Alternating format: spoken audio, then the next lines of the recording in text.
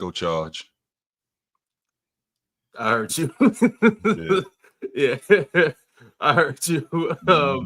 But y'all see the title of the show. Are the Lakers doomed next season? We are going to talk about what everything stands for as of right now with the Lakers, what it's looking like, what the outcome can be. But before we get into Laker talk, we got to see we're going to talk about what Dame's future can look like. Mm-hmm. Then we're going to outline all the best remaining free agents, the biggest names that are remaining, and what will be the best look for them.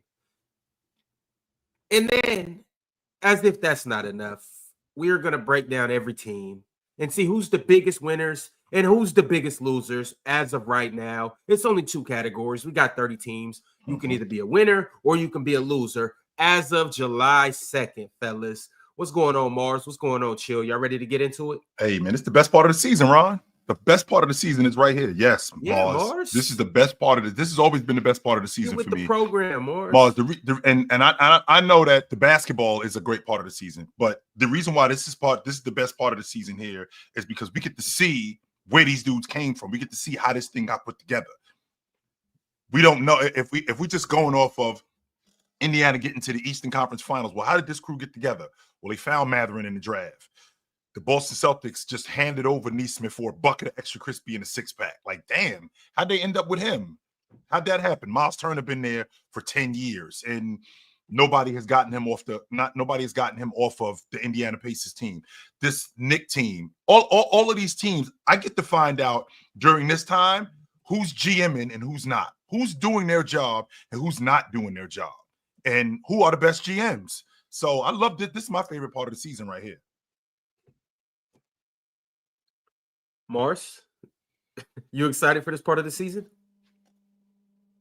I prefer the basketball part. Of course, we all do. But yeah, it's cool seeing teams make tweaks to their roster and stuff. I think that's cool. But yeah, my favorite part of the season is when basketball is being played. Okay. What actual part of the season is your favorite, though? You know, you got the exciting part where it first tips off in October. You just excited to see what all the teams look like. You got into December where it's like, okay, now I know what teams is what. I've seen you guys play together. I know what these teams are looking like. Then you got late in the season where it's like, okay, these teams look like they really are actually championship contenders. And then obviously you got the playoffs. And also, Mars. The playoffs is my favorite part. Of course. Absolutely. And then also when, to your point, Mars, the actual basketball, when we see a team, let's just say for the sake of argument, the Houston Rockets, they don't trade for KD. And the problem that they had last year is the same problem that they have in the playoffs. Well, they can't score in the meat and potatoes of games. Their offense gets stagnant. Well, damn, there was a guy on the market that was available. That's a 25-a-game guy who we could have had. Or Houston, this being the difference in pushing them over the top, they ended up bagging a 25-a-game guy. Yeah, but in order to know that, you have to be watching the basketball part, which is why that's my favorite part of the season. But yeah, this is cool. I mean, it's better than having nothing going on when there's no NBA basketball. But even now there's no NBA basketball. There's still basketball to watch. So it's just, I like watching basketball, man. So no doubt. Well, cool thing is the summer league starts on Saturday. So y'all know we're going to talk a lot about it starts. So it's 3 different summer leagues, just like it typically is. You got the Salt Lake City Summer League, which is July 5th, this Saturday through the 8th, the next Tuesday. And then during that same time, running concurrently, is the California Classic Summer League, which is from the 5th through the 8th. Then you got the NBA 2K26 Summer League. That's the one that's obviously in Vegas, the big one where most of the teams will be. That's July 10th through the 20th. And also, to everybody that's watching, we're going to be on Playback for some of these Summer League games. So we'll see. Quick question, Ron. The California Summer League, is that the one is that in Sacramento? Usually it is. That's what I thought, Ox. I thought it was in Sacramento. Yeah. They usually do it in Sac. What about Orlando? They're not doing Orlando this year. That one in Sac, how many days is it? like 3 days or something like that. Yeah, from 4 days technically, from Saturday, Sunday, Monday, and Tuesday. Okay, so over the weekend. I got you. They take Monday off actually, so it's 3 days. Okay, I got you. And no, it's not in Sac. They had to move it to a better location. It's at the Chase Center. I think it's been Oh, at the the Chase Center. it's been at Chase before. They do that Golden One and they do that Chase. That's where it was last year. Yes, it was there last year. I remember. Okay. Yeah, but y'all, speaking of California, you know, the black SUVs pulled up on me last night, and they told me to tell you guys that the Lakers aren't done. But as of right now, are you guys aren't done? They're not done. They're not down and out. Oh, yeah. But how do you nice. guys feel about today as currently stands with the Lakers? Are they doomed next season or not?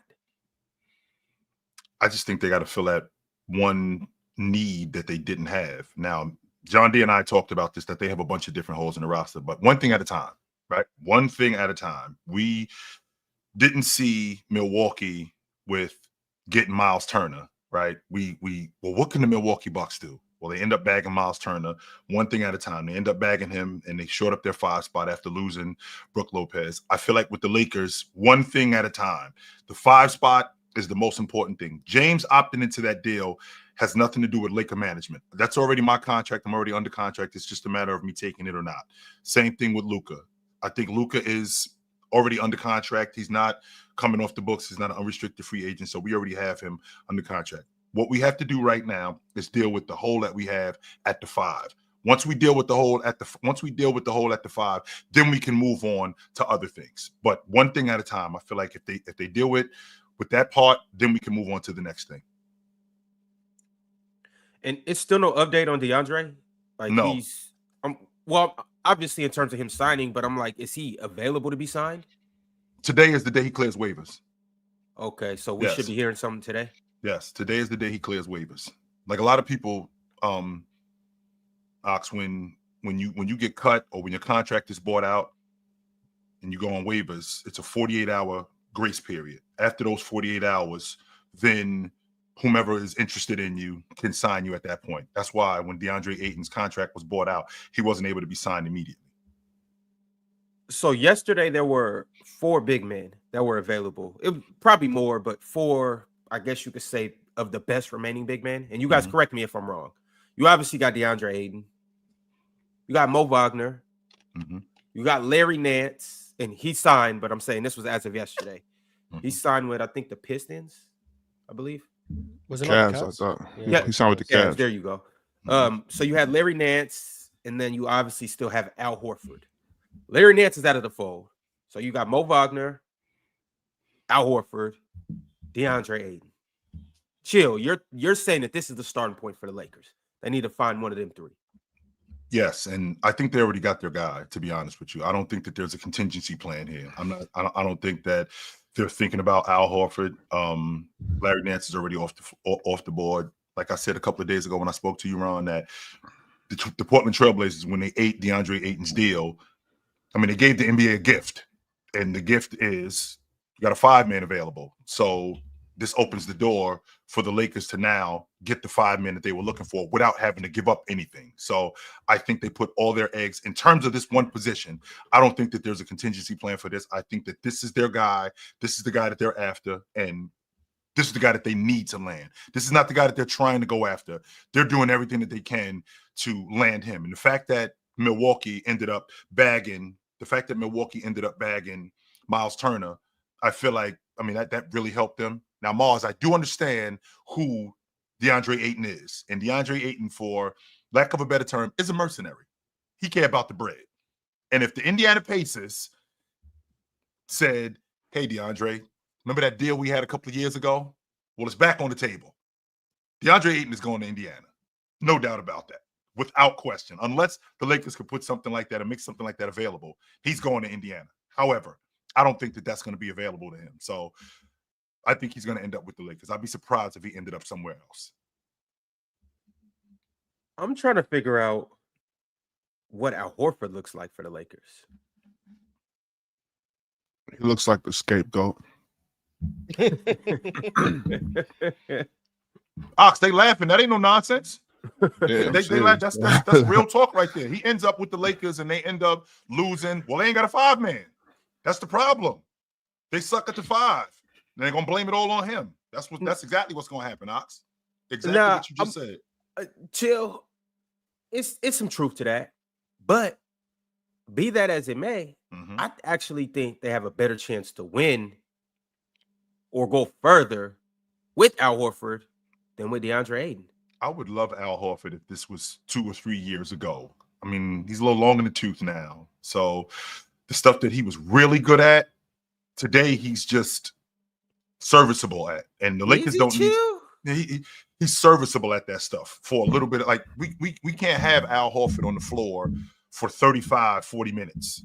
We can't have that today. And 3-4 years ago, he would have been perfect for what they're doing. But today, no. I think he's serviceable. And to Ox's point, they would try to use him like that, and he would end up being the scapegoat for them losing. I mean, he can't carry. Like, I mean, I'm not saying he needs to carry, obviously, because I got Luka and Bron and Austin Reeves, but I don't think he can give them enough to be what they need him to be. And then you just know what that turns into. Oh, well, we had that's Al Horford. He's weak as hell. He was never that good. You know, like he's 50. I mean, he's no Hall of Famer. Right. This, him going to Lakers will definitely put really put a black eye on his Hall of Fame resume. Wow, Ox. I mean, he's still that dude. In terms, I don't think that this hampers his resume. I don't think this does anything in terms of tainting his resume. I'm hanging on for another year and I'm collecting a check. That's all I'm doing. I think going to the Celtics put a black stain on his resume. Why is that, Ron? Hell no. Why is that, Ron? You played for this story franchise for 7 seasons? You only won 1 ring. Jason Tatum, Jaylen Brown. One ring in 7 years. One ring in 7 years is really good in this NBA, Ron. That's what LeBron James did, Ron. Just so you know, James is going into year 8 with the Lakers next season. Just so you know, got one ring. You think Ron's being praised for that right now? Like half a ring. I guess you know what. Now just think about that, Ron. I guess Bron's stint in LA might hamper his chances of being a Hall of Famer. Hey, you stick around a little too long. You know how that start to get watered down and washed. Hey, Ron, you could stay. You could be at the party too long, yo. You could definitely be at the party too long. He know. Hey, Chill, I should have came in here, got what I came to get, got the hell out of here. That's what I was thinking, Ron. I mean, have you been in the party and you still there? And you're like, yo, I should have been out of here an hour ago. What am I still doing here? Chill, I'd have had 3 potentials that I could have walked in and walked out with. Instead, I'd have lost them for a lifetime for staying too long. Hey, I ain't never bagging that no more. What am I doing? I should have been out of here an hour ago. No. Y'all, but I do want to say this though about Al Horford.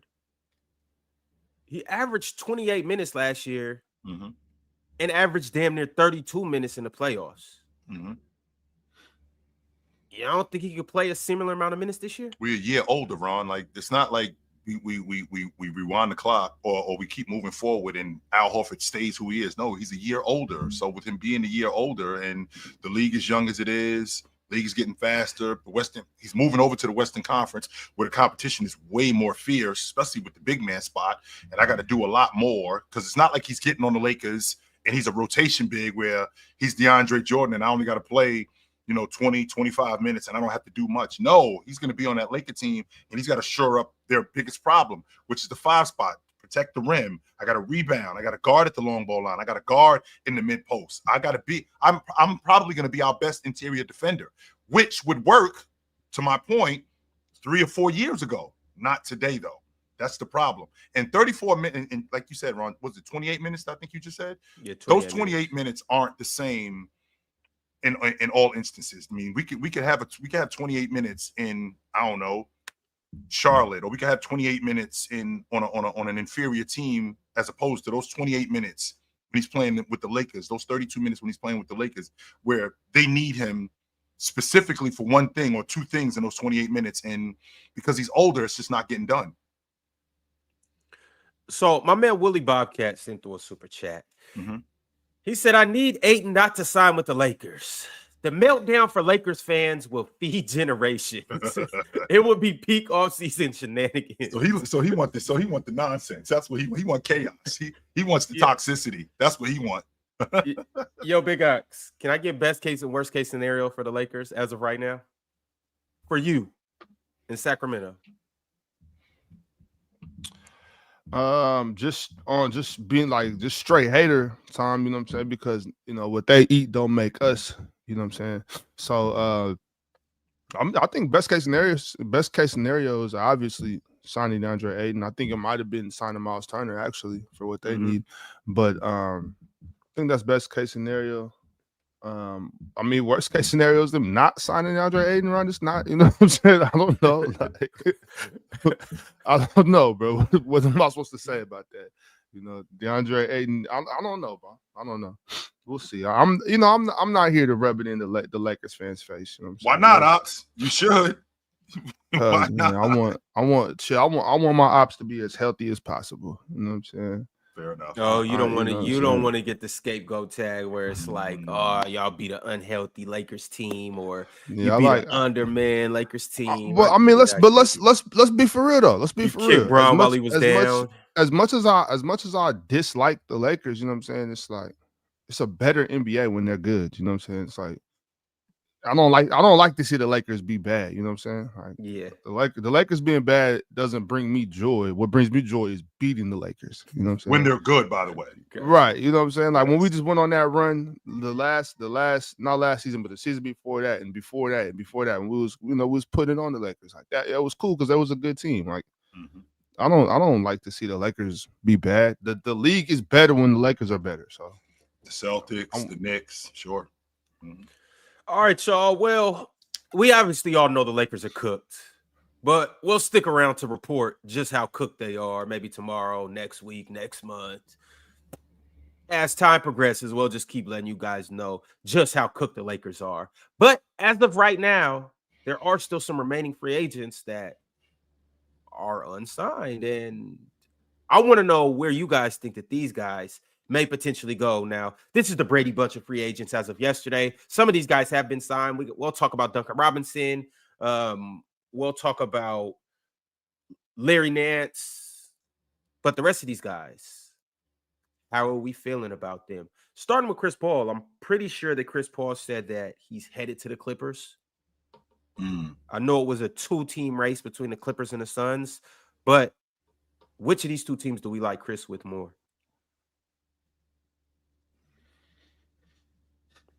I mean, the Clippers, because we want, you know what I'm saying? Chris Paul is at that age where it's like, you don't know how much he got left. You know what I'm saying? So you want a player of Chris Paul's stature to finish strong. You know what I'm saying?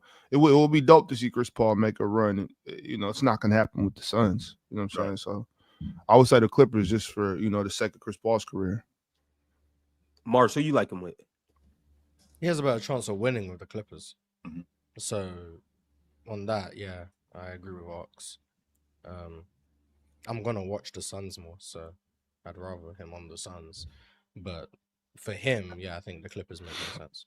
If he ended up in Phoenix, because you had mentioned this to me before, Mars, any team that he's jumped on in the last 5 years, they've gotten better, and the development of whomever he was playing behind has gotten better. Like, who are they developing in Phoenix at the lead guard spot for him to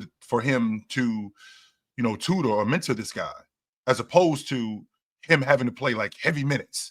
And let's be clear, on February he'll be 41. Like, this Chris Paul is not a spring chicken, right? He'll be 41 years old in February. So the question is 40? Yeah, yes, 100%. Like, we keep forgetting Chris Paul has been in the league since 2005. I'm sorry, 2006. He's been in the league a long time. And he went to 2 years of college?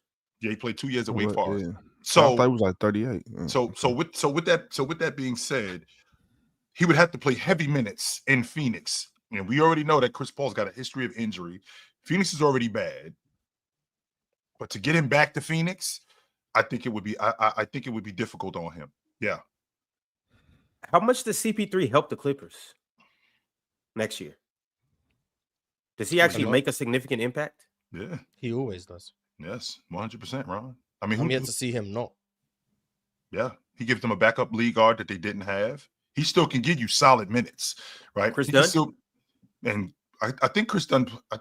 I think they got Chris Dunn, who's more versatile. We can move him to the 2, and he can play off the ball a little bit more, and more for defensive purposes. We can have Chris Dunn, and I think Chris Dunn can. I mean, I think Chris Paul could help Chris Dunn, and helping him become better. So, I mean, I don't mind it at all. I don't. Yeah, but I don't expect Chris Paul to turn Chris Dunn into like a competent, solid point guard, backup, lead guard situation. I don't really ever see that in Chris Dunn's future.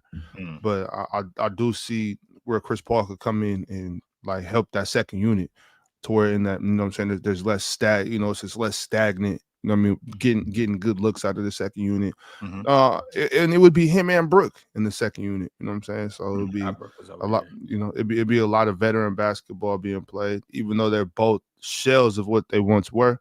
Yeah. I think you can still get good basketball. So they look old. They sound old though, Ox. I mean, I got a 37-year-old Brooke. I got a 40-year-old Chris Paul. Man, I don't know. A 50-year-old knees on Kawhi Leonard. You know? Well, this is the second. It really wasn't, Ron. I got 2 older guys in these 2 guys who they're going to show up the second unit. And Batum's still there too. He got to be close to 40, if I'm not mistaken. That second unit old as hell. But also too cool. Like I just threw out the little Kawhi joke, but Kawhi and James Harden, they not young. They're not spring chick. Well, Kawhi's 30. He's 33. Oh yeah. Okay, so Kawhi is fairly. I mean, he's still old in NBA years, but he's old in knee years, Ron. James Harden's gonna be 36 on opening night. So we clear. This is an old Clipper team, yo. Yeah. This is the geriatric crew. Yeah, this is definitely the geriatric crew with this Clipper team. Yeah, for sure. No doubt about that. Your backup point guard, if you get Chris Paul, he's 40. Your backup center, he's 37. Your starting lead guard, he's 36. Your starting swingman and Kawhi Leonard, he's 34. Right? So yeah, they got some. Batum he close to 40. Yeah, you got some guys that's long in the tooth over there. Yes, sir. Don't let him that second unit gonna be giving it to them young dudes though. Chill. Oh man, you got Chris Paul, Nicholas Batum, and Brooke Lopez cooking them young dudes. Hey, that's gonna look like noon ball. You know, them young cats come to noon ball thinking they finna tear them old dudes up. No, they not. 40 and over crew be moving that rock, cutting, pump faking, ball faking, hard ass fouls. Nah, Ron, that's that 6 a.m. church boy. Oh yeah, I was thinking like 9 Ox, like 9:30, 10 o'clock. That's when them old dudes is in there. Yeah. All right. Well, we discussed Chris Paul. Let's talk about Larry Nance though for a second. How y'all like Larry Nance over there? Back in Cleveland? Yeah. I do like him back in Cleveland. Another athlete that they could use. Another dirty work guy. Some toughness, which they need, which they didn't have last year. A vet that knows championship basketball. He can definitely, I think, put some toughness into Jared Allen and Evan Mobley more than anything, because I think that's what Cleveland needs. I think Cleveland has all the necessary pieces in order to win the NBA championship. Mars is not a fan of their small backcourt, but I think adding Lonzo Ball as a bigger backup lead guard, I think that really helps them. And offense, check. Defense, check. Front court, check. Rebounding, check. Second unit, losing Ty Jerome. Okay, you supplement that with Lonzo Ball. Isaac Okoro, it just wasn't working out with him. But with the rest of this crew, I mean, I think on paper they have everything necessary to win. It's just a matter. Sam Merrill too. Resign Sam Merrill. I think they chose. I think that was the between Sam Merrill and Ty Jerome. I think Ty Jerome is better than him. But I think that they chose the specialist over the sixth man more than they chose the better player. I think they chose the need. With that being said, Mars, I think everything that's necessary to win, I think Cleveland has it. I just think that they need to get tougher. And adding a guy like Larry Nance, I think that toughens them up some. Mars Ox, how y'all feel about Larry over there? He's cool. Solid little addition. I mean, he's good. I don't Good know how backup. much he's gonna play. Yeah, he's cool. But Shout out to him. I would expect him to play a good 15 to 20 a game. I wouldn't, but maybe. Yeah. What other bigs do they have coming off the bench? Jarrett Allen and Evan Mobley. So you don't think he gets? They stagger them for a reason. Like, yeah, but who? I don't know how much he's gonna play. Who are? Because Larry can stretch the floor out a little bit. The last few seasons too, he's by the way. pretty good. Yeah, so I'm saying like who? Yeah, when one of them aren't on the floor, who slides to the floor? Well, Mobley can. Mars loves Mobley at the 5. So if Mobley is when you got Mobley on the floor at the 5 and you got Larry Nance on the floor at the 4, that's the dirty work stuff that Larry Nance could do. Get on the glass, give me 10, 15 minutes. Mobley can get out and run and transition a little bit more when you have stuff like that. And I think that could create a lot of transition buckets for Cleveland if those two guys play together. I'd rather just have DeAndre Hunter or Dean Wade or Max Strus in the lineup than Larry Nance. If I'm gonna have Mobley at the 5 or Jarrett Allen at the 5. What he takes away offensively isn't worth some extra rebounds to me. But yeah, he like in the regular season. It's not worth extra rebounds, Mars. Is that what you're saying? Yeah, I think Larry Nance getting some rebounds is going to outweigh the value that I think Dean Wade provides as a defender and as a shooter, and then DeAndre Hunter as a shooter and a guy who can defend on the perimeter. And Max Strus is someone who's a really good offensive player. I just don't think that outweighs that. But in the regular season, he might play. I'm not saying he's not gonna play. I just like it doesn't. Like, shout out to Larry Nance. Congratulations on contract going back to the Cavs. I don't think it's that big of a deal. But, like, nice. Yeah, he more so it's always good to have. Yeah, it's always good to have. Yeah. That's what it is. I think he's just there for that, for regular season. I call it regular season breather minutes. You know what I mean? Like, he's stay ready. Yeah, stay. Be a professional. Stay in shape. Stay engaged. You know what I mean?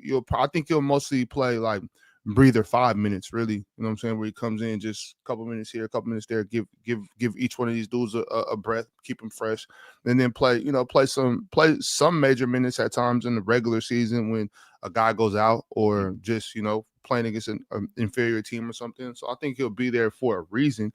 I don't think his reason to be to star as a backup 4 or backup 5. I think he's just the breather guy. You know what I'm saying? Dean Wade. I think Dean Wade gets more of those minutes than him. So which every team needs, by the way. Every team needs guys like Larry. No doubt. That's what I was about to say, because Larry Nance sounds, from listening to YouTube dudes, Larry Nance sound like some old pliers. Like, they still work and they're necessary in the house. The Jeff Green role for the Rockets. Like, Jeff Green is still a good player. Yeah. But Jeff Green plays sparingly. He's part of the Stay Ready crew. Like, if you need Jeff Green, or if something's not working, like, you can throw Jeff Green out there as like an adjustment to see if he's gonna bring some energy, some life, some toughness, as to Chill's point. But, like, he's not a part of the main rotation. I don't expect Larry Nance to be every game. Yeah, we got 14 minutes penciled in for Larry Nance. I don't expect that to be the case, especially once you get into the playoffs. I don't expect that to be the situation at all. But during the regular season, it's always valuable to have an 11th, 12th guy you can go to on any given night, because that's how you win regular season games. Depth is going to be huge in that pursuit. And it's not like Evan Mobley and Jarrett Allen are going to play every game. I think Jarrett Allen did play every game this year, but, like, generally speaking, I don't think they're going to play every game. So he's still going to be valuable. It's just like in that pursuit of a title, I don't know how much. I mean, and chill. With that being said, like, I'm no super handyman. You know what I'm saying? I can fix some things. You know what I'm saying? But I know one thing: when any time I do, I go straight for my pliers. You know what I'm saying? Like, whether they rusty or not, they there. Yeah, I got in my tool bag. I got the same pair of pliers for a decade. They're there. You know what I'm saying? We don't play with my pliers. You know what I'm saying? My sons get to mess with the tool bag. Don't touch those pliers. You know what I'm saying? Maybe I'm a little bit higher on, and Mars and I are at odds about that. Maybe I'm a little bit higher on Larry Nance as a rotation guy than he is. Again, I don't expect him, to your point, to be 20, 25 minutes a night. No, I'm not. I'm not thinking that at all. But I mean, I think Larry Nance is still athletic enough to get up and down the floor. I think that he gives them something that they don't have, and I think it's very important. And I think that it could translate into the playoffs. I mean, again, I think Larry Nance is going to play throughout the course of the regular season. I'm going to get 12 to 15 minutes every night. Now, there might be some series where he doesn't play nearly as much, but I mean, I'm not going to tag him as, Taj Gibson or PJ Tucker at this point. I still think that he's viable on some level, especially to a team like Cleveland. Yeah, I think that's the thing because he went to Cleveland. I think Cleveland is the right team for Larry Nance. If he went to a team like, for instance, like you said, Taj Gibson. So if he would have went to Charlotte, it'd be like a big deal. They signed Larry Nance. Like, sorry, Larry, you know what I'm saying? But he signed to Cleveland Cavaliers. I think that's great for him and Cleveland. I think it works out better for both of them, especially since I don't think he's going to have to play 30 plus minutes or anything close to that. So I think this was a good move for both teams. Ron, can I answer this question really quickly from Unpredictable? Because Unpredictable asks, why don't I have the Oklahoma City Thunder as the champs? Because I was wrong with the Milwaukee Bucks. I was wrong with the Denver Nuggets. I was wrong with the Boston Celtics. So I'm jumping off that repeat train. That's why. Because I was wrong. For that reason right there. Because I was wrong. All right. So if they win again next year, you jumping on the three-peat train? Or No, I'm not. I'm out. I was wrong. I was wrong with Milwaukee, thinking that they could do it, considering where they were. I was wrong with Denver because I thought that they could do it again. I definitely was wrong with the Celtics because I thought that they could do it again.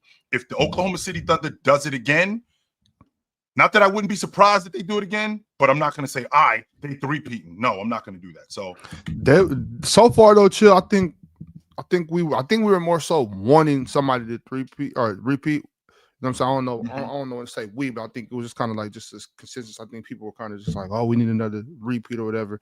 But honestly, if you look at it, I think this OKC team is more likely to repeat than any of the last championships. Like especially like Denver, because Denver, they just came off of some of their important dudes. I mean, they got Bruce back.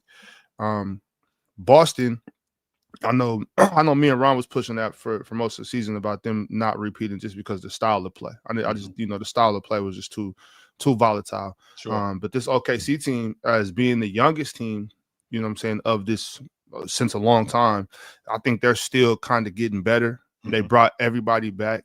Some of the players that they didn't have last year got healthy. If anybody was to repeat, it would most likely be this team. The reason why I thought it was Milwaukee, because I saw what Giannis was turning into, and I saw that at that time, Middleton was just looking like the consummate complementary player. And then they had gotten Drew Holiday, who was still in his prime. I'm thinking there's no reason for me to think that this team can't do it again. No reason for me to think. And then Middleton broke down, and that just was it. I didn't think that this Boston Celtic team, even with their style of play, I didn't think that it would go that bad. I thought that they could sustain it with their defense and with other aspects of their offense, not realizing that was their only offense. Like they didn't do anything else. Like they were last in the league at getting to the rim. They were last in the league at points at the rim. But I'm thinking, that's not going to go that far left, only except it did go that far left, and it was just bad, right? Denver, I didn't think Denver was a fluke, but I thought they could do it again considering how good Joker was. I 100% thought that they could do it again. But I was wrong with Milwaukee. I was wrong with Denver. I was wrong with the Celtics. I don't think that I'm going to see a repeat champion. That's not to say that won't happen. I just don't think I'm going to see it again this decade. The only teams I legitimately could see repeating, even though I said I didn't think the Celtics would repeat, I could have seen a path with them repeating just because of how talented they were. So I would say the Celtics, the Lakers, and I for sure had the Bucks repeating. Y'all know I had the Bucks repeating. I did too. I think they probably, I'll say they could have if Middleton doesn't get hurt. Yeah, that kind of derailed everything, but they had a chance. The Lakers obviously had a chance. The Warriors, everyone knew. I didn't think Denver had much of a chance. By the time we got to the mid-season at that point, I was like, yeah, this team ain't winning. You said that it wasn't serious, Mars. You were convinced that the Nuggets weren't serious. Boston, I thought had a shot, but I thought it was going to be between them and OKC. That was where I was at all year. I favored OKC, but Boston was like right there. So that one made sense. And then OKC, I think, should still be the favorites for next year. So I think it's possible, but I mean, nothing's guaranteed. Like, let's just hope everyone stays healthy. Everybody before we got derailed. I'm sorry. You good. I just had to answer that question. Everybody that's watching, before y'all get derailed, make sure you turn in your notification bells, turn them bells on, like the video, subscribe, and become a member. Those are the only things we ask for, y'all. All right. Next up, the next free agent that I do want to talk about, we spoke about him briefly, going to the Lakers, but where's the best landing spot for Al Horford as of today, July 2nd. That's Boston. Atlanta's spot. Back to Boston? Yeah. Why you think that? Because they've been the best team for him in the last 8 years. It's just stay in Boston. I don't see it. That's where he had some of his best seasons. I mean, he was great in Atlanta. I'm not going to argue that point, but I think that's where he was. So go back to Boston next year. Play with Anthony Simons, Luka Garza. No. Yes. Taylor Brown and Derek White too. But No. You go. Just take your talents to the Bay, Al. Go Golden State. Go over there. Yeah, go over there in Golden State and see what happens, man. You really are trying to make the oldest team in the NBA. Buckets is 36. Curry's going to be 30. Fit. Curry is 37. I do think that he's a good fit. Yeah, I do think he's a good fit. What about him back in Atlanta? I can't. I don't hate it. And they're gonna get him on the cheap. It's not like he's at $15 or $20 million. They're gonna end up getting him on the cheap in Atlanta. He's the consummate backup to Jalen Johnson at the 4, and he could also play the 5 too. So I don't hate him in Atlanta. A guy who can stretch the defense. He could still defend in stretches. Still give you some offense. I do like him in Atlanta. Yeah, he could definitely still defend. Definitely, I like him in Atlanta too. I don't. They have like 25 front court players, but sure. Wherever Al Horford wants to go, like I don't. They do have wherever he thinks is the best place for him. I agree with Al Horford. If he thinks it's Boston, then I agree with him. If he thinks it's Golden State, then I agree with him. If he thinks it's Atlanta, then I agree with him. If he thinks it's take a year off and just wait for Jason Tatum to get healthy and then go win a championship again, then I agree with him. I stand with Al Horford. His decision is the one I agree with. Yeah, Al Horford, Draymond Green, Jimmy Butler defense, man. Yeah, that'd be insane. Nice, man. Al Horford's still moving his feet. It's a couple other locations that I like for Al Horford as well. One, the Pacers. I think that'd be a solid. It doesn't fully make up for the Miles thing, but I think that'd be a solid addition for them. You know, Al Horford better than Miles Turner around in their year without Hallie. Today, also, you think today he's better than Miles Turner at 39 years old? He could be 49 years old. Chill. He better than he better than Miles Turner today.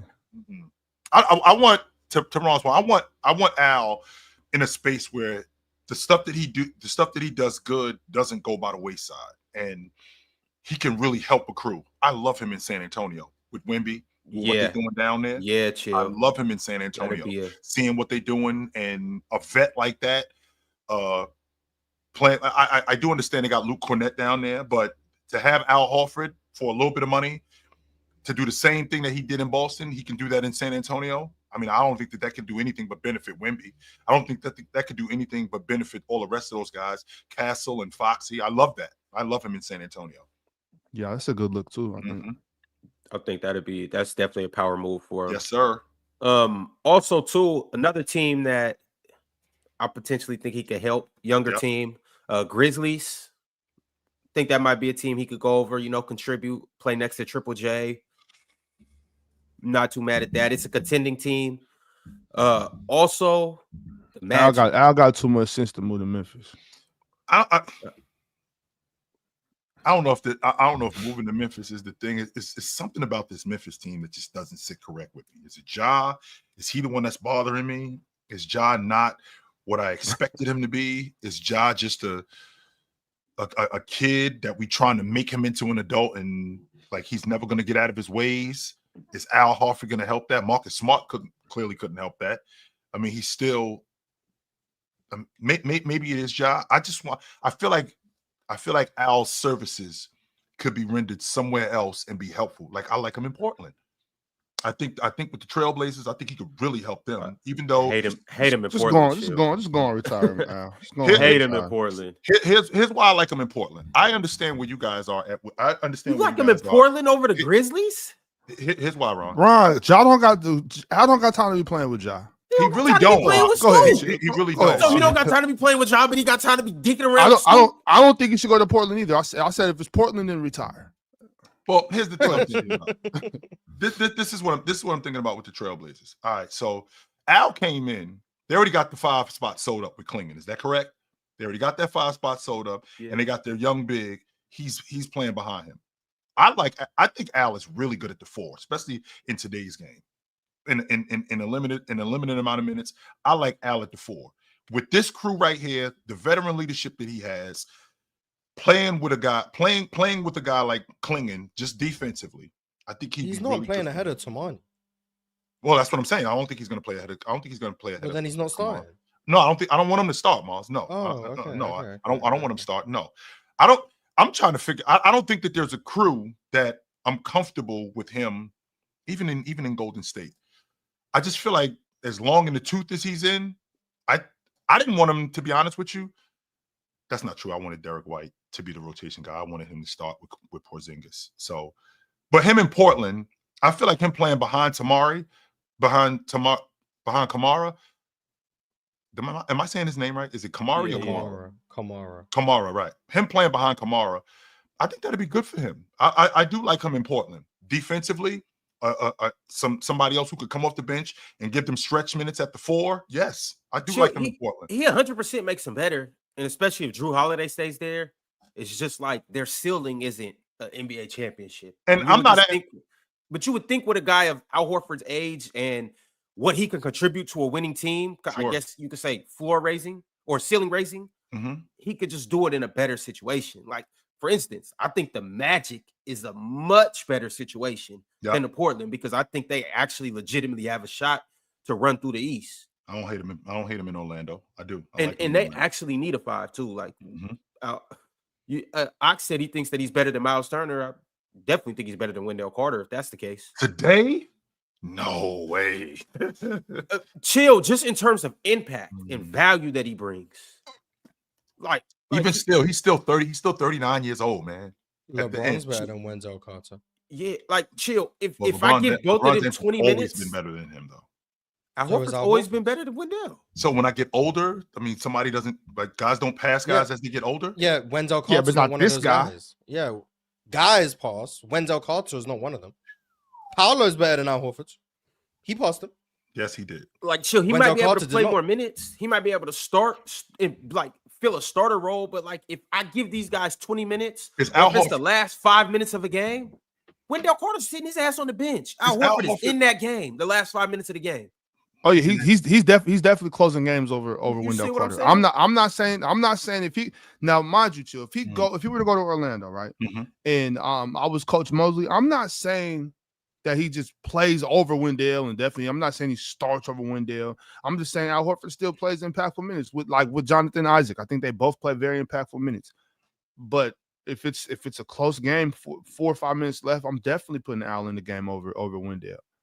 But that's not saying that he'll play more than Wendell or anything like that. If it were up to me, I'm not sure what Coach Mosley would do. I'm just saying I think that he should finish close games. Sure. I don't know how many games. I don't know how many minutes Wendell gonna play. I just know he's gonna play the remaining minutes that Al Horford don't play. So if Al Horford only got 24 in the tank, then Wendell gonna play the other 24. If Al Horford got 30 in the tank a night, Wendell, you got 18 minutes. I think the Magic should bring back Mo Wagner though. So I'm not worried about Al Horford. Oh, over Al? Yes. On top of that that's the brother thing too. You know what I'm saying? Franz and Mo. You know what I'm saying? I'm re-signing Mo before I go get Al as well. I mean that makes sense. I think they will. I wouldn't be surprised if they brought him back. Yeah, I think that they will. Yes. But I'm really excited about this Orlando team, y'all. Just want to throw that out there. Speaking of Mo, y'all think he going back? I do. It just makes more sense. A contract. If he doesn't go back to the Magic, what's a good location for him as well? I don't know. This is the best I've seen Mo play since Michigan. Last year? Yes, last year before. This is the best I've seen Mo play since Michigan. I've been waiting for this Mo since he left Michigan. You know what I'm saying? Always been a fan of Mo. So I'm happy to see him play good in Orlando, playing with his brother. I would like to see him stay there and just, continue to do his thing. Yeah, if he wasn't, I don't know where he fits. I think he fits good with the Warriors. I think his game works with them. Yes. Yeah, I wouldn't be mad at that. Yeah, I think he fits with the Warriors. I also think he fits with the Clippers too. I mean, James Harden has this unique way of excuse me. James Harden has this unique way of maximizing guys that are less than. And I'm not going to say I don't know how, because I do know how. James Harden has always been that good. But I could also see Mo. I could also see Mo in Philly with Tyrese Maxey. Yeah, for sure. I think that would work. I think that would work also. They gonna need it. So, do they still got Drummond under contract? Yes. I think he just accepted his player option. Mm-hmm. Okay, because they gonna need a backup big or two. It's like Mo's better than Drummond, so there's that. They need a It's gonna be some games where they're gonna need a center. Yep. Yeah, like 82 of them. Some games, 82 games. They're gonna need a center to start and backup. Yeah. Yeah. Okay. All right, so it's two more guys that I want to really talk about. Mm-hmm. They're both Hall of Famers. They both have great careers. Neither have a ring. And they both once were max players. We got Damian Lillard and we got Russell Westbrook. We spoke about Dame a lot last episode. Let's talk about Russ just a little bit. Let's start with Russ. The word on the street is that Russ is unlikely to end up in Sacramento after the Kings were unable to find a landing spot for Malik Monk. So, and they just signed Dennis Schroeder.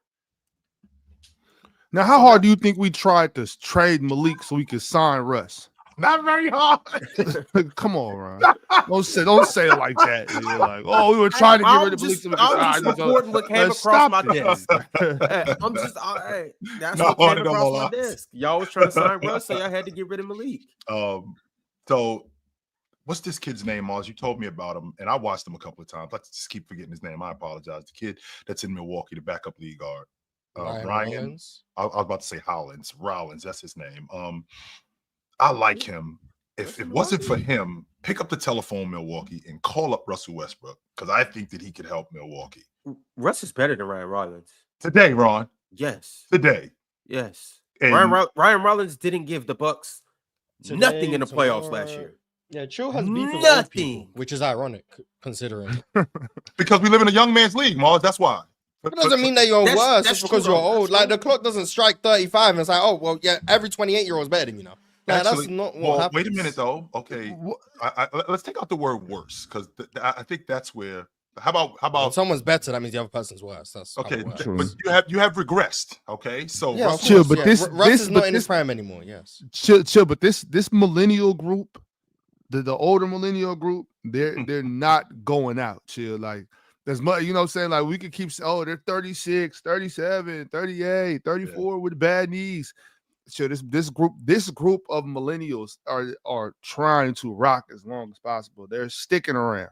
DeMar DeRozan, Russell Westbrook. I would go back to the Lakers. No, hell no.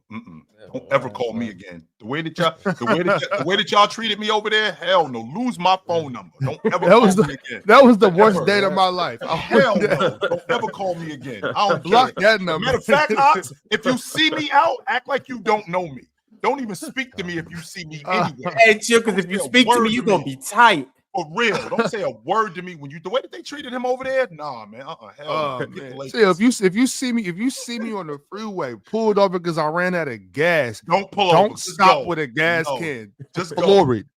I'll get somebody else to help me. No, I don't want you. I'm straight. Even though Mars, he could help them, but no. I'm straight on with the Lakers. No, thank you. No, thank you. And so Denver, I guess Denver's out of contention for Westbrook. Why are they? I'm asking. I don't know. Swiper knows how many roster spots they have. I would have expected him to re-sign him back though by now. He had another year left on his deal in Denver. He had a player option, right? Yeah. For like $3 million. So it's not like he's going back there for more bread. I don't think that that's the case. And on top of that, I mean, Denver doesn't seem eager to bring him back. So even though he did work in Denver, I thought he was really good in Denver. I'm not going to argue that. I thought he played really good in Denver. So with that being said, I think Denver's out. I actually like him, to be honest with you, Ron.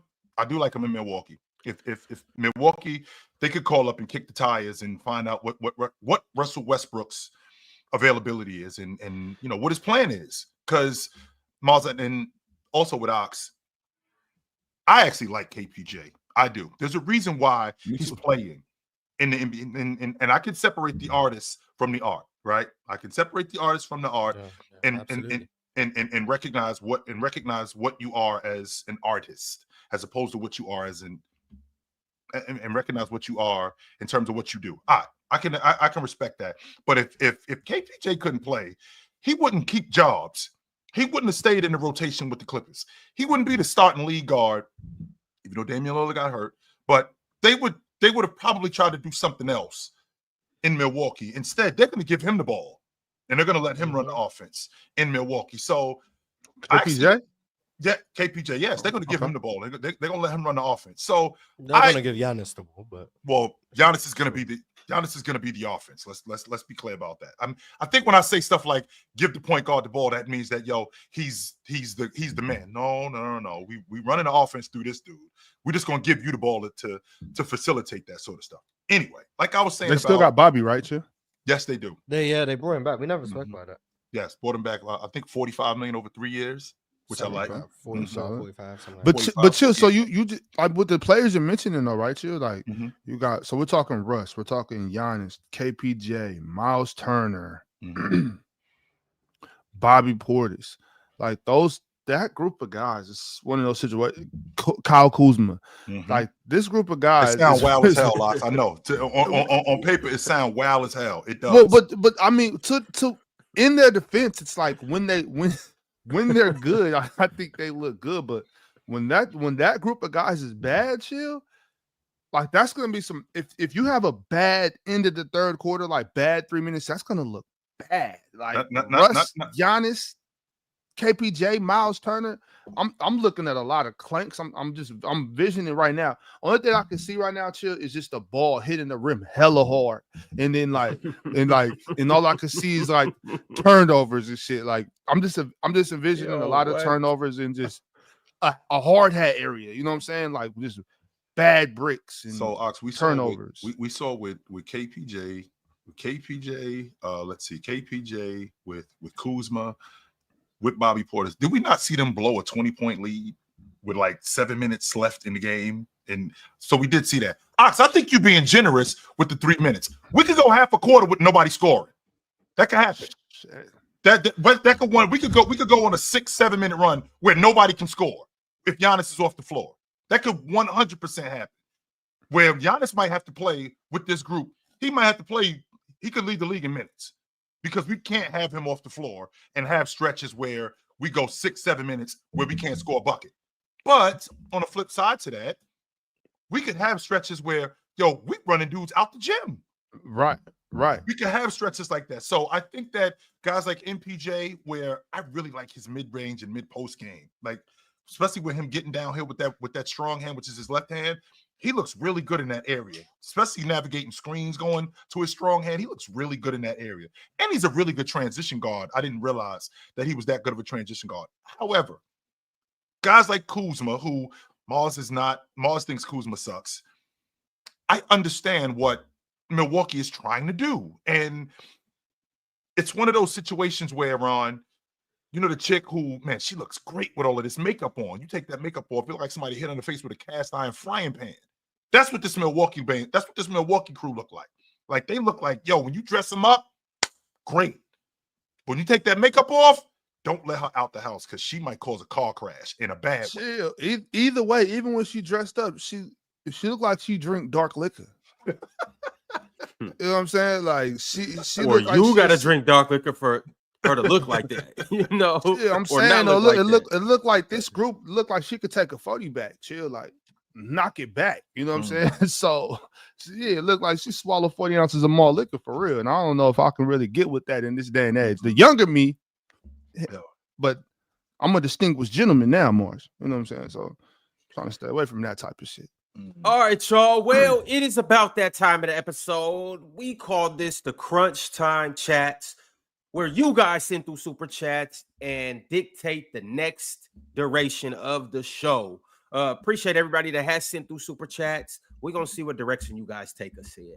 Simon718 said, "What team would y'all like to see AJ DeBanza on when he's drafted? Also, Luca shouldn't stay. Send him to Orlando and let's enjoy the show him and Paulo put on. Side note, Boozer is extremely polished at his young age already." I don't know much about DeBanza. Ain't that the kid that's going to BYU? Yeah. Next season? I don't really know much about his game. I haven't seen much of his game. I'll watch and see what I'm looking at with him. All right. I will tell you this though, Ox. When I tell you that BYU stomped a mud hole in us, my senior year, we went down to BYU and they kicked they came up to Logan and we beat them. They were 22 in the country and we beat them. We went down there and when I tell you that they stomped us by like 30. Oh my goodness. Yeah. We got our ass whooped down there. Unbelievable. Man. Mm-hmm. I like as far as AJ goes, I'm excited to see how he plays in college. You know what I'm saying? I want to know what their schedule is, see what type of who they're playing in the preseason. You know what I'm saying? What type of matchups he's gonna have. What, you know, I hope BYU's not having like a light preseason schedule or anything like that. Yep. You know, so I want to see him at some of the big tournaments in November. You know what I mean? Hopefully they play somewhere on the West Coast. I want to go check him out. But can't really call it. You know what I'm saying? He's just one of them players like in high school when you're bigger and more athletic, then you're going to look really good. You know what I'm saying? That's just how high school basketball is. Mm-hmm. So I'm curious to see how he's going to play in college. In terms of teams, I would like to see him go. I got 3. And when it comes to prospects like this, I want to see them team up with somebody else who they can grow with or somebody else that's already established and they can grow into a secondary role. Kind of like, you know, Paulo and Franz, something similar to that. But I like the Pelicans. I like him getting with Fears, him getting with Derek Queen. I think that those 3 can all grow up and really like flourish into something potentially. Mm-hmm. Be a young big 3. I also like him in Portland. I think him, Klingen, maybe if Scoot could turn a corner, Shaden, I think that's a young destination where he could go and be like that go-to scorer. Are we getting Jeremy Grant out of here, Ron? Oh, what? Okay, I just want to make sure. Jeremy Grant's already gone. Okay, it's not a matter of if, it's a matter of when. Just want to make sure. So we opening up some room for him. Keep going. I'm sorry. Yeah, and then the third location I would like to see him with is the Bulls. I'd love to see him next to Giddey and Matas. I like AJ and Matas. Boy. We building something. I like that. We doing something in Chicago. So I got Giddey at the 1, right? I got Matas. I got this big kid, the French kid. Now you're gonna get AJ DeBanza. Oh man, you definitely on to something, Ron. Yes, we are. I like Buzelis. Yes, we on something. We on to something nice. In Chicago. Mm-hmm. I like, but you know what though? I really like that attitude that the Bulls can have with them too. I think they're a little, you know, a little more rough and rugged. You know what I'm saying? With Matas, I just when I see Matas Buzelis, when I see him play, he just look like, you know, that's what he here for. He here to start some shit. Like, ain't he the same one? Ain't he the same one, Ox, who said that Richie Shea? He know what time it is. Yeah. Okay. You know what I mean? And I don't mean start some shit like on like I'm, you know, trying to. No, we ain't gonna fight. No, but it's just I know what you're talking about. He letting you know he in the building though, and I like that about him. And I think AJ has some of that in him too. So I would like that run. That's a good pool. I was thinking like what team I got? Oh, I was thinking Miami. Miami, but I don't know how that would work. But I was thinking Miami. Yeah. Also, one team that I would like him to go to, I doubt that they'll be able to get a top 3 pick, but you know, anything could happen. You know, somebody could get injured and they, you know, go back to their losing ways. But Detroit, I would love to see him. You had to put that on Detroit. People, I didn't say it was gonna happen. I just it could happen. They one ankle sprain away. They doing something in Detroit, and it turns out, Ron. And Ox, I gotta retract my statement. What I told you a couple of days ago, where I said that I wanted to wait and see on Malik Beasley. Well, I was doing some homework, and it turns out he has some money problems. So this thing is looking real bleak. Yeah, he had some money problems, and he had found himself in a situation. So this thing could be a lot worse than what I think it is. A lot worse. So. Yeah, I think I'm gonna step off of that. So at no point has Malik Beasley shown us that he's can handle the temptation. You know what I'm saying? So and it's a lot of temptation to handle though. I'm sure a lot of these guys are doing it. Maybe, and maybe so a lot of guys are just making bets and maybe not actually trying to facilitate it. You know what I'm saying? But some of those videos I saw and I'm not really sure. So even videos can be taken out of context and stuff like that. You know what I'm saying? Especially nowadays, it used to be like trust what you see and not what you hear. Nowadays, you can't even hardly trust what you see anymore. You know what I'm saying? So much stuff going on, doctoring videos, AI stuff. AI is starting to look even more real and stuff like that. So, and I'm not saying that these are AI videos. I'm just saying like when you see stuff, it's like, is this taken out of context? Was that really going on? Why was he doing that? But in those videos though, it looks like some pretty damning evidence. Like, Malik, what are you doing? Ox, my original theory when I first heard this is like, okay, well, why am I tricking or why am I risking 50 bands? All right, I put 10,000 on this. For the sake of argument, I put 5,000 on this to get 8 or 9 rebounds to get 50. Like, all right, well, why am I risking 50 bands for 40 million? I mean, that doesn't make any sense. But then I started doing homework, and then I started seeing that he's got some money problems where he owes a bunch of different people a lot of money. And when you fall in a hole like that, you get desperate. And I was giving him the benefit of the doubt previous to finding out what I found out. I was giving him the benefit of the doubt, when he was in Minnesota and he had that deal on the table for $60 million, but then he was a goofy and got himself a gun charge. All right, I'm young. Let's just, that's in the past. Leave that where it is. But it's obvious that his decision-making isn't the best. And with his decision-making not being the best, he finds himself in this situation. So I'm going to retract my statement about waiting on him because I thought that the Knicks could get him on the cheap. But it turns out there's a reason why he's on the cheap. Yeah, man, I feel bad for Malik. Things ain't been the same ever since Larsa. But speaking of which, shout out to Terry Rozier. He got off with his gambling charges. 5 months to do it though, Ron. Hey, man. See, chill. And that's how come Scary Terry couldn't perform to the expectations that we expected him to. Because they was trying to throw that on him. Yeah.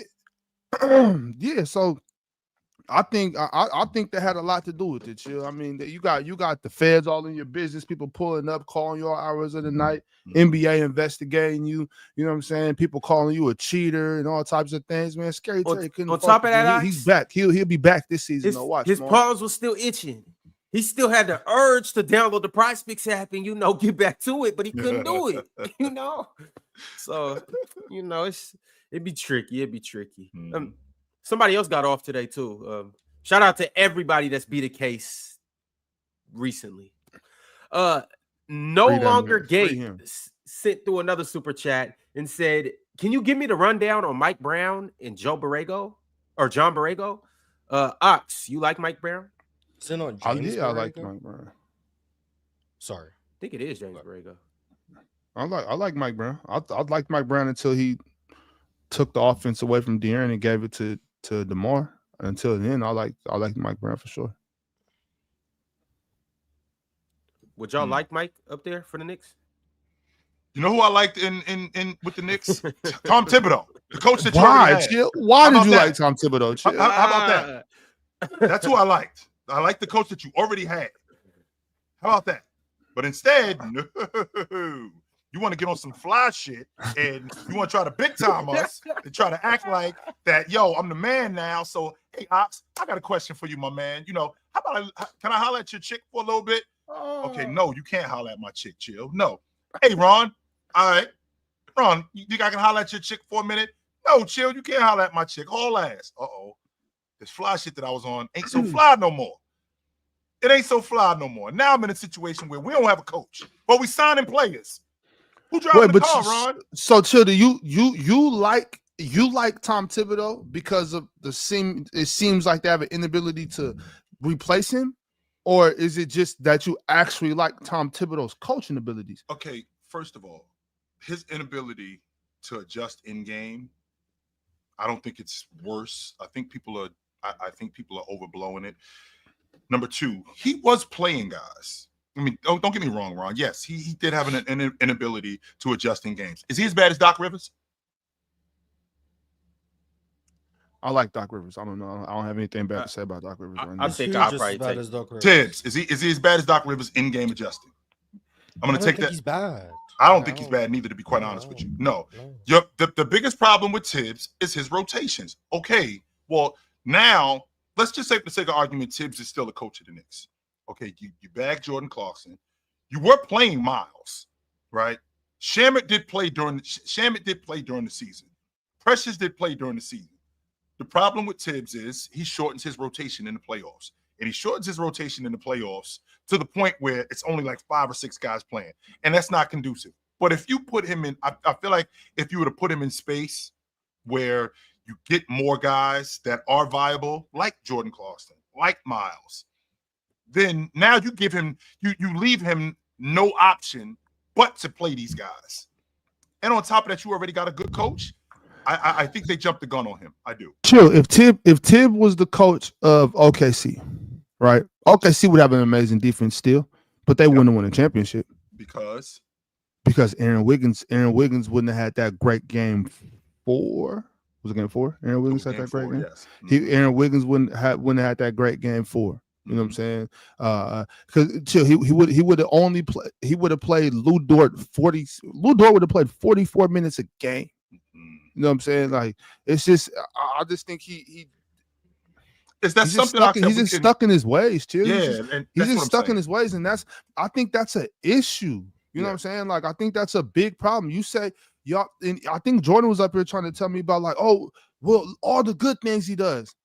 All the good things he does are overshadowed by the fact that Josh Hart has to play 44 minutes. Mikal has to play 46. OG has to play 39. Jalen Brunson has two hurt ankles. The series is over against the Celtics, and he's in the game with 3 minutes left in the fourth quarter. That is not bad coaching. That is psychotic.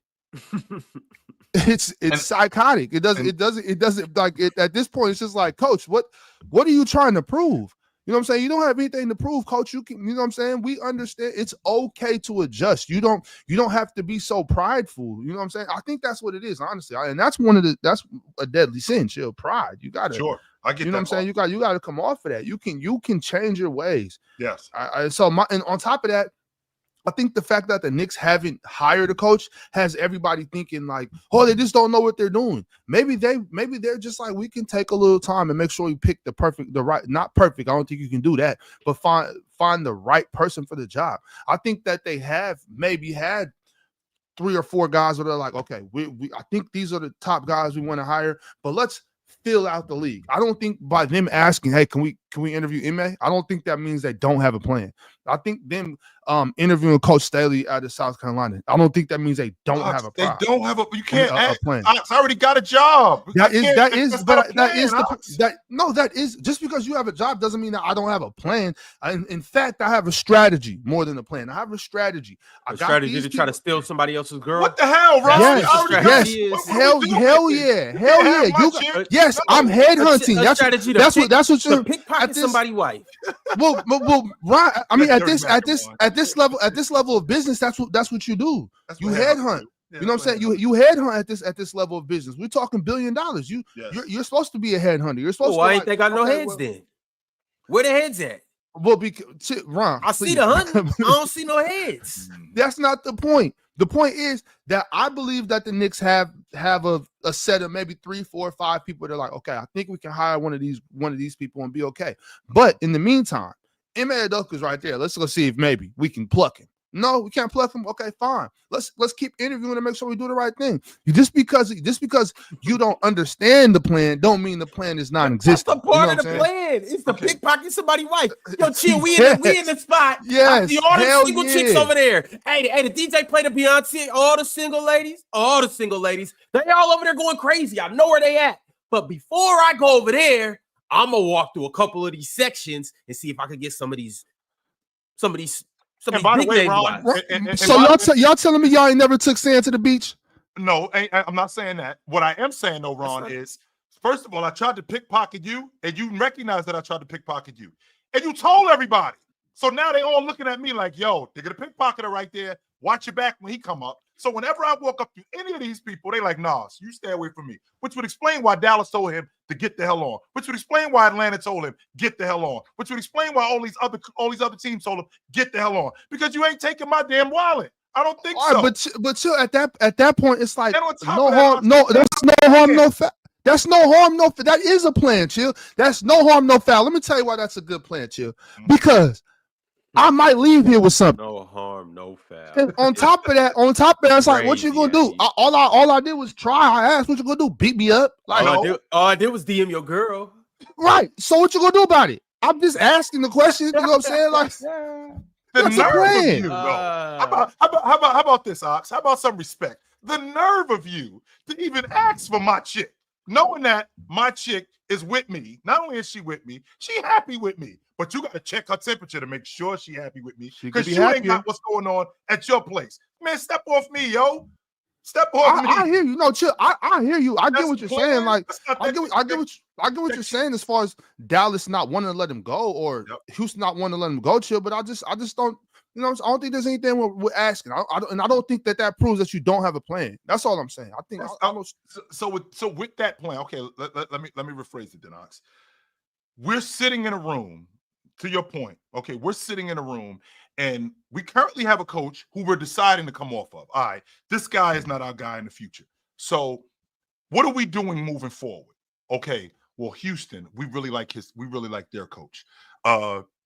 What's the contingency plan if Houston says no? Well, what about Dallas's coach? So what we're going to do is we're going to put together a list of teams, not coaches who are available, like Mike Malone and Mike Brown, right? And Dan Hurley, guys like that, and Frank Vogel. No, not guys that are available. Ron, what I'm going to do is the dude over there with the chick, I'm going to step to him and ask to talk to his chick. Meanwhile, it's a bunch of baddies over here so that I can talk to. Do that. They just walked up to her and say, "Yo, what you drinking tonight?" Oh my God. Yo, I'm standing right here. I think y'all are what are we severely drinking tonight? I think y'all are severely misrepresenting what's going on. That's exactly what they did, Ox. They I mean, chill. I just don't think. To Atlanta. They to Dallas. But there's nothing wrong with that. They do that in the NFL all the time. Ask. Can I interview this coach? Can I interview that coach? There's nothing wrong with that. I think that's just big business, and I think they're like we had Coach Thibodeau, who's a really good coach. He's respected around the league. He's been respected for decades now, right? Sure. So we're coming off of him. We don't want to go backwards. We want to try to get the best we can do. And I think if asking to interview, you know what I'm saying, or checking the temperature, I think that's doing your due diligence. I think that's a front office making sure that they don't overlook anything. Because just because they're taking pictures in Hawaii on Instagram doesn't mean they're a happy couple. You know what I'm saying? So, but you know, all jokes aside with the chicks and all of that good stuff, like seriously, like, why not? Like, and this is my problem with the NBA when it comes to coaching. If you're not gonna find a better option, maybe you should stay with the option that you have. Sorry, just that's what they're trying to do. Just because it's some things that you might not like, or just because this person didn't go to the finals 3 straight seasons, or whatever the case may be, don't fire your coach.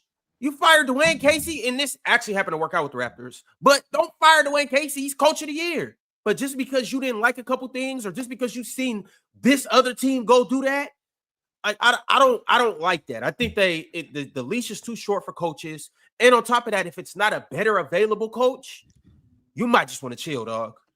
Yeah, I mean, I hear you, Ron, but at the same time, though, bro, like you know, you're not getting over the hill with this one. I'd rather just. We're a lot further along than we were, though, Ox. We are. Yeah, but close ain't close enough, chill. Close ain't close enough. I get it. Sometimes you got to take 2 steps back to take a step forward. Maybe you got to find a couple gap coaches to get to the coach that you're looking for. But it's still just like. That's what I'm saying, right? That's it right there, Ron. That's it right there. That's why I think they're taking their time and not rushing, because I don't think they care about public perception. Is like people are worried about what they're doing. Oh, y'all need to hurry up and find a coach so that the outside world thinks you guys have it figured out. No, I think they should take their time and not just hire any old gap coach. You know what I'm saying? You got Taylor Jenkins. Taylor Jenkins. You got Taylor Jenkins out there. You still got Mike Malone out there. Yeah, that's still still got I'm Mike, losing it. I'm like, yeah, why Mike is Malone. that- Mike why have they Malone. not Mike hired Malone would Mike have been. Malone? I would have hired Mike Malone the second Tibbs got his ass out that chair. But what I'm saying is, you still got options out there. Chill. You just brought up Coach Hurley. You got Coach Hurley. You got Coach Malone. You got Coach Brown. You got Coach Jenkins. But you got so many options. Everything that you just said. But see, everything that you just said, that's actually the plan. That is the plan, as opposed to asking this team and asking that team. I understand that you have to ask. I do understand that you have to ask, but you have to be realistic with who you're asking. I mean, this Houston team was at the bottom of the league. They're building this thing. Why the hell are we giving you our coach? Chill, because a closed mouth don't get fed. I'm not going out. I'm asking for something. You know what I'm saying? Like, you're gonna have to tell me no. And I think there's nothing wrong with hearing no. There's just nothing wrong with hearing no. Yeah. You know what I mean? So see, that's the problem. I've never been afraid to be embarrassed. You know what I'm saying? Like, shit, tell me. I'll ask, Ox. I ain't gonna argue. You know what I'm saying? What's Look, up? I'm putting my bid in one way or another. Like, I'm asking. For sure, Ox. This is one of the biggest. Y'all are too obsessed right now with just saving face. No. They need to save face. No. Sorry ass franchise ain't done nothing in 50 years. They need to save face. You got the most volatile fans in the NBA. Yes, you need to save face. You need to be trying to look good to your fans. Yeah. You need to be trying to kiss up to everybody that's a fan of this sorry ass organization. I'm sorry, New York. You're sorry as shit. All right. And it's for reasons like this. It's for this whole culture debacle right now. Y'all need to do better, be better, so you can have better. Maybe you might have had a championship in that raggedy ass front office if you knew what head coach you wanted before you let him go. If you knew who Tom Thibodeau was before he got up to that sorry ass state. You knew who he was. You seen what he did to Derrick Rose. You seen what he did, and y'all still went and hired him. And now y'all mad at him because he playing Jalen Brunson and Karl Anthony Towns into the ground. What the hell did he do to Carlos Boozer, Swiper's archetype? And what did he do to Derrick Rose? Y'all seen it. But y'all still hired him. Now y'all have to deal with your consequences. So when you go hire Mike Brown and he do the same thing he did to De'Aaron Fox, I don't want to hear nothing. Y'all trying to poach Ime Udoka. All right, so what happens when him and James Dolan get nice and friendly? What happens with that? I'm just saying, like, it's not, the grass ain't always greener on the other side of the fence. Ox, my grandmother had a 6th grade education, the smartest woman I ever met. She said to me, you can't leave where you at till you know where you're going. And some of the best advice she ever gave me. And she also told me, you'd be surprised what you get if you just ask. That's it. You'd be surprised what you get if you just ask. Because I've gotten a lot of things by just asking, like, oh, go shit, after your exposure. Go after your exposure. Shit, might as well. Mars, I'm not Ryan. That's a good conversation to have. Yo, Spo, what's up? You know what I'm saying? You know, the minute the Knicks called Miami, he asking for Spo. We didn't even answer in the phone. What they want? But that's okay. That's all I'm saying. My only point, y'all, and I don't want to keep trying to beat a dead horse. My only point is there's nothing wrong with asking, y'all. I don't think asking is proof that you don't know what you're doing. I think in fact it's proof of the opposite. I think it's proof that you do know what you're doing. You know what I'm saying? Like, you don't leave all this good ass food. Like, if I'm walking by the table and I see a bunch of food, I'm gonna ask somebody eating that. You know what I'm saying? No, that ain't for you, Ox. Keep walking. Hey, bro, that's you right there. No, that ain't for you, Ox. Keep walking, Ox. Come on, dog. Let it. You gotta ask for the right things. Asking for the right things in the right situation is good. Just a sample, please. A morsel. Can I get a morsel of that? It might be some meat at the table that I do want, but at the same time, in certain situations that I'm not gonna go ask for that because I'm just gonna look crazy. I'm gonna look nutty. Yo, Mars. All right, bro. Can I get that lamb chop on your plate? There's a bunch of food over there. Go. I remember I was at a Vietnamese restaurant, right? And this was a while ago before I'd even tried pho. So this was like in 2012. I never had eaten pho before. Me and my boy, we at the restaurant, and it's these guys that order us. We're like, yo, what is that? And like, oh, it's pho. I'm like, shit, can I try some? They let me try some. And from then I was like, yo, They let you eat their Bring- soup, or you drank it out the bowl like this? Nah, it was just fresh. Don't worry about all that. We wasn't eating. Don't worry about that. It was very sanitary. You know what I'm saying? Very sanitary. Always You know worried what I'm about saying? the wrong thing. Ain't Ron always worried Right. about the wrong shit? And what I'm saying is that day, I tasted the pho. The broth was amazing. I was like, yo, what's that? What you put in there? What's the meat? He said, hold on, let me fix it up. You know what I'm saying? And that's how you live life. You gotta ask questions. You gotta talk to the people around you. You know what? I want y'all, I challenge y'all. Next time y'all go to a restaurant, don't just stay at your table. You know what I'm saying? Talk to the people over here. Talk to your neighbor over here. You know what I'm saying? Say what's up to the people over there. Ask when a waitress walks by with a plate and you like, damn, that looks good. Stop her, sweetheart. What is that? And who ordered that? That's not the same, though. Like, yeah, stop and ask her, like, oh, that's good. What is that? I might want to try that. Then you look on the menu, see how much it costs, see all the ingredients, all of that. Cool. That's like her walking by and you saying, hey, yo, let me get that plate. Just leave that here. Let me I've get done that before too, Ron. Chill, I see who we dealing with. So we're just gonna go ahead and move on to Masinko's next super chat. Serious, I wouldn't lie about that.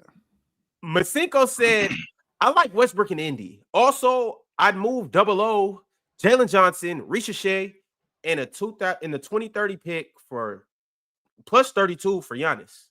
Milwaukee ain't doing that. Hell no. Chill. A 2030 and a 32 pick for Giannis? Chill. I'm doing that if I'm Milwaukee. Hell no, I ain't doing that. I get the number 1 overall pick. Yep.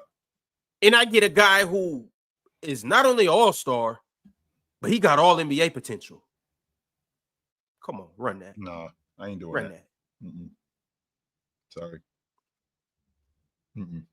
We just signed Miles Turner too, so we got our 3, 4, and 5 secure for the next 5 to 7 years. Run that. You like that, Morris? I'm not trading Giannis. I'm not. No, I'm just not. I don't understand why you guys keep with these scenarios of Giannis this, Giannis that. I'm Milwaukee. There's a reason why Milwaukee is doing what they're doing. We're trying to bag Miles Turner. We're getting Kuz. Even I know how you feel about Kuz, Miles, but making the moves that they make it. They are not interested in trading Giannis at all. So you can come with these hypothetical scenarios. Milwaukee is not trading Giannis, and neither am I. I'm not interested in trading him at all. That's a bad couple, Chill. That is a bad couple. One of them's going to end up in AA meetings, bad marriage counseling, all of that, Chill. That is a terrible dynamic right now. We can also end up, even though we might be a train wreck on the outside, we could do some good things. Because don't forget, right? Don't forget, we do have the best player in the conference. When you have the best player in the conference on your team, that matters. Especially when the Eastern Conference is wide open like it is. But it doesn't matter when you can't put the but they did get better though, Ron. Let's not act like Milwaukee didn't get better. They did. With adding Miles Turner, they just lost Damian Lillard. They're not better than they were. I think that with losing Damian Lillard, I'm not going to argue that point. Losing Damian Lillard is a big deal. But replacing Brook Lopez with Miles Turner, they got better at the 5 spot. Sure. And still a worse team. And with them getting better at I don't know that. I mean, I know that Damian Lillard is a bucket getter. I know that Damian Lillard is a downhill guy, one of the best league guards in the game. I do know that he gave them something that a lot of teams don't give them. I'll be interested to see how Miles Turner fits in with this crew. I think he fits in with this crew really well. I think they're going to be better on defense. I think they're going to be better in the interior. I think he's going to speed up. I'm not a big fan of him, as you know, as a rebounder, but I do think as a rim protector, he's going to help them speed up their transition game. I do think he's going to be able to do that. Sure, yeah, he's good. They're still worse than they were before. Yeah, I just don't like it, Chill. And the writing was on the wall when they lost Drew. Goddamn. Oh, was it? Was it on the? No, hell no, no, bro. What? I knew this was coming. I knew this was coming. I didn't mean it. My bad. I didn't. Mr. Bucks and 6 telling us that. I didn't mean to say Drew. I didn't mean to say was Drew. on the My wall bad. when I got off of Drew. Nah, bro. I got him confused. My bad. I meant to say. I meant to say Chris. My bad. The writing was on the wall when they lost Chris. Crazy. The way y'all was acting after that trade, and I tried to tell y'all that was a terrible move. They shouldn't have done that. That they traded a top 5 perimeter defender for a top 5 chucker. Y'all remember that? Y'all cussed me out, called me everything but a child of God. You remember that? I mean, you still ain't a child of God. But my issue, I didn't think that. I'm not gonna say that it was a wash. I still needed to see it work because we already had this conversation about Dame and Giannis. Giannis always had the ball. Dame always had the ball. So now, which one of us is gonna have the ball more? Who's gonna play off the ball? On defense, we saw what they looked like, right? And Giannis thrives with Eric Bledsoe, Drew Holiday type of league guards. Those are the guys that he thrives with, right? In terms of winning. Add in Damian Lillard, who y'all know how I felt about Dame. I thought Dame before he got hurt, he was on his way to being an All-Pro, but it still the offense was clunky, and it didn't really seem to be as fluid as I would like for it to be. However, with I'm not going to sit up here, Ox, and act like, I was totally on board when they did this. Like, they just traded for Dame Lillard. I mean, even though Dame Lillard came off his best season in Portland, I just wasn't sure about the fit, and I needed to see it work. Yeah. I would have liked to see them play a playoff series together. So, which we didn't, by the way. We didn't see them play one playoff series together in the 2 years that they were together. That's unfortunate. Yeah, the Bucks are just in a bad situation right now, one way or another, and I don't really see it out.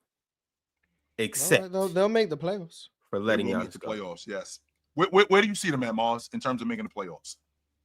So I got Cleveland, Orlando, the Knicks, Atlanta, Detroit. I'm as much as I want to rule it out. Philly. That's what I was going to say. Philly. There's 6 teams right there that's better than them.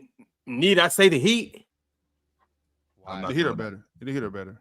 The Milwaukee? I believe the Heat are better. The Heat are better. Okay. They got a better all-around team. I think so. I don't know. I think it's really close. I can't really say who's better now, I think, on it. But I would say it's a close one. They're in the same tier of team, I think. But Mars, I would 100% be considering trading Giannis though, just because I don't want to waste the next 2 or 3 seasons for him or for us, especially when it's like I don't want to wait till he's 35 and nothing's happening and then try to get more value than he's worth. I would try to get as many picks and some young players as I can. I wouldn't just hand them over, but if I could get a really good haul for him. And we just got Miles. Yeah. I think the team's willing to blow up their roster to get Giannis. Yeah, I'll take the trade. Yeah, if any team that's willing to do that is stupid. But if they do that, then I'll happily take you capitulating your team. Like, if Houston decided, we'll give you Amen Thompson, we'll give you Jabari, we'll give you Şengün, like we'll give you basically all our young core for Giannis. Like, oh, okay, yeah, I'll do that. And plus the Suns picks. Oh, absolutely. But no team's gonna do that. So.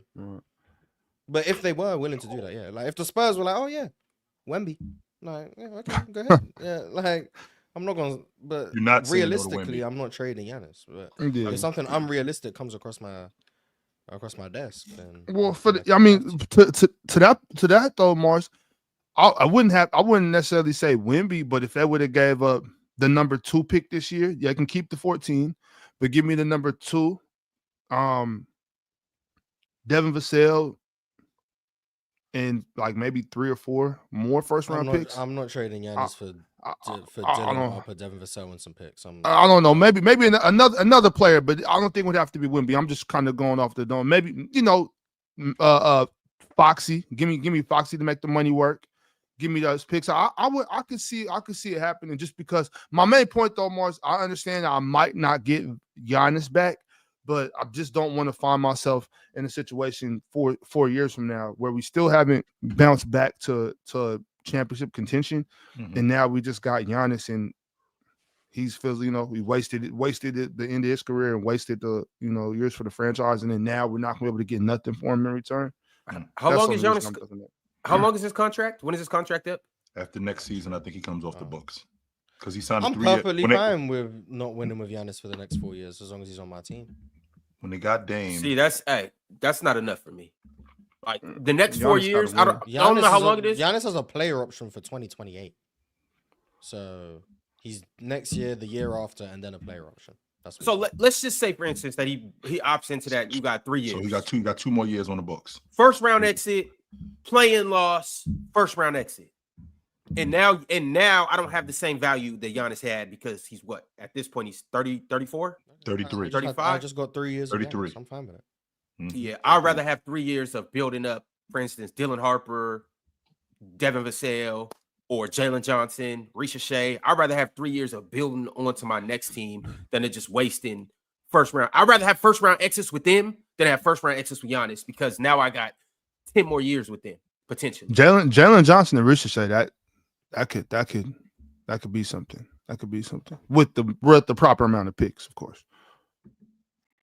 Yeah, but I mean, I've been adamant on this. I believe that the Rockets are tripping. I believe the Spurs are tripping.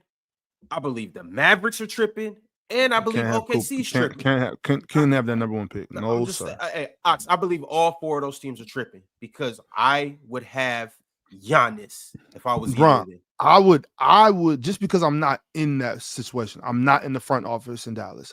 I have said, yeah, I would trade that number one pick because I know what Giannis is, and I think I know what Cooper's going to be. But you just can't do it though. Why not? I just don't. But that's just a bad move. I just can't do it. You can't trade that number one. Now you trying to save face?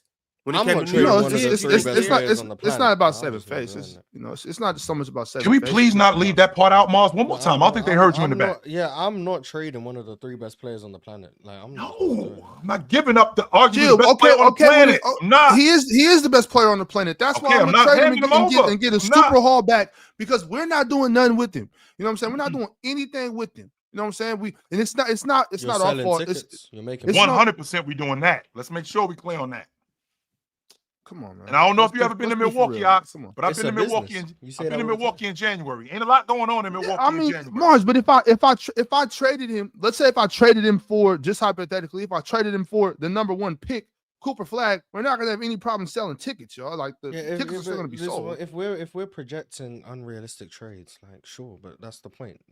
Dallas aren't offering Cooper Flag. Right. Okay. So let's try. I didn't say Wemby. I wasn't even trying to do Cooper Flag. I'm trying to keep it realistic. Cooper Flag wasn't on the table. No, he is not. Right. But there are. All I'm saying, y'all, is if you did trade Giannis, which clearly they haven't, they don't want to right now, and that's fine. I'm not, but I'm just saying though, like if you traded Giannis, you're gonna get somebody back. Like you're not gonna just fall off the face of the earth. You're gonna still put together. Like if you were to trade for Ricochet and Jalen Johnson and I don't know whoever to make the money work, and then 4 first-round draft picks, I still think people are gonna come to the games. Ox, I'd rather have Giannis. I would rather have Giannis than them two as well. To Mars' point, Ox, I don't know if you know this, Ox, but Nico called up Milwaukee and asked for Giannis in exchange, and they was like, "Nah, we good for Luka," and they was like, "Nah, Giannis, yeah." That makes sense. I wouldn't trade Giannis for Luka either. Luka ain't Cooper. Yeah. Yeah, I'm not trading. Yeah, Giannis gonna have to leave in free agency. I'm not trading him. I'm not moving off of him, yo. Do you know how? Yo, wait, Morris, come on. You can't let Giannis walk away in free agency. I'm not letting him walk out the front door. I'm not doing that. I'm not trading Giannis. If Denver so what you want to do there, Chill? He's got to ask out, Ron. Right. Yes, that's it right there, Chill. If he asks got to ask out, Ron. He's got to ask out. I'm not moving him. No. Now, if I don't get the indication in 2 years, because he's got a player op, so he's got next year and the year after that. So he's got 2 years after that. If I don't get the indication that I'm going to get him back, then I put him on the trade block. Because I'm not going to let him just walk out the front door and get nothing for him. No, I'm not doing that. You guys, surely, I'm up here with you guys every day, 3 hours a day, Monday through Friday. I know you guys are more brilliant than this. I know you guys have more insight than this. What am I missing, Ron?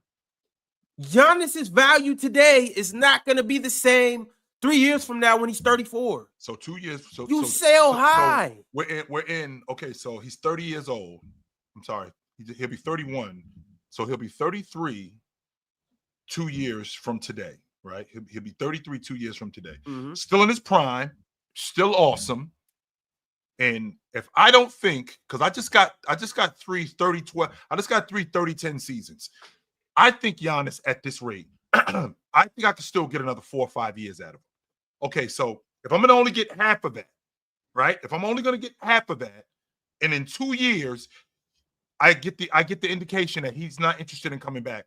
February that just passed, Ron, I'm checking everybody's temperature because I'm not letting them walk out the front door come June of 2027, right? I'm not letting them walk out the front door, and now I got nothing, and I got to start all over. No, I'm not doing that. I'm going to find out who's interested in him. I'm going to find out what I can get for him. I'm not just coming off of him right now. I'm still going to get something out of him. No, I'm not doing that. And as a matter of fact, Chill, Giannis tripping too. Why? I walk into the locker room, I see Gary Trent, Gary Harris, and Miles Turner. Have you ever thought that maybe he just likes Milwaukee? Loves it, Mars. He doesn't want to leave there. No, because he said he wants to win too. He did So win. like maybe he does. I'm not saying he wants doesn't. both. Maybe he wants to win, but he wants to be in Milwaukee. Well, And he did do that. He did win. He did do that. He's not going to do that. But he did do it. Like, He's not going to do it, Ron. He already did it. So, okay, that may be the case that he likes Milwaukee. Giannis has publicly stated that he wants to play for a winning franchise. Yep. And Milwaukee he wants to win another championship, and that can be at the expense of getting the hell out of Milwaukee.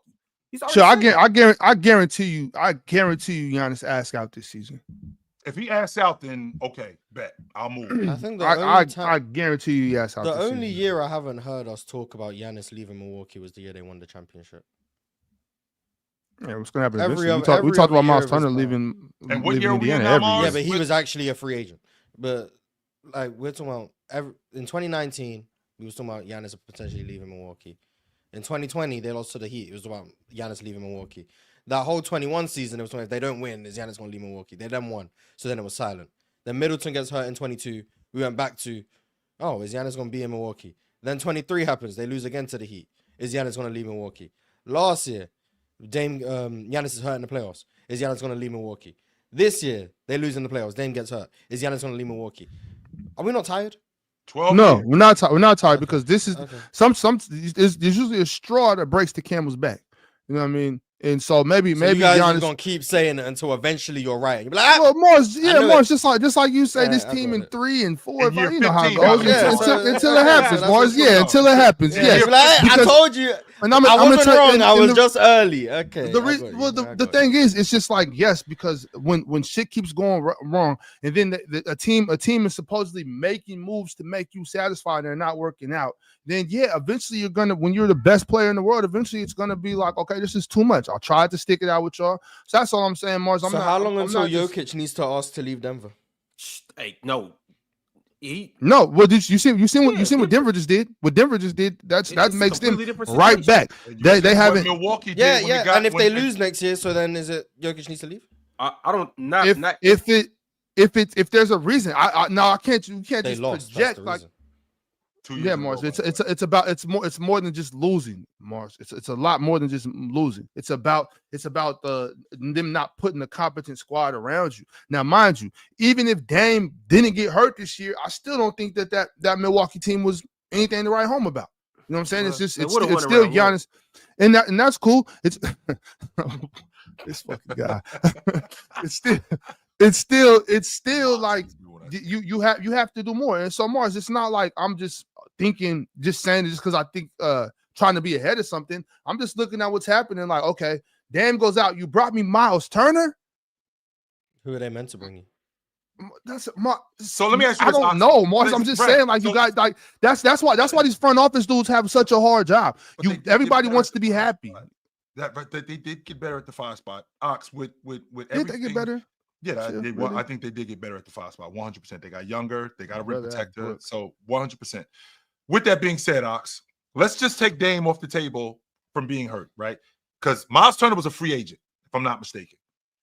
Well, no, I can't use that scenario because they used Dame's money to get Miles Turner. That's why it worked. But let's just say Dame isn't hurt going into this season with what they have. Dame, Gary Trent, Kuz, Giannis. They got to show up the 5 spot, right? How do you like Milwaukee in the East compared to Orlando, New York, and Cleveland? How do you like them in the Eastern Conference? They're getting packed up. Early or late? Depends what team they see in the first round. I don't know. If they see Cleveland, they get packed up in round 1. If they see the Hawks, I don't know, they might win. It's all about matchups. So, and that's why I keep saying success shouldn't be how far you go in the playoffs. Like, if you just end up on the right sides of the bracket and you're in the conference finals, you've now tricked yourself into thinking you're closer than you really are. The Bucks have no chance of winning a championship, conference finals or not. Like, they have no chance. I'm still not like I'm agreeing with Ox and Ron. They have no chance of winning. I'm saying I don't care. I'm still not trading Giannis. They're saying you have no chance of winning. Trade Giannis while his value's at the highest. I know what you guys are saying. I'm not trading one of the 3 best players on the planet. Denver have never put an all-star around Jokic. I'm not trading Jokic. I was going to trade Luka. Now, OKC are doing a hell of a job with Shea, so like, there's no reason to trade Different him. situation, yeah. But even if they weren't, I'm not trading Shea. Like, if Embiid wasn't crippled, I'm not trading Embiid. Like, I'm not trading that level of player. Like, well, if Embiid wasn't crippled, they wouldn't need to. I think the sure, but like, I'm not trading that level of player. Like, I didn't mean to call him crippled. That wasn't. You're never gonna convince me. You're never gonna convince me to trade that level of player. Like, you're just never gonna. You're never gonna convince me to trade that level of player. So it's crazy, boys. Now, I get you though, because I get what you're saying. Like, it's hard to come off of a guy like that's that good. So it's not crazy for you to say that. I'm just thinking about the future of the franchise and just not wasting Giannis's years. Y'all remember two seasons ago I was talking about come off of Steph because don't put your No, I don't think so. Anytime soon. Well, they could, depending on what they do now. They went. I think they're making steps forward. Mars, if they were to be able to pull off a good move in this trade deadline or this the rest of the season, they're still contenders though. Like they still got a shot to make a run. Today. They got a shot to make a run next year. Steph, Jimmy Butler, they about to come off Kuminga more than likely, and add some more pieces with that. Like they got Ron, they need to make a really good move to be contenders. But not contenders right now.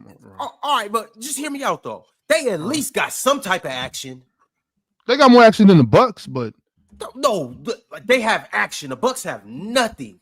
No, not a shot. Bro, I don't see the Warriors being able to play with Denver. Because it feels like if a team doesn't have a chance of winning a championship in the near future, the star on that team, you guys seem to be on the side of they should leave. That seems to be the side. Not necessarily. If you got pieces that you can move to bring in more to help that player, then I'm not saying the star should just leave, but I don't see where Milwaukee can get better. You know what I'm saying? So that's my only reason. If you're Utah, would you trade Larry Markkinen?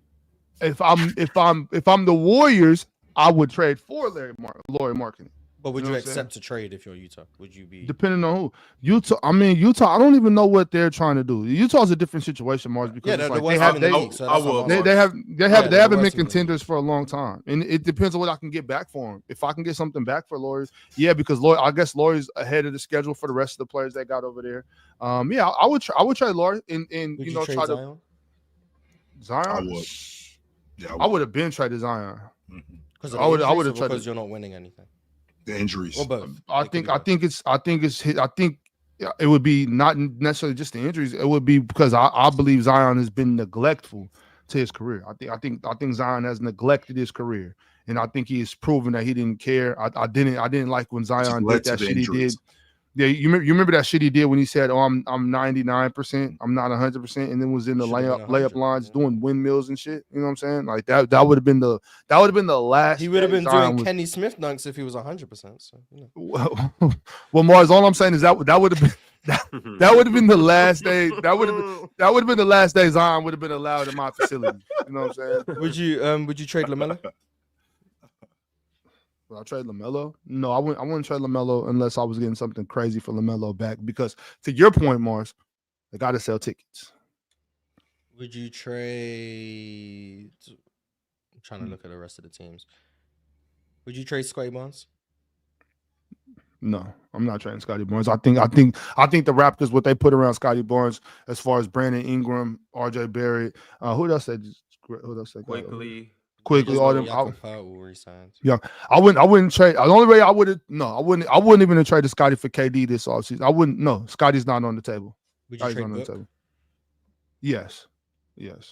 I would trade Book. I would. Yes, definitely would trade Book. I agree with that one too. 100%. Would you trade Bam and Tyler from Miami? No. Because I don't think Miami. Yeah, I would trade. I would They trade. aren't doing anything anytime soon. See, Mars. What I was about to say. Go ahead, I'm sorry. What I was about to say, They're Mars, further would away be than the put. Bucks. I would be That's putting because of myself in a Giannis. hole because what I was going to say is I would trade Tyler and Bam for Giannis, but then it's just kind of like now we just got Giannis Just in the swap same situation. situations. Yeah, just Right, swap exactly. situations. So yeah, I don't know. It just depends, man. It just depends on what I could get for him. I think Miami's building something though. So I wouldn't be so quick to trade those They guys. are, Mars. They are on to something. Let's take the Giannis. Let's take the Joker. Let's take the best player like Anthony Davis and guys. Let's take that off the table and look at the unit. They Yeah, can't make a Pacers like bro. I don't think their team is that good. Okay, right now, just seen the and they Pacers, are though. missing something, Mars. I'm not Three going years Pacers ago, are better than the Heat. I'm not going 3 to years argue ago, that. we didn't They think the are Pacers was missing gonna be all of something, that. though. Right? I'm Yeah, not but going to they're argue better, that point, so Mars. it's They are better. missing something, and I think that something is the league guard spot because I think that they're short up at every other spot. I think this kid Khalil Ware is a big deal. I think he's going to be something special. I already love the fact that they moved Bam to the 4th spot, which is his natural position. I think he's going to be much more productive at the 4th spot with Khalil Ware now protecting the rim. It can make Bam I think it can make Bam over the course of time even a better rebounder. They got Andrew Wiggins at the same time that they got Jimmy Butler. I'm not saying that he's Jimmy Butler all over again, but I still think that they got some good years left in him. They already got a 2-guard in Tyler Hero, who I do think could be better served as maybe a rotation guy. But in this particular situation, I think he's really good for them. I think that they need to shore up at the lead guard spot. They shore up at that lead guard spot. I think that they're going to be trouble in the Eastern Conference. And the fact that the Eastern Conference is so wide open right now, you can get a turnaround really quickly. It can happen. This isn't the West, Mars, where I have to do something, and this has to They be have to beat the West to win a championship. Okay, whoa. I'm not talking about winning the NBA championship. I'm Isn't talking that about what the goal of these teams 100%. It is the Bucks going on to goal. win a championship? 100%. It is the goal. So the West matters. Okay, the West does matter. Yeah, However, this ain't no 0-2 Nets. Oh, we got to the finals. Oh yeah, we got packed up by the Lakers. Like, yes, you got to beat the Western Conference team. Yes, you have do. to beat. And we just got to the NBA championship 2 years. Was it 2 years ago? And that's what I'm saying. It tricked them into thinking they were closer than they were. The 23 Heat weren't close to a championship, but they made the finals. So it was like, oh, we're close. No, they weren't close. You saw it in the finals. They weren't close. You saw it during the season. They weren't close. Even in 2020, that team wasn't close to a championship, but they've got through the East twice, and it's like, oh, we're close. No, there's a reason they keep getting packed up by the West. The Heat have never been close to a championship in the Jimmy Butler era. The Heat are not going to be close to a championship in the Hero and Bam era. They're not close. So that but means they've got that we through gotta the blow this East. thing So up. credit to them. Credit to the Heat for making the finals. I'm not taking away credit. But that does not mean they were close to winning a championship. The team that lost in the Western Conference Finals, in actuality, was probably closer to the championship than the Miami Heat were. They just played in a different conference. Like, they're not close, but they've been convinced. They've been led astray by the fact that they've got through the Eastern Conference. So they think that they're close. No, if they were in the West, they would have got packed up in round 2. Like, they weren't close. So with us not being close to Denver, or us not being close to the Miami Heat, because I'm sorry, we went against the best player in the league in LeBron James at that point, right? And we went against the best defensive player in the league in Anthony Davis. And then we went In order against to be close to a championship, you have to be close to the best teams, yes. Right, no question about that. So with losing to the Heat in 6 games, all right, we're losing to them. We're losing to, the Lakers. The Lakers, I'm sorry, losing to the Lakers in 6 games. I mean, damn, look who we losing to. And you do, and make sure that we clear, Mars. Let's not act like with winning the NBA championship, it's all just the talent that we have. We do need some things to go our way. Of course. I made that 100% believe that. So I do think that, even though I didn't think that they were going to beat Denver, but the fact that we are competitive, some things just didn't go our way in Miami. And I'm not just going to completely discount the fact that they're building something to get close to the NBA championship and getting there twice in the last, 5 years, that this team, isn't close. Okay, we might not be close to winning the NBA championship because we run into some unfortunate luck, because we had to run into James, and we had to run into Anthony Davis, and we had to run into Joker. that doesn't mean that it's not luck that you ran into teams better than you. That's not bad luck. That's what happens when you lose. 100. I mean, you've said this to me countless times, Mars, that matchups are the most important thing in the playoffs. And if I can get the Milwaukee Bucks to, if I'm Cleveland and I've had a difficult time with the Indiana Pacers, and I can get the Milwaukee Bucks to drop them, whew, that's a good thing for us. Prime example would be just 2 years ago when we saw Denver get dropped by Minnesota. Dallas was looking at them like, word, we ain't got to see them dudes. That's lucky for us. That's good business for us. We can definitely beat these guys. So 100% that matters when you're matching up with teams. What I'm saying is Miami weren't unlucky that they ran up on a better team than them in the finals. That's just the reality. I mean, that's part of it. That part that's part I can get. Oh, we were unlucky that the better teams came out the West. In 2020, if it wasn't the Lakers, it would have been the Nuggets or the Clippers. It was obviously the Nuggets because they made the conference finals. Both those teams were better than Miami. In 23, it would have been the Lakers. They were better than Miami.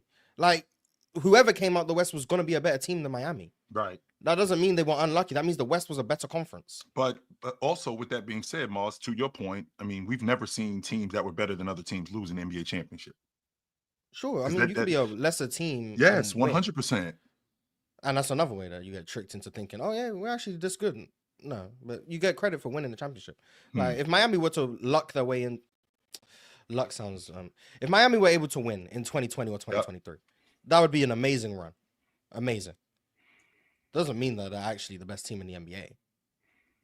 But maybe that would make them be complacent and think, oh, yeah, we're the best team. No, you're not. Even in this era, considering the parity, I mean, if we ended up, like you said, Mars, there was never a time where Miami, with the Jimmy Butler era of the team, were the best team in the league. I don't think they were never even the second best team. I don't think that they were neither. But to your point, I mean, if we could have avoided Denver or avoided Miami, and had some things go our way against Denver, maybe we could have won the NBA championship. You could have. That doesn't mean you're the best team in the league. I don't think winning the championship means you're the best team in the league. But that's where we differ in terms of just philosophy. Fair enough. But yeah. All right, y'all. I'm running a poll right now. We just spoke on the Miami Heat. I asked you guys, what will the Heat be next year? Contenders or pretenders? Obviously, we got a whole off season, and we got a lot to look at before we get there. But you guys let me know what you feel that the Heat will be next year. Y'all know what time it is. It is the Crunch Time Chats segment of the show. So we back at it. The last 10 minutes of the hour. Wesley Allen sent through another super chat. He said, does the Celtics not having KP for being sick, JB playing through a torn meniscus, Sam Hauser missing 2 games mean anything versus the Knicks? But you guys bring up MPJ being injured against the Thunder. This is what the original conversation that Mars and I were having about things going your way. Yo, I mean, health matters. If you're not healthy, and that benefits the other team. Now, don't get me wrong. I still think that the way that the Celtics were shooting the ball, I still think the Knicks were going to beat them. I didn't think that this thing was going to. I didn't think that this thing was going to fall off a cliff like it did. Mars, you had mentioned that to me earlier in the season. I want to say around February or March, where we had this conversation where the way that the Celtics could lose is their shooting variance would just go off the cliff. Well, that's exactly what happened against the Knicks, where they just couldn't throw it in the ocean. And if you're relying on something like that in order to win, you have to accept the fact that this could happen. So you got to have a plan B. Now you couple that with the injuries, there's your series right there. Yeah, I think injuries are relevant, always relevant. I think the shooting variance was a big issue. So I don't know. I mean, yeah, I think they look like they were probably on track to lose regardless. But injuries didn't help. Tupac Westside said, a lot of us think we know what to do with the money when we get rich, but then we get rich. Situations like Malik's makes me scared if I ever come into a boatload of money. Because you think you're gonna always have it. Like when you get bread like that, and you've been getting it for a little while, you think that it's always gonna be there, right? And because it's always gonna be, because you've had it, you find yourself in situations where, all right, I could fix this. This isn't a big deal. So when you borrow in money, all right, I'm gonna get this money back. You're borrowing more money. I'm gonna get this money back, only to find out that you're not getting that bread back. And when you don't get that bread back, you find yourself in a hole. So yeah. I mean, he's saying He's saying that he would be scared to, get money like that. Mm-hmm. I figure it out when I get the money. And if I lose it, I lose it. But even if I do lose it, I'd rather have it and lose it than to not have it at all. Well, that's why it's so important to study and learn about financial literacy before you have money, because they say if you can't properly manage $10,000 and you can't properly manage $10 million. You know what I'm saying? A lot of us think that if we get more money, we're going to keep more money. When in fact, a lot of people are making $2 million and spending $3 million. You know what I'm saying? So if I make $70 million and I spend 40, I'm better off than somebody that's making $2 million and spending 3. So we just got to get our financial literacy together, because like I said, if you can't manage 10,000, you can't manage 10 million. That's a lot of dough, man. I mean, money easy to spend. It is. It's 100% easy to spend. It's not as easy to make as people think it is, but it's a lot. It's definitely a lot easier for that shit to go out the window. And $10 million, I mean, that's in a different space, because you got different stuff when you got that kind of bread. And you think that money's never going to run out. $10,000, you're like, well, I got to be more cautious with what I'm spending. I got to be more cautious with how I'm moving this money around. Way more cautious with that. You got to be more cautious with 10 million and 10,000. Yeah. 10 million ain't nothing but a little piece of change. To some people it is, Ron. That's the thing though. That's the thing though, Chill. Especially like when you're younger and when you first start seeing a couple of dollars, like $10,000. A lot of people there's a lot of grown people that have never seen $10,000 in one spot, together. So, you know what I'm saying? You might look at it like, oh, you may say that oh, 10,000, I got to be more, with my money. A lot of people say, oh, I got 10 bands. No. You know what I'm saying? You know what I mean? And 10 bands it's not. Yeah, but you wouldn't know that if you never seen no money bore. You see 10,000, you're like, oh, shit, I got money. I'm going to do this. Mm-hmm. Yeah, that's on Wednesday. By Saturday, you holding on to 300, like, shit, okay, let me put this up. You know what I'm saying? Like, what you putting that 300 up for, bro? You might as well. It's too late. Yeah, so it's just kind of like it's in the same shit happens with 10 mil. You get 10 mil, I'm gonna buy that house, man. That house is $3 million. That's your money gone. The maintenance on that, the taxes, everything, bro. So the upkeep on it. Yeah. What it costs to keep the light, just to keep the lights on. What does it cost to keep the lights on in here? Nah, I'm good. It's more dangerous to give some people 10 million than it is to give them 10,000. They go, they're gonna mess their life up. Yeah. Simon718 said, random, but can anyone who's seen it speak on the Hagler versus Leonard infamous fight? Watched it last night. I feel like Hagler got cheated. Why did Hagler come out not primarily fighting southpaw? Because that's what Sugar Ray was anticipating. Sugar Ray was anticipating him coming out fighting southpaw. And on top of that, he got into a slugfest with Sugar. And that Sugar had one of the best jabs in the middleweight division. That's number one. Number two, Sugar was a lot lighter on his feet than Hagler, and he knew when to strike and he knew when to stay away from Hagler. Hagler just came at Sugar, just came at bomb. Sugar knew when to pop him, get away from him, pop him, get away from him. I think Sugar's footwork was a lot better. I think in that fight particularly, I think his footwork was a lot better. I think his jab connected a lot more. And I think he hurt Hagler a lot more than Hagler hurt Sugar. Yeah. It's funny that they sent that super chat, because I was just saw the one Hearns versus Hagler. Well, the one where Hearns looked like he was kind of like running away, kind of like just getting out the way, and he turned around and Hagler put him down. Man, those was, I wish I could have seen those live when it was happening. It was a big deal, Ox. It was. Hearns, Hagler, Sugar. Man, those were some good fights. My uncle, he's the one who got me into boxing. He was my uncle's a big boxing fan. My uncle Ed, my uncle Bird, he was a big boxing fan. So he's the one who got me into boxing. Yeah. Speaking of boxing, y'all know it's actually a few good fights this year, but obviously got to talk about the biggest fight.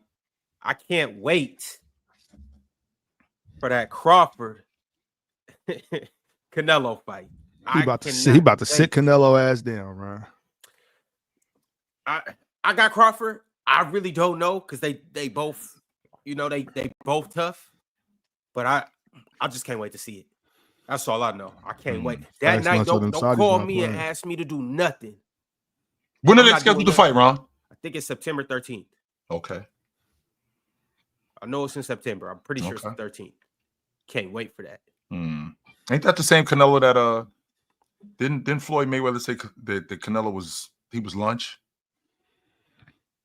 Yeah, but he caught up with him when he was young, though. Like it wouldn't if he caught Canelo now, Mayweather in his prime or whenever they fought, it wouldn't be the same. I'm not saying he would beat him, but it wouldn't be. So he caught Canelo when Canelo was a kid. Like he ain't catch Canelo when Canelo was that dude. Kind of like when he caught he didn't catch Pacquiao when Pacquiao was on his, chasing chicks and smoking and wild days. He caught the more refined, straight laced Pacquiao.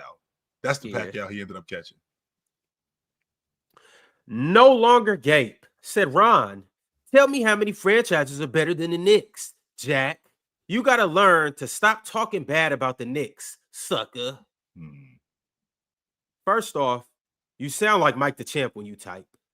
Second off, y'all ain't won a championship since 73. So every team since then that's won a championship better than y'all. I'm gonna just leave it at that. All right, what are y'all in the NBA for? For celebrity role? For y'all Greek role? Y'all in the NBA to look pretty? Y'all in the NBA to sell merch? As a fan, what do you want? Tell me, buddy, what do you want as a fan? Because if you want your team to win as a fan, every team that's won a championship since y'all won in 73, they're a better ran franchise. Simon718 said, also shout out to Jake Paul being the donor for Askren's double lung replacement. I didn't even know that. Dude might actually have one genuine bone in his body. F insurance companies denying coverage. I didn't know anything about that. I didn't either. Shout out Jake donor. Paul. I guess he donated. Did he donate his lung? Double lung replacement? No, what? No, he didn't. You can't. I think he sponsored it. I think. Okay, you pay. Okay, yeah. All right. I'm saying that. I can't give you one of my lungs, Ox. I don't know if I could do that. Could I do that? Like, is that humanly? This is American problems right here. Is that humanly possible? Could I do I never heard of a living person donating a lung. I don't think that you could do that. But I understand what you mean. Instead, and not that they didn't donate it, that you sponsored or paid for the procedure or whatever it may be. Shout out to Jake. That's major. But yeah, I know you can donate a kidney. I do know that. Yes. Yeah. Somebody said you can, but I don't know. Limitless 888 became a member today. Shout out to Limitless. Y'all need to be like Limitless. Western 742 said playoffs are the best part of the season. It is one of the best parts of the season for me. Sure. The final Goofy, Brax, and the chat MVP said OKC champs, Brax the champ, Lakers sad, I'm wealthy. I gotta keep reminding myself, and I know that I don't want this to sound like a slight to Oklahoma City, but I gotta keep reminding myself that the Thunder did win the NBA championship. That did happen. I gotta make sure that I remember that. Yes, they did. Stacks different timing said adjustments. It took time to game 3 of the Eastern Conference Finals to change to a 5 that was a net negative all season. Tibbs is his own worst enemy. Cook Ox and shout out to Mars. No doubt. Oh, look who decided to walk in during the third hour of the show. How you doing, Real Talk? You had a busy afternoon? Practice busy almost morning? over. Get him out. Now, if I show up after you do the offering, you're gonna be looking at me sideways. Plate already been passed around, Ox, right? I've been having not once, Ox, twice the plate was passed technical around. difficulties. Then you show up, and then now. Hey, chill. You know that always killed me. Like we do the offering now, then do the offering second. Like, what do you think that in sometime while you was giving your sermon? Do you think that you done blessed some money in my pocket? Like I done already gave you, my couple dollars. Now when the basket come back around, I don't got no more dollars. I done already gave it to. That's why I typically leave after the sermon. Because if I don't got no more money in my pocket, I might as well not even stay for this next portion of service, You see? Nah, you need that word.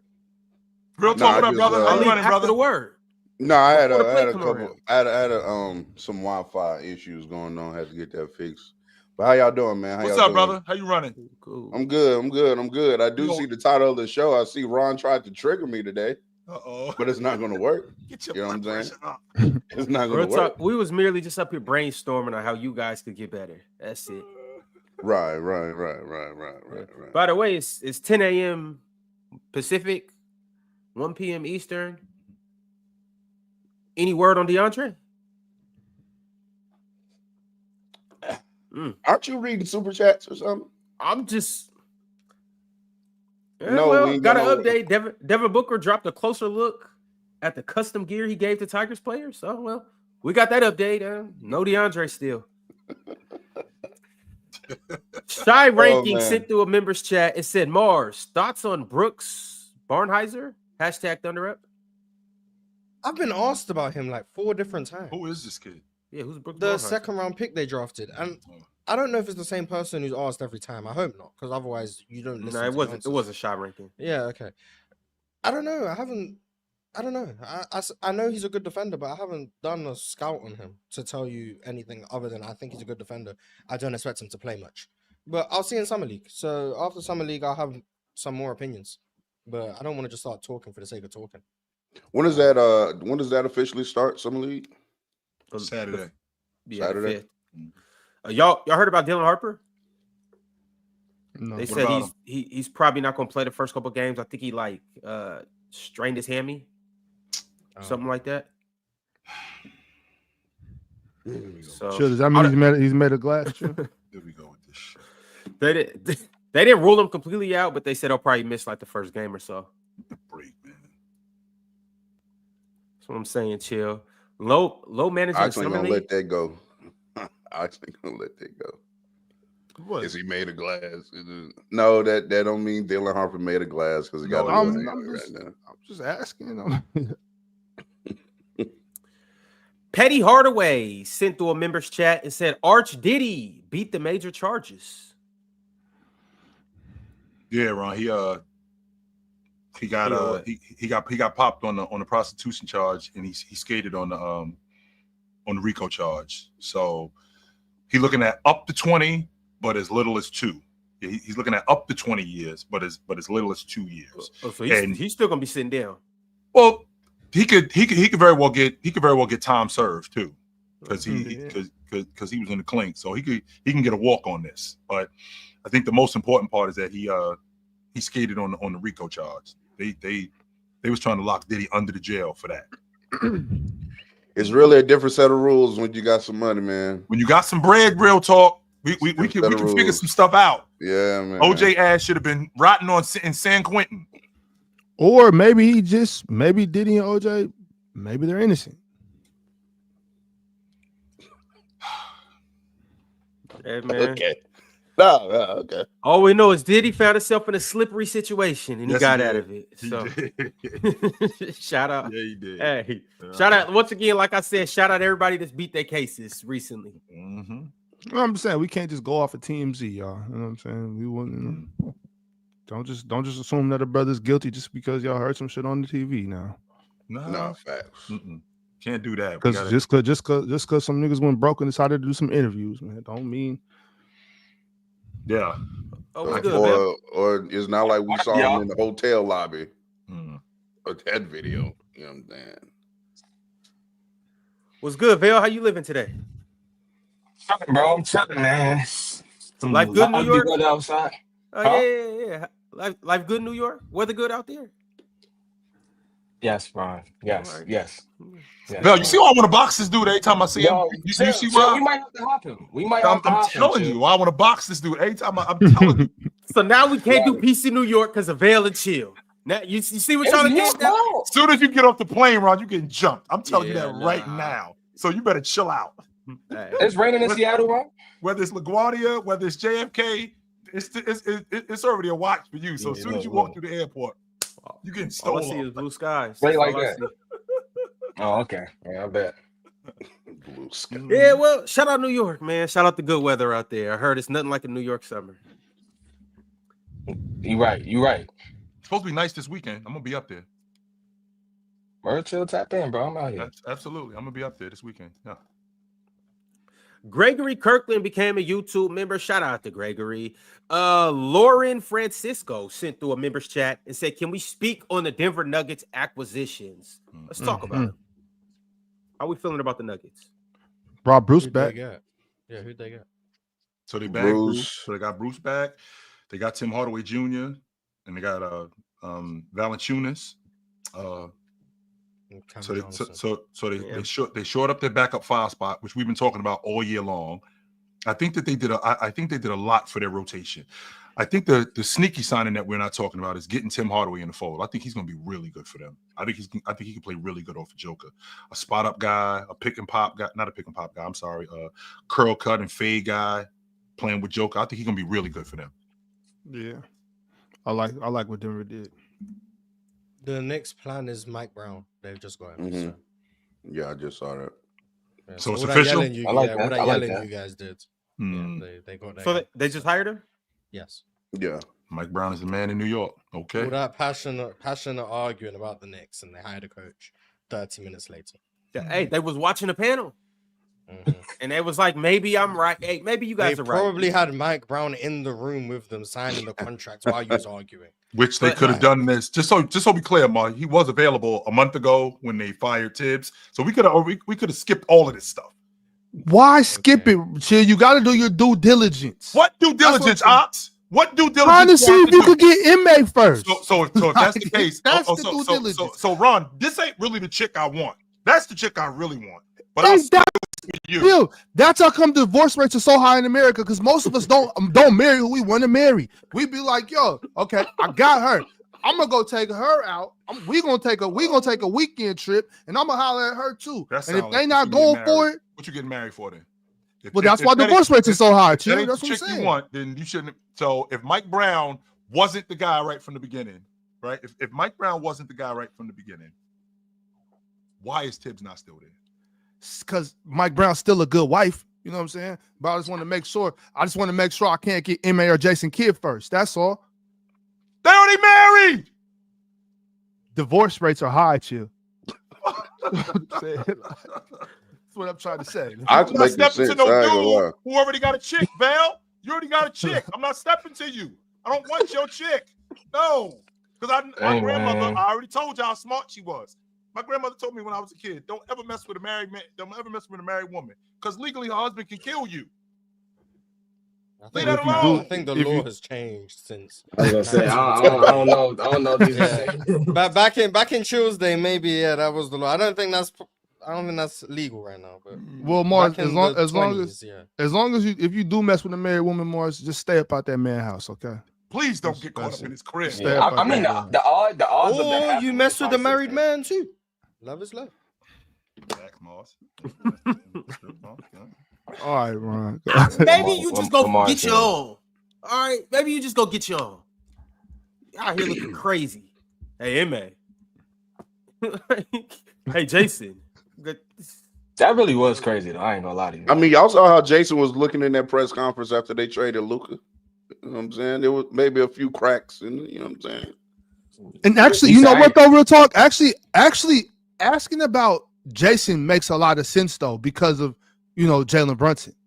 You know what I'm saying? So I can that one. I think y'all can give him a little grace for that one. The Mavericks had some turmoil with the Luka trade, Kyrie going out. You never know what's going on over there now. You know what I'm saying? So I think asking about Jason Kidd is fair, especially if you're talking to the front office, because the front office could let you know, like, yeah, we're coming off of him. You know what I'm saying? He's not. Yeah, and it was he like a new front office too, right? Like a change. Right. Yeah, they could have gone in another direction. Yeah. Yeah, so the Jason Kidd ask, that makes a lot more sense now that we put that into perspective. You know what I'm saying? But I understand you. The MA's not going. It was M.A., Jason, and it was one more coach, wasn't it? Oh, in Atlanta, Quinn. Oh, Snyder, yeah. 3 very good coaches. Absolutely. All right, y'all. Rockout Dude said OKC, Houston, Denver going to be top 3 in the West. Do we agree with this? Real talk? At the moment, yeah.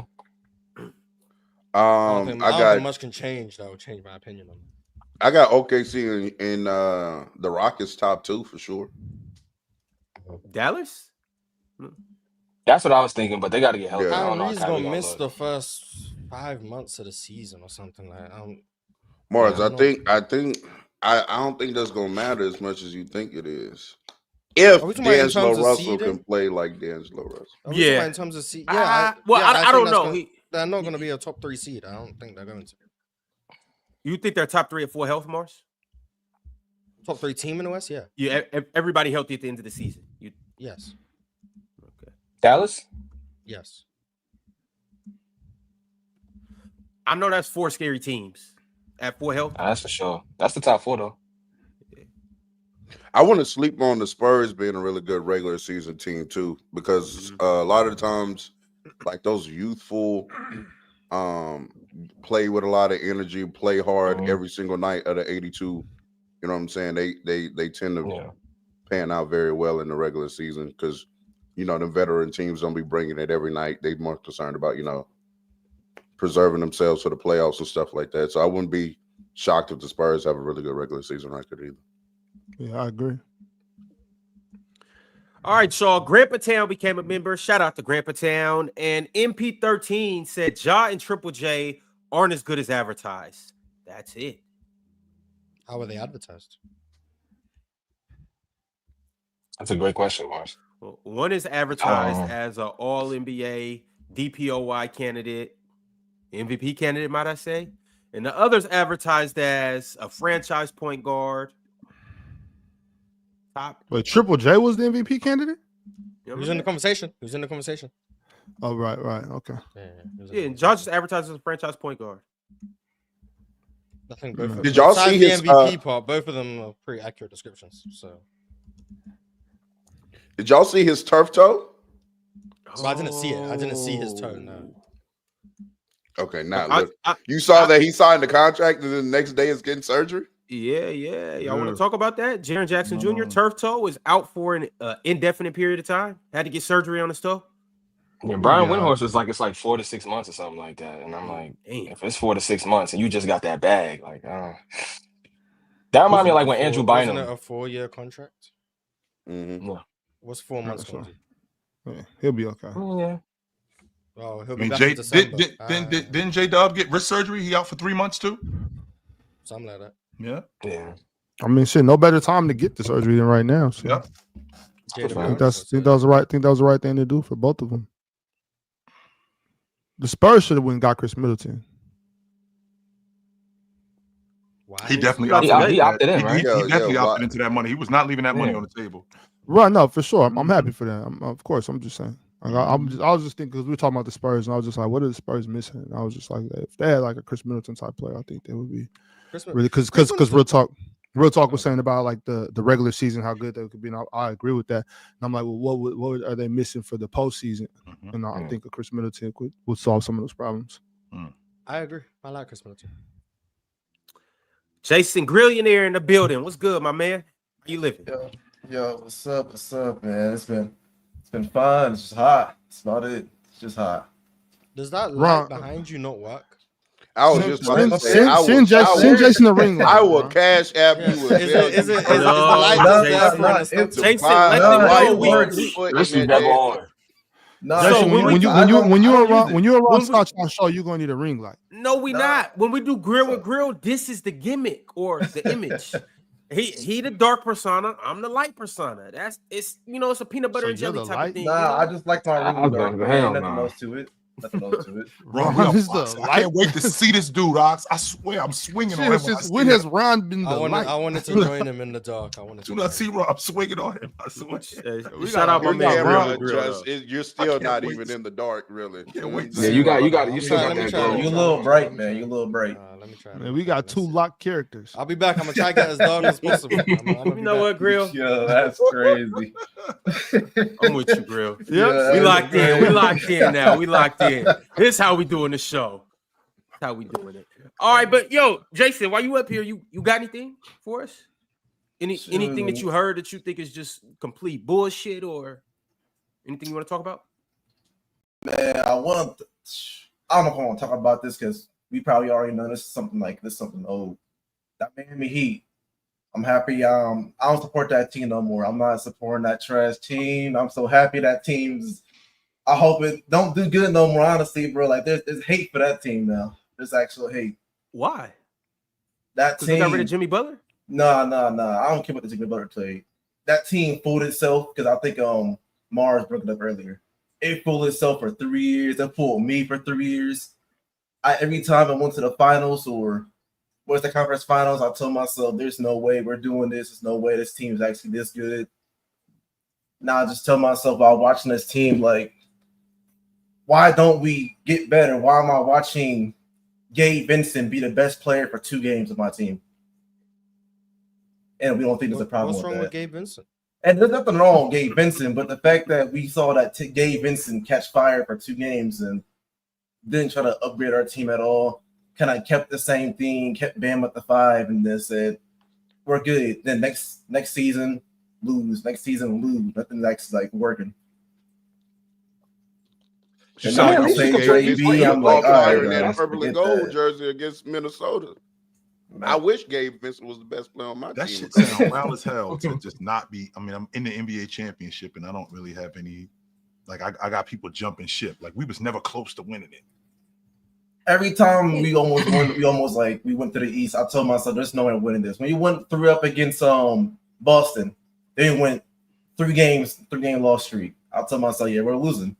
JT get hurt. I'm like, all right, like, guess we win. Y'all don't think y'all were ever No. close to winning a chip? I never thought my team was good enough. Every time my team went and got caught fired and said, "Hey, we have to just make a whole bunch of threes now." So you're Then out on I was Miami like, because "Oh, I'm you're out. Miami? I'm out on Miami because I feel like they're incompetent." That's why I feel like I'm out on Miami. I feel like they deluded themselves. He breaking up with the chick because she dumb. I think that's why he breaking up with her. He breaking up with her because she my team dumb. decided to say to themselves that we dumb. were good enough. They were not good enough for 3 whole years. Jason. We went against injured teams for 3 whole years and thought we were good enough. By the way, Ox, we ain't never stay at the we ain't stay at the Ritz-Carlton that long, but we was there at the Ritz-Carlton. But for the most part, chill. We've been at the Marriott. We've been at the Marriott. We in the presidential suite at the Marriott, right? We stay in nice spots. But I gotta break up with this chick because she dumb. Well, Jason, it sounds like rich nigga problems to me. That's what it really sounds like. But I mean, you gotta remember though, Jason. Tyler did break his wrist in 23. He wasn't even there for that. I think y'all was even better than y'all showed in 23. Yeah, I get that. Like, I'm not saying like we were a good team. I don't think we were good enough to win. And the fact that we could have probably made moves to be good enough to win, and we didn't for 4 straight years, was the problem to me. And after that, after this 1 year, I was like, okay, I'm gone. I can't do it no more. So you had Kyle Lowry, mm-hmm. who was one of the better veteran guards in the game. I think he helped. You ended up he was great, You ended up bagging Kevin Love, who was another veteran big. I mean, I don't think he helped that much, but I mean, he was there, and I think that did help you guys. But what was the move that was necessary to get Jimmy over the hump? What do you think the move was necessary to get another self-creator or a big? One of the two. We didn't get none of them for like 4 years. So what happened? We skipped out. Our name was in every trade for 4 whole years of all the stars moving around, and we didn't give up because we didn't want to trade Tyler Hero. I do feel That's you on that. All-star. Tyler Hero is an all-star. All-star Tyler Hero for Bam. I'm not for Bam. Dame. But not exactly. We can't like one-on-one switch. But whose future's looking brighter, Tyler Hero's or Dame's? We already know the answer to that. That's an answer. So we know the answer to that. It sounds like Pat Riley was locked in. Were y'all interested in Donovan Mitchell too? Yeah, we're interested in everybody. And we were Kevin in every Durant. trade talk for the past 4 years. But of course, Every y'all was trade interested talk. in Donovan Mitchell. You know who else was interested in Donovan Mitchell? Cleveland. Y'all ain't got a damn thing with Andrew Wiggins to show for. That's a damn shame. NBA champion all-star Andrew Wiggins. Yes, sir. Who's 29 years old, still got Number some good 1 years overall left. pick, Andrew Wiggins. Yeah, still got some good years left in him. Mm-hmm. Yo, be that as it may, it's been a good ass run the last 5 years. And you might have your lead. Yeah. That's a fact. Y'all were very competitive. You sound like You gotta be just appreciative. playing. It's been That's Bro, not turn it. your light back Real on. talk. That's not it. Real Competitive talk. If you ain't winning the NBA championship, Sorry. Nope. Yeah, no, y'all have had a great run. It's man. been cool, Y'all but really it's not cool to like put your toe in front of the finish line the whole time, but never put your foot in front of it. Like at that point, what am I looking at you for? You're just there. I mean, but your foot You get to crossed watch the your finish team line. in June. Like that's exactly. Yeah. Man. in the bubble. You was watching your team in September. Yeah. Saying you weren't close and like, granted, it was against my team, but 2020. I mean, y'all went 6 games and like y'all had a few starters hurt. You know what I'm Bam got saying? hurt. Goran and Bam got Bam. hurt. That's how you manipulate yourself into thinking that hey, if we were healthy, we could have won a championship. Yeah, that's how it works. I mean, that's not manipulation if it already went. We weren't being that. That's how you get tricked. Yeah, that's how you get tricked. That's how you get tricked.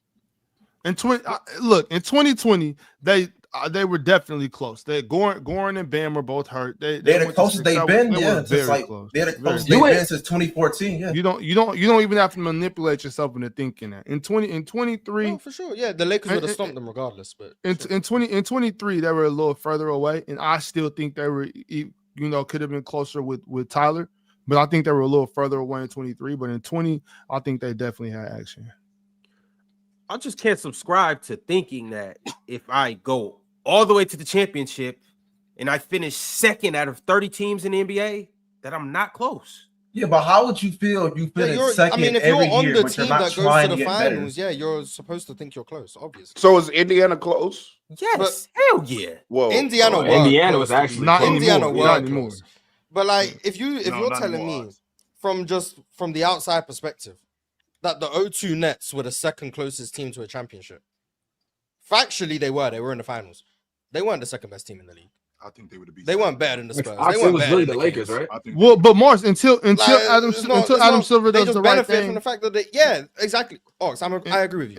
and If goes one 1 through conference 16, is drastically better than the other one team in the other conference is gonna be tricked into thinking they're closer to a championship than they are.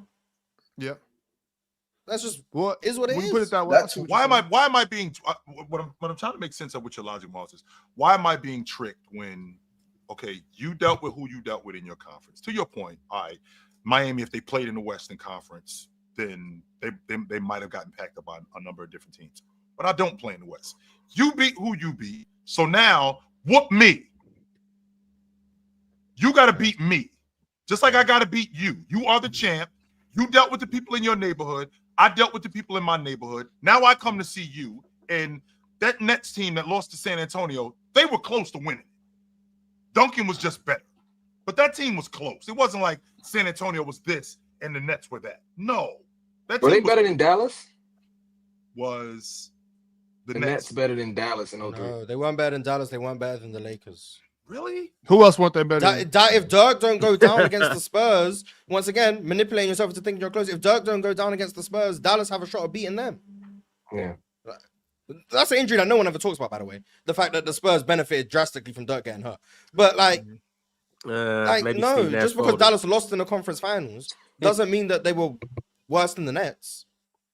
They were a better team than the Nets. At first, Mars, when you were saying this a little earlier, I was on the other side of it. I wasn't agreeing because I was just thinking about, well, I mean, you made it to the finals, so you got to be close. But when you put it out this way about like, well, you're not the second best second best team in the league, then no, you're not close when you look at it that way. And that's why, Chill, I think until we have the 1 through 16 playoffs, which I think the NBA really needs, we're going to be stuck in that mindset of teams that are winning in the East, thinking, or the West if the West gets weaker, or the West, yes, or the West. You're going to have to deal with that other conference champion, thinking that they're one of the top 3 or top 4 teams in the NBA. You know what I'm saying? The 07 Cavs weren't closer to being a championship team than the 07 Suns. They weren't closer. The Suns lost in round 2. Right. And because Chill, in 02, we got robbed in the championship. We didn't get robbed in the Western. That's what the narrative was. The Western Conference Finals was seen as the actual championship. Yeah. And then the finals was the formality of like, oh yeah, you're gonna beat the Nets or the Sixers or whoever. But the conference finals was the championship round. 01, when the Spurs saw the Lakers, that was the championship. Philly was just, okay, well, you gotta win 4 games against Philly, but we know whoever comes out of this series is gonna win the championship. Like, just because you make it further doesn't mean that you're actually. Like, it's weird. Like, technically, you're closer to a championship because at the end of the day, you only have to win 1 more round. Technically, but you're further away from being that level of team than the team that lost in round 3 or round 2. Like, it's just matchups and conferences and all of that other shenanigans. But I mean, Toast, it really ain't that serious, brother. We just up here talking basketball. My soul is not hurt, my man. That's all we up here doing. When I leave here today, I'm not going to be thinking about you. You're going to be thinking about me, though, but I'm not going to be thinking about you. All we doing up here is talking basketball. So, no, this doesn't hurt my soul. You know what hurt my soul? Losing my uncle. That hurt my soul. Yes. Come on, Toast. Get a grip. This doesn't hurt my soul. Yeah, people think this stuff is more serious than yes, That's what it really isn't. Yeah. Give me a break. Right.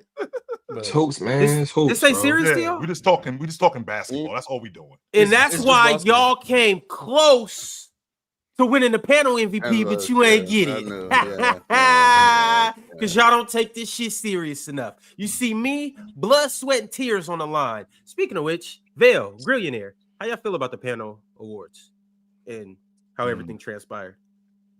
Chill was panel MVP to me. Bro, I'm sorry. Yeah, he was close. Second, but you know. I don't know a panel without Chill, so Yeah. New Jersey Nets. Chill's consistency deserved to be. That's OD.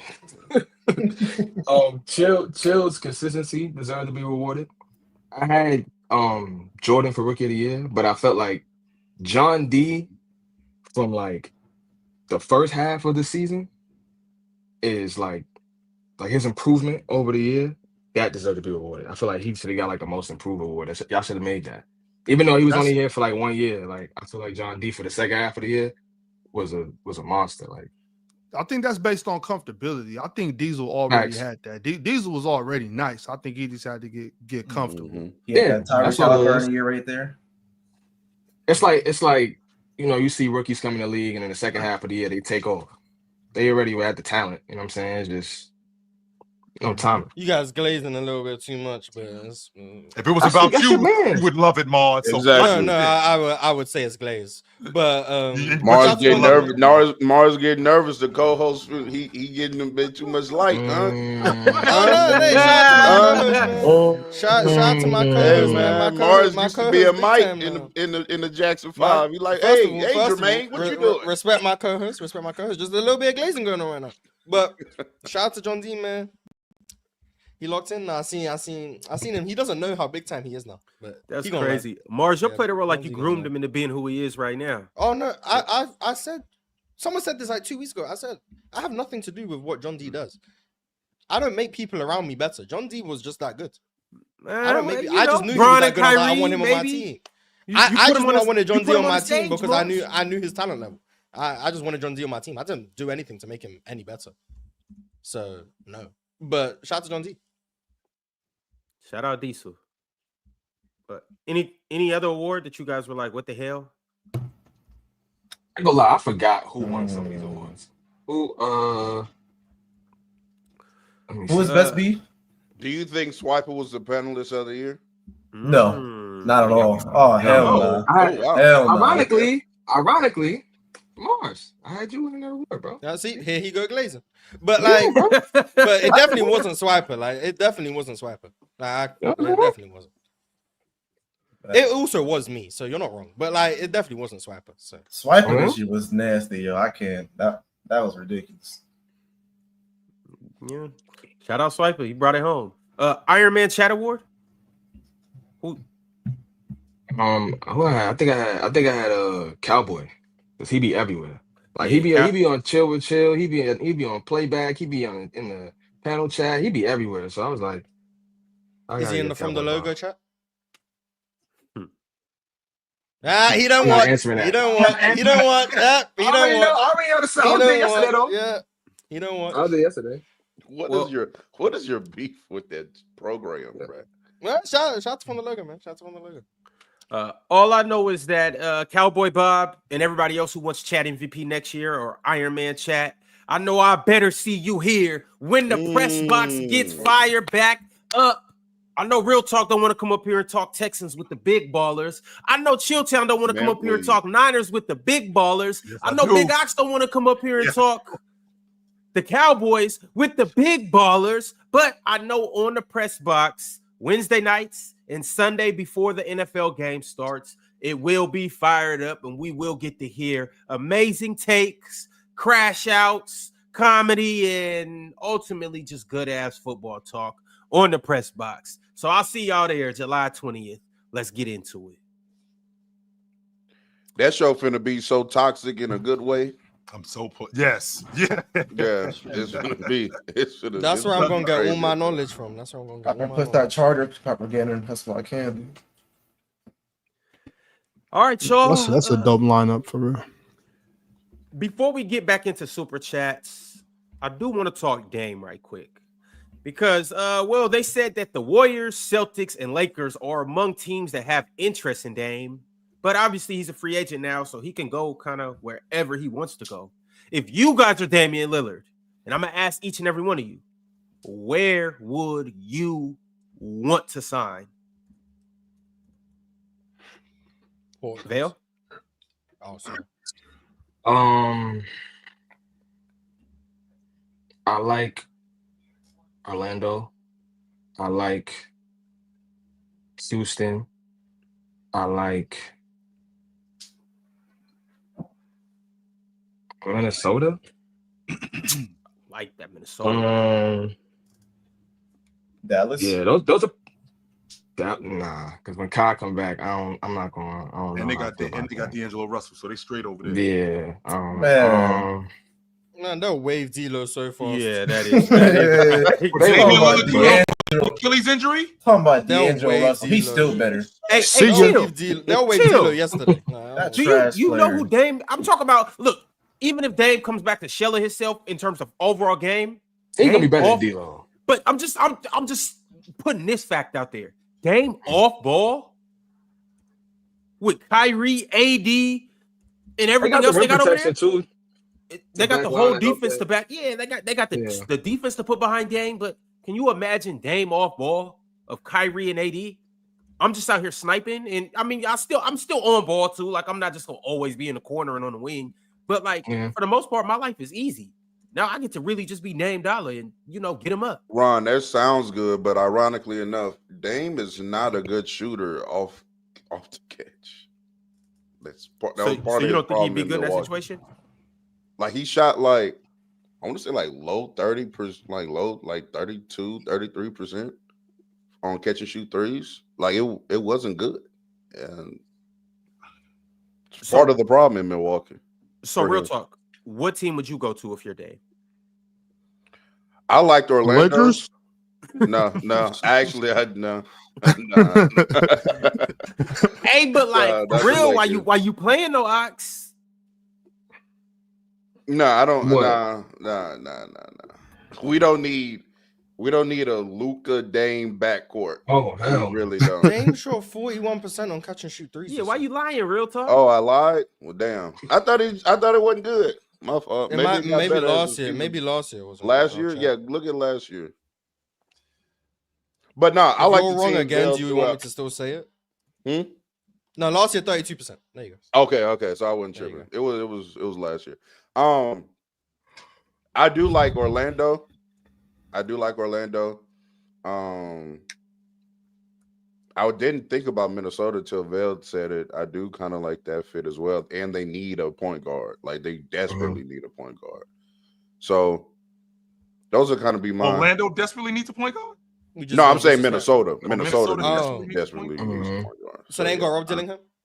Right. Who they're developing. Exactly. Yeah, and don't forget, we're not talking about this season. We're talking about next season. Yeah, we're talking about the 26-27 season, not this season coming up. Rob might Dillingham. Yeah, Rob might be better at that point. He might be ready by then. I'm not high on Rob Dillingham personally. Like I know, but are you high on post Achilles' name? I still think he'll be better than Rob Dillingham. Yeah. When he comes back, he'll be 30. He'll be 36. Maybe 36. Are you high on post Achilles' name? Answer the question. He'll be a top 40 player in the league. Yeah, sure. Top 40. That's kind of high. Yeah, that's kind of high on post Achilles' name. That's good. That's really good. Ryan, I think the options for Dame should probably be Portland and some, Golden State. Portland and Golden State. What about Detroit? Those are my two options. Yeah, it's like because either way you just going back home. You know what I'm saying? Go back home and compete. Finish your career out. And really when you go to those places, you can kind of focus on life after hoop too. You know what I'm saying? Getting your business affairs in order. He got a lot of business up here in Portland. You know what I'm saying?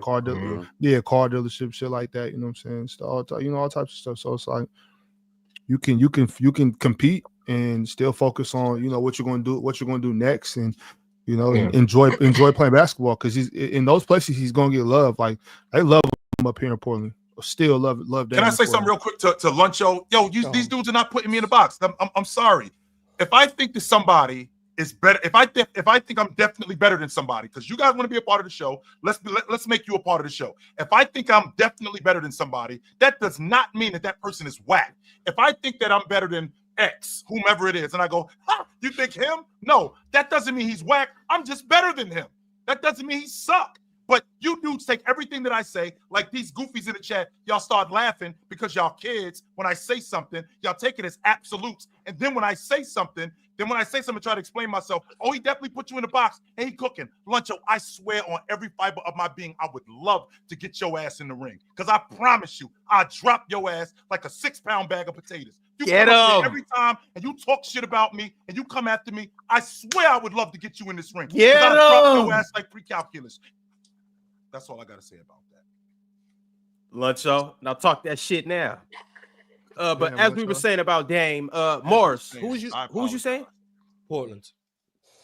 Okay. Golden State is like a secondary, but like Portland. That's where I would go. How about more than just basketball reasons. How about in Golden State? That's what I'm saying. You can go home. Yeah. I would love to see him in Golden State just to see it though. Yeah. I want to see what that looks like. With a Steph Dame backcourt. I would like to see what that looks like. Just for the thrills, for the fun. They ain't winning. I wish it was this year. Yeah.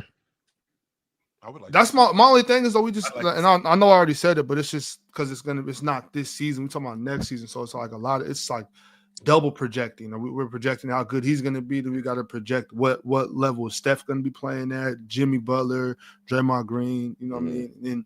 But I think that works better for Portland though, because I think we all expect Portland to be getting better. So if Dame could come back, anywhere near what he left as, I think Portland might be a good destination. Once again, like I said, you can come back home and compete. What about Boston? No. I'm not mad at Boston as far as basketball goes. I think that'd be kind of nice. JT. I mean, the way I look at it, same thing with Al Horford. I'm assuming these guys still want to win a chip. I know Dame hasn't won anything yet. I would assume that he would want to go somewhere where he has an opportunity to, win a championship and still contribute in his latter years. I think Boston would damn near be a fire move. That'll be dope. I just want to be so he's able to go wherever he wants to go. And the team that he does choose, it doesn't affect their cap because Milwaukee. Go to OKC, Miami. You're gonna get him on the cheap. I don't think you're gonna get him. If that's the case, then OKC. Get him on the cheap. I'll come off the bench. Carry me.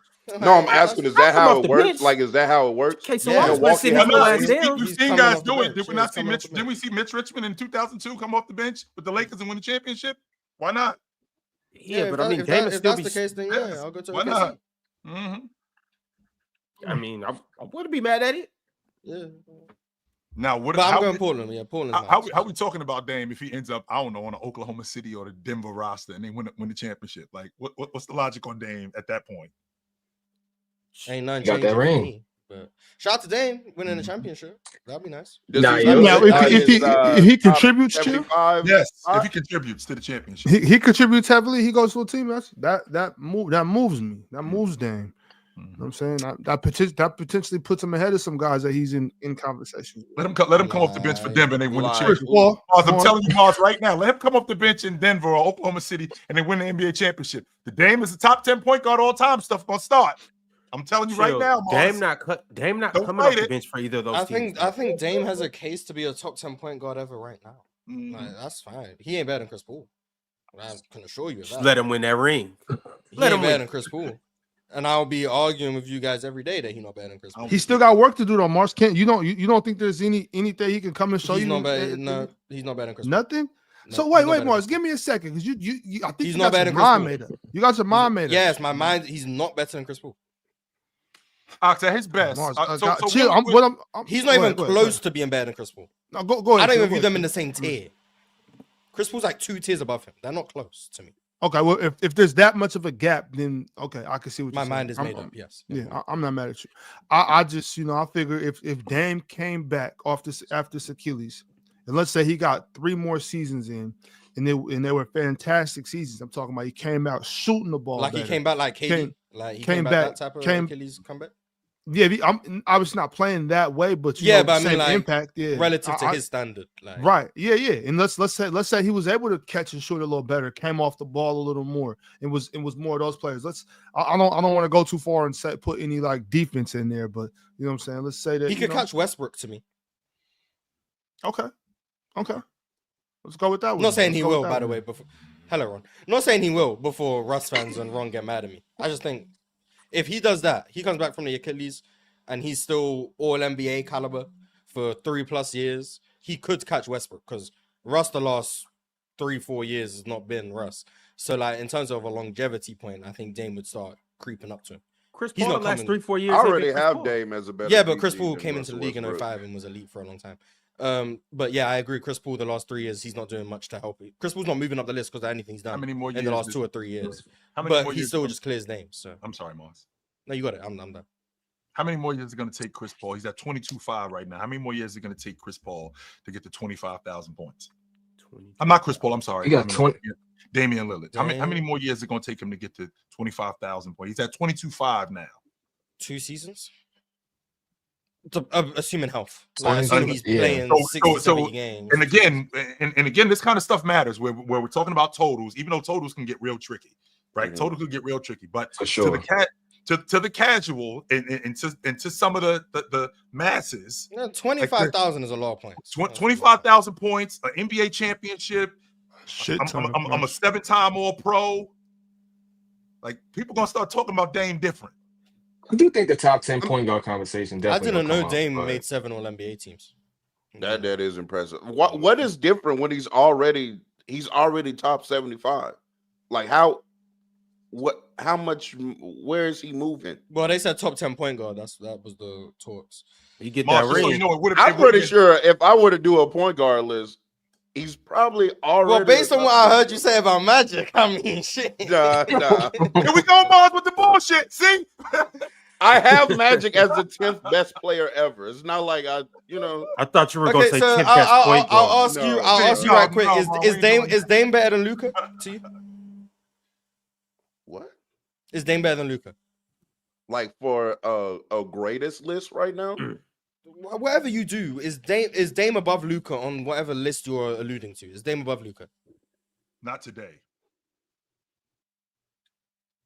I guess. I think Luka just has to put more years together. Sure. How many All NBA teams has Luka made?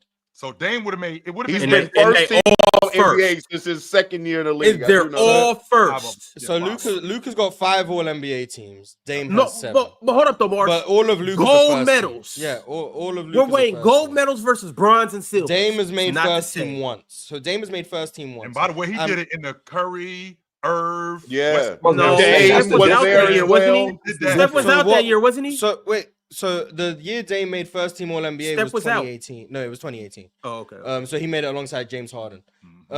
He came 4th in MVP. Yep. What era is Luka exactly making first team All NBA? Because the last time I checked, Steph Curry was still playing. Curry's still playing. And Last Dame, the person Like with- so Luka was making it over prime Damian Lillard. Yes. So I mean, let's Luka not is act- better than We're not him. going to act. Like, We're not going to act like Luka's making these first team All NBAs in a weaker competition at the guard spot. That's just But wait a not minute, true. though, Mar. So are we going to say that 2022 Dame Lillard is the same as 17 Dame Lillard? He's better. You think 2022 Dame is better? The best Dame ever was 2023, in my opinion, That's the one. and That, 2020. I think he Both years in which Yeah. Luka was I first agree. team All NBA. 2020 and 2023 are the 2 best years of Dame's career, in my opinion. Mhm. those were 2 years that Luka made first team All NBA. And you're saying Luka was better than I him think those they years? in 2020, 2023, yes. 2020, I'll have the conversation. But 2023, yes, Luka's better than Dame. I think 20. Luka I was think better I, than I him think in the, 2020. to be honest with you, I think the 1920 Dame. I think that was the best version of him. The bubble game. And you'll never guess who made first team All NBA in Yeah, 1920. that was in year 2. Yeah, that So, was I in mean, year and, 2, which is surprising to me. That was the year man, Dame had like he's 360 dumb. point games that year. Y'all, Yeah, Dame was crazy. Dame Yeah. was hooping though in 20. Yeah, Dame For was sure, He's crazy. Dame is elite. That's why I think Dame has a case right now Sure. to be a top 10 point guard ever. To me, not saying he is or he isn't, but Right. he might be. I already have him better than Westbrook. You were saying if he does something, he can be better. Yeah, which is fine. Oh, okay. Well, it's not fine, Tyrone. But like, for example, like I think Dame he's in that group. Like Gary Payton would be in and around that group. Mhm. Russell Westbrook would be in and around that group. What? Maybe Frazier? Walt Frazier would be in and around that group. Mhm. Like Dame's in that territory already for me. Like where he stacks up, I don't know. I'd have to think about it. But like he's there right now. So it's not much that's gonna change for me. yeah, Best case scenario, he gets like 9th. I do. Silly wanna say, me though, that I'd rather have my point guard be a good decision maker and a great shooter and not average 10 rebounds. I don't think Dame's a good decision maker. That's where we disagree. Like I think, oh yeah, James just makes way better decisions than Russ. I don't agree. Like I just don't agree. Because that's who you're comparing him to. I don't agree. Bouncers. Yeah, compared to Russ, I don't think he's a good decision maker. I just think he's all right. He's a better decision maker than Russ. I don't think that means he's good. he's not a better decision maker than Russ. Ron, you don't It's have to not. sit here and just lie. I don't necessarily agree with that. But yeah, I don't think Dame's a good decision maker compared to Russ. I think he might be better. Like, but I don't think he's a good decision maker. I don't think the Between those two, decision-making it's in the hard to same tell. group. Like I don't think Dame, generally speaking, is a good decision maker. I think he makes a bunch of bad decisions As a distributor or as a scorer, Mars? as a player. Or As a overall? the decisions Well, he makes on defensively, defense, he bad makes a ton decisions. of- The yeah. decisions he makes in terms of shooting, bad decisions. His decisions out of pick and roll, a lot of bad decisions. His decisions in isolation, a lot of bad decisions. Like, I don't think he's a good decision maker. I think compared to Russ, he might be better, but Russ is like, for most people, the standard of bad decision making. If I compare him to all the other point guards, you're like, oh yeah, Dame's not that good of a decision maker. Like, Dame's not a better decision maker than Steph. He's not a better decision maker than Magic. He's not a better decision maker than Chris Paul, Steve Nash, Gary Payton, Luka. He's not a better decision maker than these guys. You think he is?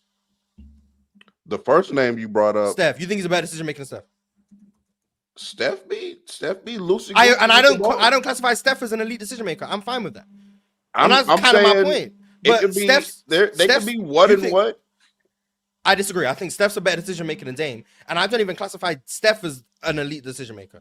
Like, he's just Steph's cool, but like elite decision makers, no, I don't think Dame's close to that. I think like if you were to rank them, it would be Steph, Dame, Russ, but Dame's closer to Russ than he is to Steph, in my opinion. All right, y'all. It's about that time to get into these crunch time chats. We have reached the crunch time of the show. You guys have sent through super chats, so we're going to answer the questions. Salute to everybody that sent through super chats. Also, salute to our Hall of Famers, Multi Kenny, Worldwide Mace Television, Teddy Hart, Rav Deer, Minor, Joe Breezy, Arch, Braden, Cheese, Kingster. Oh, Trevi also became a Hall of Famer. That's our newest Hall of Famer. Shout out to Trevi. And also, shout out to Vail and shout out my man Jason Grillionaire. They up here kicking it with us right now. 2 current Hall of Famers. And shout out to everybody else that's Hall of Famers. That's a lot, bro. We deep. Yeah, We're just letting anyone in the Hall of Fame these days. That's what it sounds like. I got a 67% chance I'm in. Fuck out of here. Looking like the real basketball Hall of Fame. Speaking of Hall of Famers, Joe Breezy sent through a super chat and said, chill fighting multiple dudes in the chat like King Kong versus 3 T-Rexes. One in a chokehold, one being punched, the other being grabbed by his foot, pushed to the floor. Chill, stall him out, Debo. Goofy ass dudes out of here. Chill, why you beating the goofies up like that? Drink basketball with Mars and real talk. And Chill reminds me of Kevin Durant. That's what I do. You only respond to the negative stuff, man. That's not true. I talk to other people in the chat when we talk basketball. I ain't never heard you interrupt the show to be appreciative of the chat. That's Only not true. only when there's negativity. That's Maybe in not the true. chat you're typing with people. You've Yes. never said, hold on, Ron, to etc. in the chat. I appreciate it. I've never heard you do that. Not one time. All right. So how No, about what's this? that? Hold on for a second, Ron. Frank, I appreciate you, brother. Thanks for bigging me up, my man. I appreciate you. Yeah, see? My man. Shout I out Frank appreciate- C, I man. appreciate you, Yeah, Frank. for No doubt, every my man. negative Absolutely, call brother. out, I do appreciate a you. positive one. So, You know? Frank, I appreciate you, brother. You Thank respond you. to the negativity, That's man. absolutely. There you go. That's what I do Gotta in be my more positive. playlist. you Every go. degenerate song I add a gospel song. Balance each other out. You know what I'm saying? The yin and the yang. Drink More Water said the misconception about having a top player on your team is that you always have to be in title contention. It's rare to have a 10+ year window, let alone a 5-year window, which the Bucks had. Should the Lakers have traded Kobe in 07? No. I don't think so. Mm-mm. After missing the playoffs and losing in round one? Mhm. in 3 straight No. years? No. I mean, I'm saying that from a hindsight. And he was the best player in the world, right? Yeah. From a hindsight Yes. perspective, I'm saying no. At that moment in time, like if that was to happen But if right we now, if PC was around in 07, I we would have been having them talks. Kobe gotta leave. Is that what would have I will probably be saying the same thing. And I would have been on the same Probably, side. actually. And I would have been on the same side of, no, I'm not trading Kobe. I'm not trading LeBron. I'm not trading Giannis. So would you, if you was Cleveland, first stint of LeBron, would you have traded him? No, not the No, he first. too Well, young. he He was too yeah, young. he was Way too too young. young. That's part of my thing with Giannis though is the fact that But then he's they lost 30. him in free agency. So would you have traded him? Oh yeah. If I wasn't able to re-sign him or extend him, I wouldn't have let it get to free agency. So in 2010, So you would have traded him at the deadline in 2010. yeah. Who, I'm Brian? not- See, like that, we just disagree fundamentally. I'm not trading that type of level of player. You Right. talking about James? Yes. Yeah. I'm Oh, not- I'm not 100%, trading- Mars. I would have traded him. Yes, I'm not letting. Yeah, him I'm walk out not. the front I'm door. not doing it. Yeah, Yes. see, that we just disagree When fundamentally. the beginning of the season started, when he wrote the blueprint. Now that we know what we know now, the fact that we know what we know now, he wrote the blueprint on when your star doesn't sign a contract extension when his contract is up, the year that his contract is up, he will leave you high and dry. I'm not trying to do that. I'm perfectly fine with that. Leave No. me high and dry. Mm. I'm not trading. not You LeBron would have James. took the loss of just letting him walk. No, Yes, I'm not hell trading no. LeBron James. Knowing what I I'm know, not trading I would LeBron not. James. I'm not trading Kobe Bryant. I'm not trading Nikola Jokic. I'm not trading Luka Doncic. I would've I'm not definitely trading Giannis Antetokounmpo. I'm not trading Kevin Durant if I'm OKC. I'm not trading that level of player. You'll never find me trading that guy. KD asked Even when if he they got traded ask to be too. trades and I'm hesitant to trade them. I'm not trading that level of player. I'm trading you if you're in the last year and I can't get you to sign. So some you guys all extension, think the Cavs are wrong to not trade LeBron in 2010? I do. Yes, Mars. Yes. you let him walk for no, you didn't get nothing back. I'm We just gotta- making sure Mars, we're on this the is same obviously page. speaking about that. hindsight, but yes. Yes, we Okay, got a second. We got a interesting. second. I'm not saying. got- By the way, I'm not saying you guys are wrong. Like, there's a No, you reason I'm just not running clarified an NBA team. Like, You just obviously, clarified it. Yeah. I'm just making it abundantly clear. And, like, I've always said, I'm not a GM. The GM, the free agency stuff, like, that's not my wheelhouse. I watch the sport and I talk about what happens on the court. All of Yes. this off the court stuff, this is all my opinion. I don't run an NBA franchise. I'm not trading one of the 3 best players on the planet. Yeah. I don't care. I will lose them for free. Whatever. Them leaving has to be their decision, not mine. I'm not making a decision to trade LeBron James. Yep. That could be the wrong decision. I'm perfectly fine with accepting that. I'm not trading LeBron. You guys can be the GM that traded LeBron. And you can be like, hey, we didn't know if he was going to resign. We had to think about the franchise's future. That's logical. Yeah. I'm not a logical human being. My logic is best player on the planet. I'm not trading him. He's going to have to leave off his own free will. I'm not trading him. My logic is you don't want me. I don't want your punk ass either. And that's perfectly fine. Yeah. I'm not a GM for a reason. Like, anyone who takes my GM skills and be like, oh, yeah, I'll do what Mars says. No, don't listen to me. I'm speaking what I would do. And there's a reason the franchise hasn't hired me. I'm not doing that. That's it. Mo, shout out to Mo in the chat. He sent through a super chat and said, Ron, where's Russ going and what are my Pistons doing? Maybe he's going to the Pistons. Mhm. See that The happening? Pistons are. Shout out to they're Duncan having a- Robinson, by the way. 3 years. Yeah, 4 they're years. having a decent. Yo, off- you know Duncan Ron- Robinson has made over almost $150 million. Yeah, Get to it. Yes, It's not playing sir. real talk. He getting that bread. Get to it. Like, when you shoot like that, somebody He's gonna want to getting pay you that money. bread. That was Malik Ron, how Beasley's high are money, you by the on way. Russ, by the way? I That know you're high 100% on was it. his bread. Yes, sir, Mars. Russ, That was Ron thinks Russ is the third best point guard ever. Yeah. Yes, real talk. You heard that correctly. One more time for the people in the cheap seats, Mars. Ron thinks Russ is the third best point guard ever. That's why he was silent, because he wanted to make sure he heard what he heard when you said that. Yeah, he did say that. Brother. Real talk. Okay. Magic, Stockton, Russ. Uh-huh. There you go. Stockton. You don't believe that. You don't believe Stockton. You think Stockton is. You don't think Stockton's better than Russ. Actually, no, you don't. He is better. So than stand on it. Say Russ is better than Stockton. Maybe he does think Stockton. He doesn't think that. No, he doesn't. John Stockton's better. John Stockton is the second best point guard ever. I think Stockton's better than Russ, but that's The offseason is going to be fun, man. Wait. Where is Steph Curry? I never said Russ was third, Morris. I said Russ was fourth. mm-hmm. You said that, but you can have Steph on there too. You think John Stockton's better than Steph? Nah, I got Steph's over Stockton. Steph number 2. Okay. Stockton 3, Russ 4. Real talk. I that's the thing though. I believe Ron about the Stockton part. I 100% believe that he thinks John Stockton is number 3. real talk. It's the Russ part. I don't really think Ron believes Russ is number 4 though. I think. Oh, he did Curry say is 4. better. My fault, Ron. False allegations. You got Russ over J Kidd too, Ron? Yes. And Penny. He's made the argument for Russ over J Kidd before. Okay. I mean, I ain't mad at that. You know. Like, I want to say no to Penny. It was just I it's just want the my fact that lead Penny guard to be. I want my point guard to be a point guard. Yeah, then he brings up Russ leads in the league in assists like multiple times. So Yeah. we've had this Russ conversation. was like before. point guard. Yeah, we've had this conversation before. Who happens to be a scoring guard, but he's a point guard too. Who's better to you, Ron? I know they're not the same position. This is just a random question. Who's better, Russ or Allen Iverson? Russ. Not saying I agree or disagree. I was just curious. Russ. Okay, I was just curious. So Russ, AI, James Harden. Well, you could throw a couple other names in there after AI, and then we can get to James. For sure. And Chris Paul's below Iverson too. Mars, come on.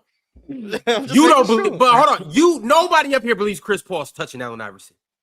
I agree. Correct? They're not in the same Yes, tier. I agree. we do. No, What I are agree. you They're not talking in the same about? tier. They're not All close right, to come each on. other. I Let's agree. get to these super chats. I hope. No, I'm with you, Ron. They're not close to each other. I agree. I don't like the direction this is going. I can They're not close. I agree. Grab the wheel, Ron. Grab the wheel, Ron. We gonna be here till 5 p.m. Eastern. Grab the wheel, Ron. Get it. MTHJ said, "How y'all feel about Bill and Vucevic / Ayton to the Warriors?" So Bill, yeah, Bro, Hey, I love sign that. me I up. love that. Bill No for problem. Sign me up. Golden Sign State me up. Warriors are not Bill for trading Kuminga. No, No, they're not. I'm assuming. I'm gonna be honest. I'm at a point where I think the Suns are just gonna buy Bradley Beal out. I think that's what They need to. Unfortunately, it's a lot of money because I think Bill still has like 2 or 3 years. Yeah, They're gonna have to stretch. They're gonna be playing. Remember when like the Lakers were still playing Luol Deng like 8 years later? Yeah. It's gonna be 2038, and we're gonna see that the Suns are still paying Bradley Beal some money. Like That's But a they good need to buy him good business move for Brad though. One more year left on his deal, Mars, and then he's got to play. he only has one, but he's accepting the player option. He's 100% not leaving that money on the table. So he's got 53 next year, and he's got the player option for 57 in 26-27. What They'll a be paying him. contract he signed, man. That's $100 Shout out million. to Bradley Beal. Shout out to Bradley Beal's agent, whoever that is. Yeah. 110 Shout million. out, yeah. Mars, do you like Brad in Golden State? Yeah, I say this. I made a tweet about it maybe a few weeks ago. Bradley Beal is. I didn't say Bradley Beal's name, but Bradley Beal's a good player.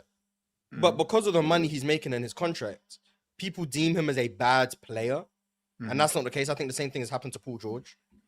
Like Bradley Beal on a cheap contract is an amazing player. You got Bradley Beal for 20 million. That's extreme value. He's a hyper efficient scoring guard who can play on and off the ball, can score from multiple levels, can attack a closeout, can catch and shoot, can get to the rim, got a good floater.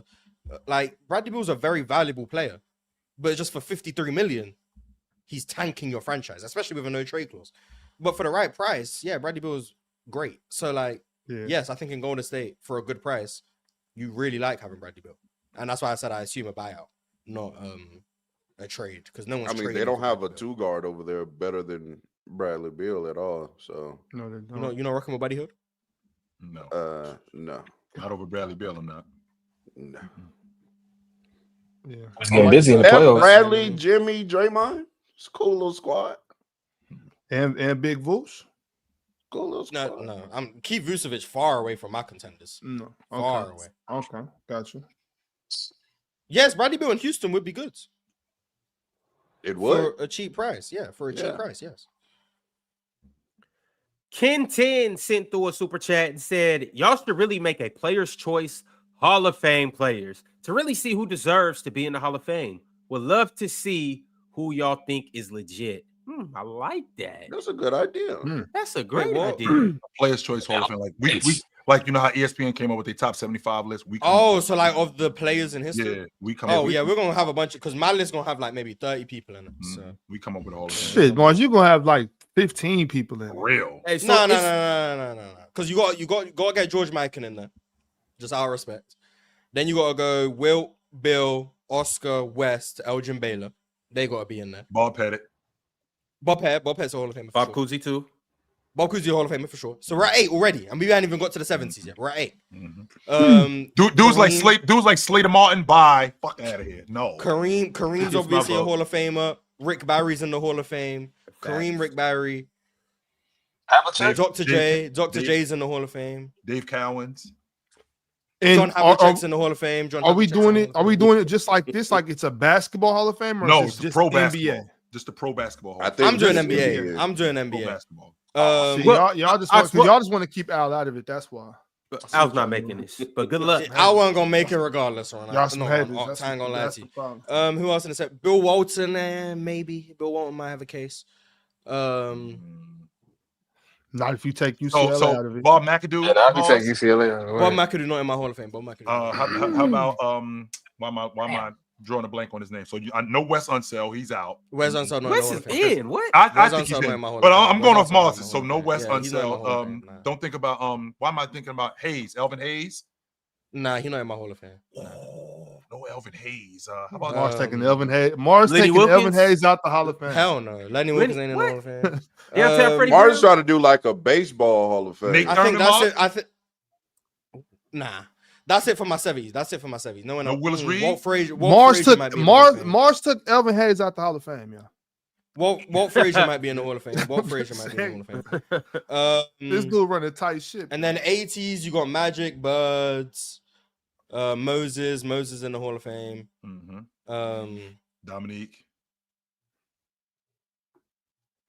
He showed up in James 82, Mars. Worthy in the Hall of Fame. Is James Worthy in the Hall of Fame? Yes, James is in the Hall of Fame. Big game, James. Finals MVP. Yeah. Multiple rings. Mars taking Elvin Hayes. Charles Barkley's in the Hall of Fame. MJ's in If the Hall of Barkley and Fame. James Worthy is in, yes. James Worthy. Barkley's better than James Worthy. Okay, but James Worthy was that big game James thing is not a self-proclaimed name, Mars. Just so you know. Nice. Alex English? Chauncey Billups ain't making my Hall of Fame. Neither's Robert Horry. Alex English is Andre Alex Iguodala? English? He's better than Chauncey Billups. Don't do that. But he has a nickname about being clutch. That's my point. Number Alex 32 has to make it. Yeah, he has to. Yeah. Mars, is Alex English? What in the about Hall who of was Fame? passing the ball to number He can be in 32? a jail cell, like just next to the Hall of Fame. What about who? Who was passing the ball? Scott. The top 3-point guard. Mars, are you purposely Nah, he'll be in ignoring the Hall of Alex Fame. English? He's not making my Hall of Fame. The leading Uh, scorer of the I decade. just wanted you to don't say care. yes or no. Yeah, You I don't said- care, okay. no. Wow, Mars. John Stockton can make the Hall of Fame. George Gervin can make the Hall of Fame. Ice man. I think that might. David George Robinson's can in the Hall make of it, Fame. but English can't. George Gervin's better than him. Isaiah Thomas. Zeke can make the Hall of Fame. Zeke can make the Hall of Fame. Joe Dumars. No. Dennis Rodman? No. Scottie Pippen. Kevin McHale? Scottie Pippen can make the Hall of Fame. Kevin Kevin McHale? McHale. Yes, Kevin McHale. We gotta dedicate a whole show to Yes. this. Show, No, we about to do this. Because I got to bounce. Nah, I don't know about Kevin I McHale. would love to. We're do gonna this. make it happen. I don't know about Hey, Kevin McHale. It's gonna be all of us up here, Yes. and it's gonna be about 7 or 8. It's gonna be 8 of us. We're gonna have the criteria already set, and a person has to get 5 votes in order to get in. Yes. Oh, so we have to follow the criteria? Oh, Then none of what I'm saying matters. No, it's kind of Yeah. your own criteria. Well, Then yeah. This is the criteria, but I mean, Because I can This assure, has to be I can assure you guidelines, will not be like, seeing what- Dave Bing in my Hall of Fame. Like, they've got my vote. But the thing, Wilkins, Mark, nah. all we have to agree on is what portion of basketball we are. All right, chill. I got to bounce, All right, fellas. chill. I'll see y'all tomorrow. So as long as we decide if it's like no overseas, no college, no high strictly school, NBA, strictly NBA. If it's just strictly NBA, I think those and are always ABA, things we ABA have should to count. do. NBA, ABA. Yeah, NBA. NBA. The thing about it is, like, we can still come up with the criteria. It's still on you though. Like, you may think like I Yeah, may but we can't have more. one person factoring in college and then one person not. Right. Nah, for that sure. has to be the blueprint. Like that's all I'm saying. That's all we have. Everything to else agree can be up upon. to your discretion. But this is something I've been very passionate about. Hall of Fame to me is reserved for only the Cream of the all-time crop. legends. Yeah, we're not talking about, oh, you made a couple All NBA teams. Nice, cool. You have to be an all-time legend to make my Hall of Fame. Mm-hmm. Still shout out Dave. Do Olympics count? Melo needs the Olympics. We might have to count everything, yo. I think Olympics can count. We might. We got to do it how the NBA does theirs. It's the basketball Hall of Fame. Then we just let everyone in there. All right, yeah, you right, huh? All right, the real NBA Hall of Fame. Real NBA. Dame wouldn't be in my Hall of Fame. Especially if you on the USA team. You right, Mars. Nobody cares about AAU rings. So real talk, are you voting for Melo when he gets brought up? I mean, I think Carmelo's a Hall of Famer without the Olympic gold medals. Right. Anyway, but Mars doesn't. You don't think Melo's a Hall of Famer? He'd be in and around it. Yeah, he'd probably make it. I don't know. Maybe. Are you going to vote for him, Mars? We'll cross that bridge when we do the episode.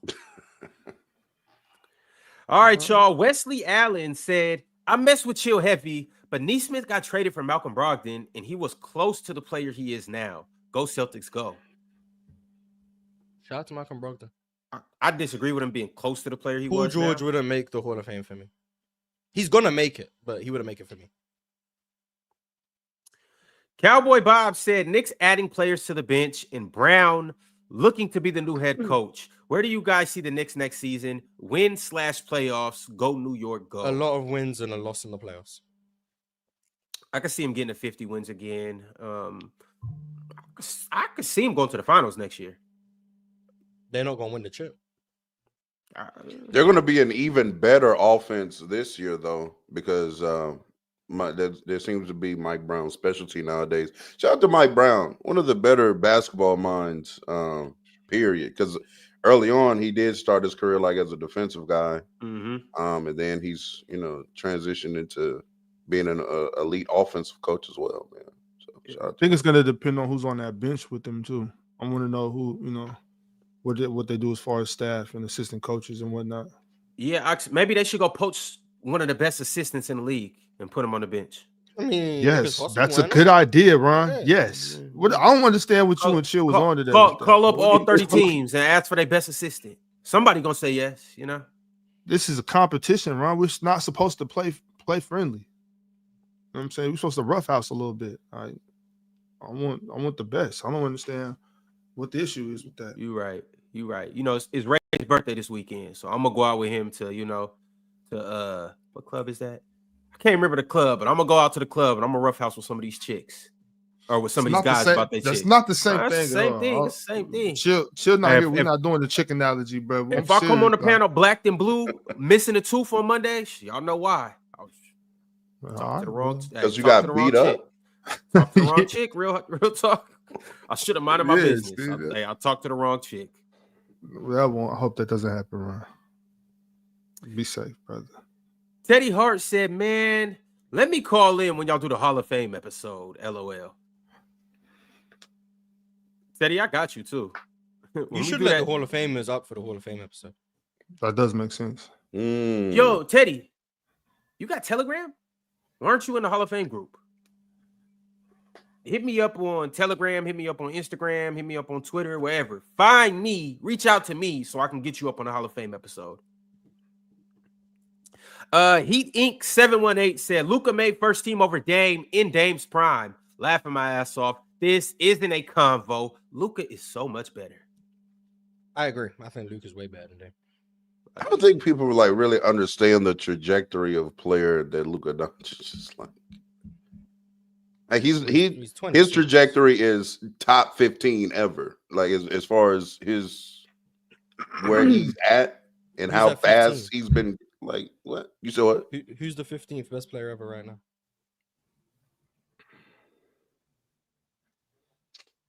That'll be around like Jerry West KG. range. Yeah, that range. Jerry West, KG, them kind of players. That's the tier Luka's on pace to get to, in your opinion? Yeah. Okay. Yeah. Really better, to be honest with you. And by the way, Luka's already had a better career than Dame, but NBA career or NBA, yeah. Well, I mean, if we count that, Dame's 4 years at Weber State don't compare to a EuroLeague. that's what I was championship at asking. I 17. was asking if you were doing overall career. Or He just got a NBA. better overall career too. I want a I agree. EuroLeague I think overall championship. career is clear. That's why I was wondering if you're talking about NBA or overall. Nah, Hey, real quick question about the Hall of Fame episode though. Like, are we gonna do Steph, Bron, KD? Those guys, are they gonna They're be? gonna be in the Hall of Fame for me. I don't know about you guys. They're gonna be in the Hall of Fame for me. yeah. Well, we'll do the Giannis past and Jokic players, will be in there too. and then we'll But get yeah, the current players.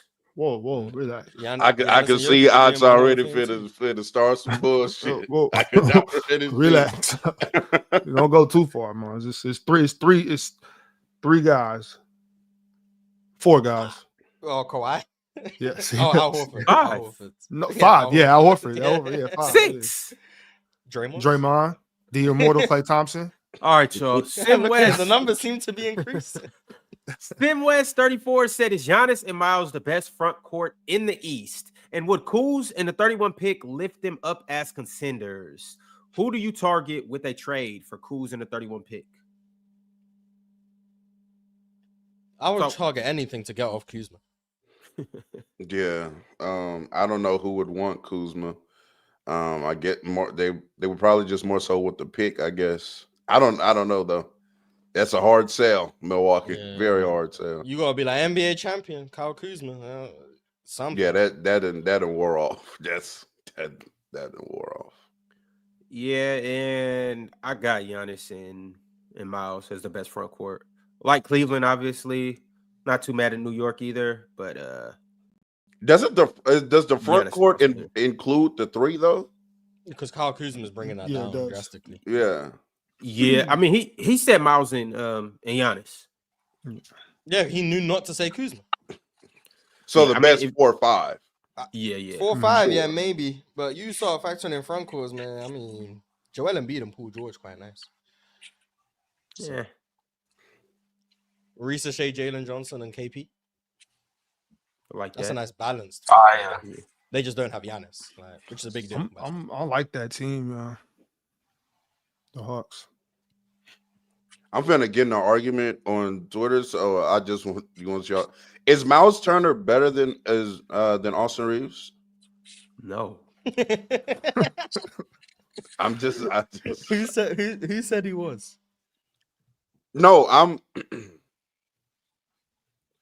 because I'm finna tweet like Miles Turner only got like what 20-something million, and Austin Reeves is he's trying to get 30-something. Boys. What? That's crazy. I would rather have Miles Turner on the Lakers right now than Austin Reeves. That's Yeah, because but the roster that comes down. Or that the comes down to Lakers, roster. yeah. Yeah. Wait, Yeah. you think Miles Turner's better than Austin Reeves? I'm not just definitively saying Austin is better. Look, I've 3 gone months better ago, than Zach Levine. I did and say yeah, I know. Glazing Austin I Reeves. know. I was being a fan. You know what I'm saying? Nah, real talk, you're I'm disgusting. level-headed You're now. disgusting. I'm You're more disgusting. You're level-headed disgusting. now. You're disgusting. You're disgusting. I'm You're more disgusting. You're level-headed. It's disgusting. fine. You're Austin Reeves disgusting. was out there balling at that time. 3 months I was- ago, I heard this man real talk putting Austin Reeves in all types of conversations. Now him and Miles Turner, alright, you got it. Hey man, What's the I world? thought I laughed because I thought, oh yeah, Austin Reeves clears. I just shout out to you, man. Shout out to you. Rock Out Dude said Jaren Jackson got to get surgery on his right toe. On his toe, right after he I'm gonna got run the paid. poll. I'm gonna run God help me, we are cursed. He'll be okay. Jonathan Frazier said, when analyzing a free agent, which context to prioritize more, regular season or playoff impact? Depends on my That's my team. team. Yeah. Yeah. If I'm Cleveland's, the only thing that really matters for me is the playoffs and health. Hmm. If I'm Charlotte, Washington, Utah, it's about instilling a culture and bringing in someone who can help you in the regular season. So every team's on a different trajectory. There's not one size fits all. But for most playoff teams, like most contenders, it'll be playoff impact. Most teams just trying to be in the playoffs, I'll be looking at regular season guys who can help bring your younger guys along. That'll be my priorities. Grandpa Town sent through a members chat and said, Al Horford to the Bucks. Would we see Giannis at the 3 at times if that would happen? Malik Monk trade for Kuzma, 2031 pick, and Ajax. Thoughts on their moves? Would you do that? Oh God, yeah. You was on the chill side of the Kuzma equation. You was like, "Oh, Kuzma could be good. He could be good." I was being optimistic about what Kyle Kuzma could provide for that basketball team because he's a professional basketball player. What about your basketball team? What can he provide to Sack? Come on, bro. Next super chat. I'm not trying to say nothing negative today. I'm on a positive. No. Would Giannis play the 3 if Al Horford was there? Maybe if you want to go ultra big, I don't think it makes any sense to do, but maybe. You want Miles Turner and Al Horford out there together with Giannis? That's what the super chat was saying. I wouldn't do it personally, but Miles was good defensively. Cap. He was in this playoff run. Yes, he was. Cap. But I mean, like, he wasn't got 2 left feet, bro. But I mean, he can't move. He's not explosive. Like, I'm trying to tell people the theory of Miles Turner is better than Miles Turner. Like in theory, this guy he blocks shots. Oh, he's a good athlete. He shoots a 3, and then I watch him. He's stupid as hell on defense. But because he gets a couple blocks, hey, good defense. Nah, you know how many times I watch people get free? He do a good job on Chet. Ooh, Chet Holmgren. I don't care. Real talk. We not finna do this, y'all. No, we not finna do that. No, because real talk. I was arguing with folk because Chet was supposed to be the second best player on their team, and do you see how Chet is attacking closeout? But the reason people like myself have said in the past Chet's the second best player on the team is not because offensively he's anything special. Like, no, they were definitely trying to hype his attack. I'm speaking for myself. But the issue, Chet has many issues offensively. But shout out to Chet. Shout out to Miles Turner. He did a good job guarding Chet. He's not good defensively. He's all right. If he's on one block, he's not getting to the opposite block. He's all right. The lack of awareness is astounding. He blocked a few shots and the people just amped it up. How many times have you watched him wide open layup? But how much is 2 blocks worth when I watch 6 different instances of him just being late on a rotation and it leads to a layup or a foul? Oh, but the 2 blocks make up for that? No, like he's cool. Yeah, that's exactly what happened. Move fast enough. But all right, shout out to my son. You know better than Austin Reeves. DSG Piccolo said niggas try to put Reeves in Denny convos when he really in Miles Turner convos, all because he gonna want $30+ million a year. Cold world. So you think Zach LaVine is better? You think Miles Turner is better than Zach LaVine? Me? Yes, you. Hell no.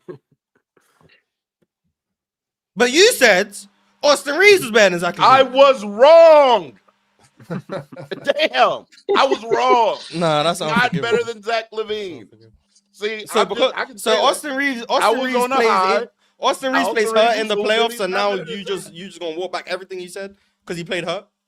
Well, first off, what he hurt? That little ankle injury or whatever, little toe injury.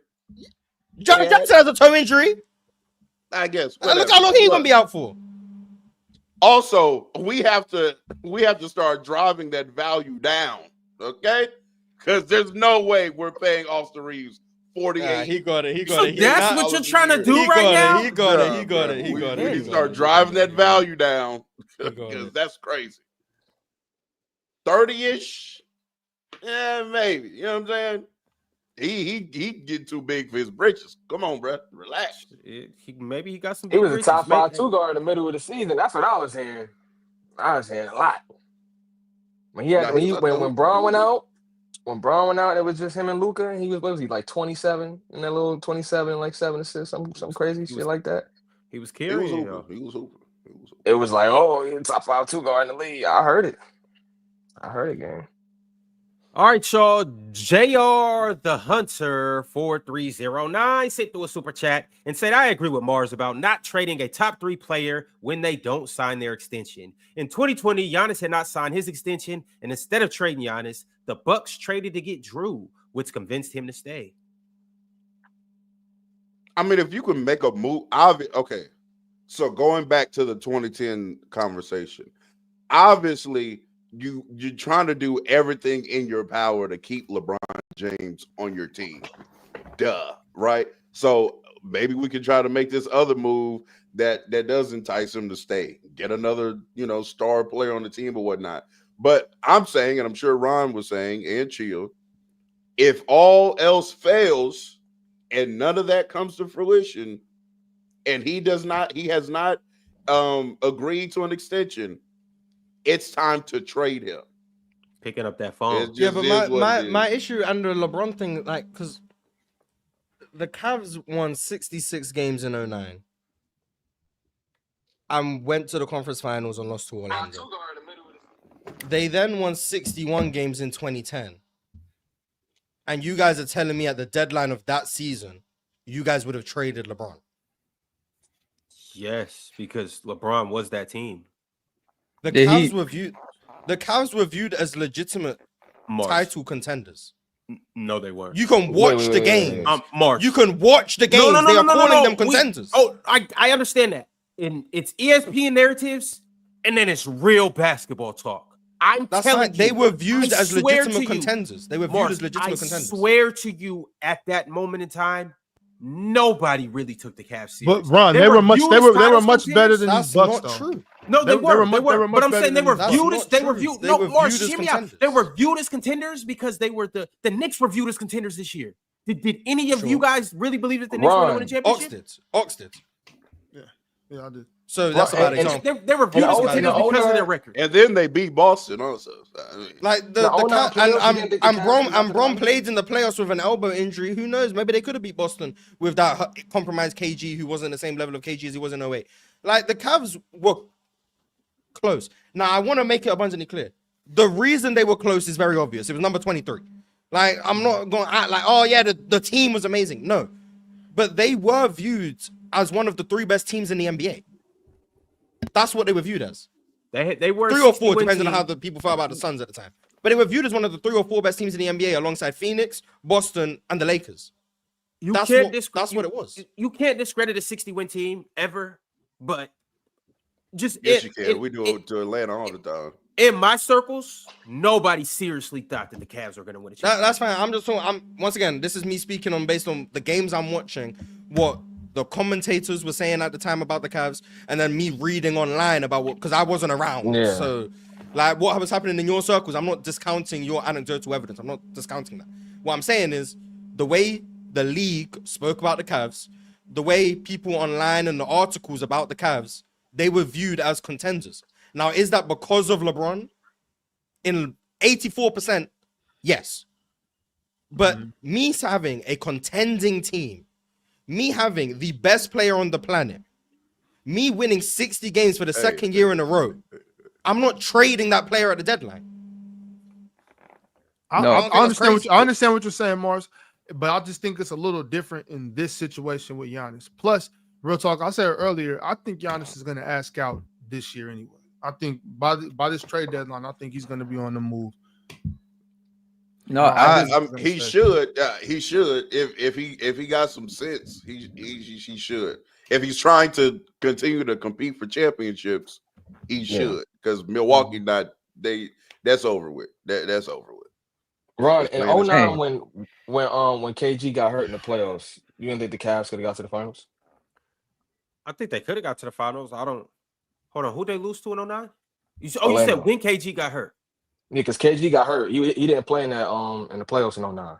So when they played so without KG in the picture, you thought they was gonna lose to Orlando? You thought they was gonna get to the finals? Nah, 09. In 09, he said in 09 when he did, but KG ended up coming back in 09. Didn't he? He in the playoffs now. He ain't playing in the playoffs in 09. They went to the finals in 09. No, they went to the finals in 08 and 10. 09, that's when Orlando went to the finals. Yeah. It was 2010 where Orlando went to the playoff, went to the finals. No, it Kobe wasn't. lost to It the was Celtics. No, it was 09. No, it was on No, no. bro. So Kobe lost to the Celtics. They And played the 08. Celtics. Yeah, He they beat played the Celtics Orlando again in that next year. 09. Oh, No, And then he no, they beat the didn't. Celtics in 10. KG Oh, got so I KG I got the hurt. years reversed. Yeah. Yeah. Oh, Yeah. Okay. They beat Orlando in 09. So Yeah, you don't but think the Cavs Yeah. could have got there? they could have. I wouldn't have seriously took them over the Lakers though, and even like some Eastern Conference teams. I still don't think that they probably would have beat them. I wish Mars didn't leave because I actually had a counter for like what he was saying just now. Because I was gonna ask him. So when people were rooting for the Lakers, remember when everybody was saying the Lakers was gonna beat the Thunder, and how the Lakers was. I'm sorry, real talk. I'm not saying this to hate on your team. I'm just talking about perception. But like, remember when everybody was like, "Oh, the Thunder not good enough because they're too young," and that was like the general perception. So because the general perception is people saying this team is or isn't a contender, does that actually make them a contender or not? Because a lot of people didn't have the Thunder. Let's be honest. The average media, nobody was picking the Thunder, even though they was the 1 seed. Remember when the Nuggets in 2020, remember when they was the 1 seed and people were like, oh, they're not good enough. They're going to lose to the Lakers. They're going to lose to the Clippers. They're going to lose to X, Y, and Z. People was calling them the fakest number 1 seed. I remember that time. In the bubble, they was calling them the fakest number 1 seed. So, like, just being a 60-win team doesn't mean the actual, everybody actually believes you're a good team. Well, not good, but, like, championship level. Yeah. All right, y'all. We got a lot of super chats, so I'm gonna go ahead and start running through these one by one. MP13 said, Giannis gotta go, man. I don't want to see him rot away with this mediocre ass roster. He's generational and he's being wasted by pure incompetence. I agree. It's time to go. Fact. OG team said the NBA doesn't start in a week. Chill. We the only team in the NBA without a coach, meaning there's no competition to rush a hire. I agree with that. You ain't agree with it when I said that. What? You ain't say that. He said it. If he would have said it first, I'd agree with it. But you said it. Yeah. That's crazy. Sterling Brown became a YouTube member. Shout out to Sterling Brown. D Barber 1313 said, what y'all think about Nico gaslighting us and pretending like Flag was a part of the vision and saying fortune favors the bold? Fire Nico. Very nasty behavior from him. But I don't blame him. You know what I'm saying? I don't blame him. I really don't. You taking credit for the stars aligning. Exactly. That's crazy. Is it still Fire Nico though? Hell no. Good job, Nico. Shout out Nico, man. That's how you GM, y'all. Yeah. Oh, John, take credit now.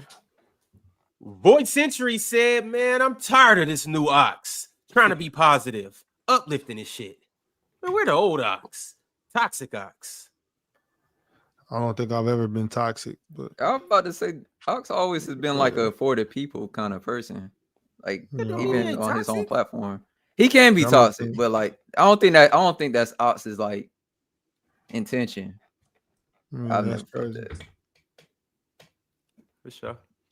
Teddy Hart. I remember he was more combative when I remember him being combative too, real talk. Yeah. When he said he was getting people out the corner, freeing people. You know what I'm saying? Yeah, I was. Well, that's the thing. I wasn't being toxic. I was being a liberator. You know what I'm saying? I came over here to liberate. There was, his brother had these dudes sitting in corners with their nose touching the wall, talking about don't move, be quiet, sit down, shut up. I had to liberate. That's all. Were you being liberating when you were going on your little judging spree on the night court show?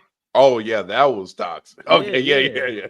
That wasn't me being toxic. How about I take you to night court? that also wasn't me being toxic. I was just providing people a platform to defend themselves, and it got taken too far. I wish I could have handled it. I was great content. All right, so you on the legendary run with that one. I ain't gonna lie. Teddy Hart became a Hall of Famer. Again, he re-upped his Hall of Fame membership. Y'all become Hall of Famers too. Join the GOATs. Join the legends. Wooly Bobcat sent through a members chat and said, real talk. I need to know the level of crash out if Ayton doesn't sign to the Lakers. I've told myself I'm not going to get upset. However, I do know if I see that DeAndre Ayton signs with another team, I know I'm going to be upset. So Doesn't matter which team. no, because it just means we don't have them. So yeah, that means Jackson Hayes may still be our starting center. Jesus. Trayvon Ray said Mike Brown hasn't won a playoff series since Obama's first term. That's crazy. Time, yo. What that mean? Well, he hasn't won as a what? As a head coach because he was on the staff with the Warriors. That is true though. He has one as an assistant. Yeah, he's got championships since then. He's saying when he left Golden State, you've seen the obvious drop off. It proved that Steve Kerr was a Mike Brown merchant. When Kevin Durant left too? No, Mike Brown stayed. Mike Brown was still there. Mike Brown was there in 22. Coated Ice said, I know the Pacers fan is talking about being a sorry ass franchise. Yeah. Yeah, you never won a chip, let alone won more than the Knicks in the last 5 years. I know one thing. We beat the Knicks in the last 5 years. That did happen. Indiana 3-0 against the Knicks in the last 3 times they saw in the playoffs. They've been to the finals more times than the Knicks in the last 20 years. MTHJ 301 said Luka is going to Denver. 2 former teammates on the coaching staff. NBA best friend is Jokic. Yeah, I rebuke you. I rebuke that happening. I do not want to see Luka playing with Jokic, bro. Favorite player in the league going to my most hated. Hell no, can't do that. Simon 718 said, Ron, can you guys speak on the other 2 parts of my $20 super chat?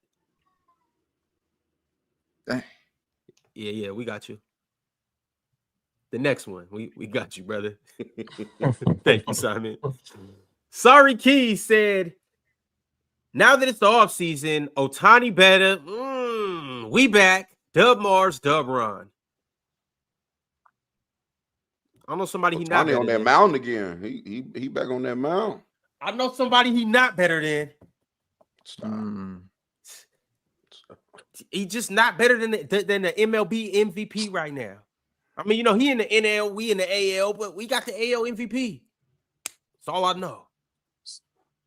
33. If you know, you know. 33. Otani is the greatest baseball player ever. Gee, not looking like it today. Cowboy Bob said Brown upgrade to Tibbs. Glad we can now work on the team. This team can do a lot next season with the 5 younger players. Watching Pacome step up. Go New York, go. He's so high on the young players. Tyler Kolek, Pacome. I mean, they might got a chance to touch the court a little bit now with Tibbs going. I like the moves they did though. Yeah. I like getting Jordan Clarkson and Yabusele. Jordan Major. Jordan gonna help them a lot. But I agree. Jonathan Frazier said John D better take this show off. He did. He shouldn't have, but you see Real Talk try to take it off, but he just couldn't help himself. They could be tapping it tomorrow if they get DeAndre Ayton though. Yeah, we're gonna see about it. I can't wait to hear it. I can't wait to see the shift in energy. MTHJ 301 said AR-15 is around Kobe White, Tyler Hero range.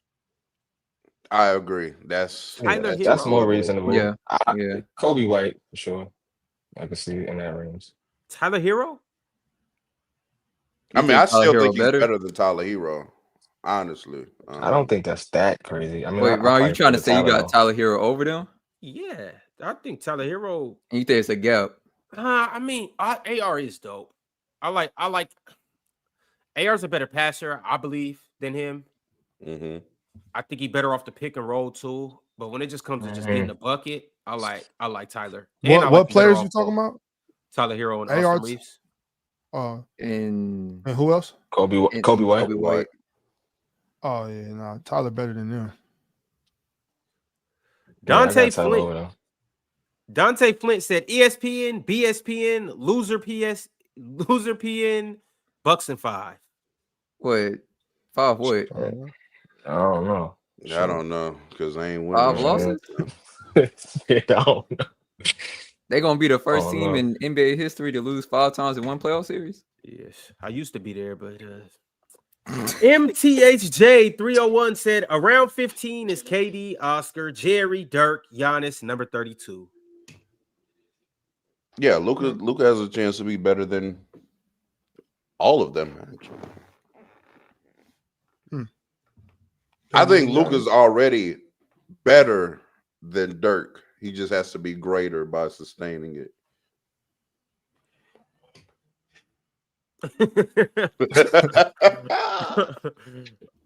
Obi Kenobi said, Dub host, you were doing an amazing job today.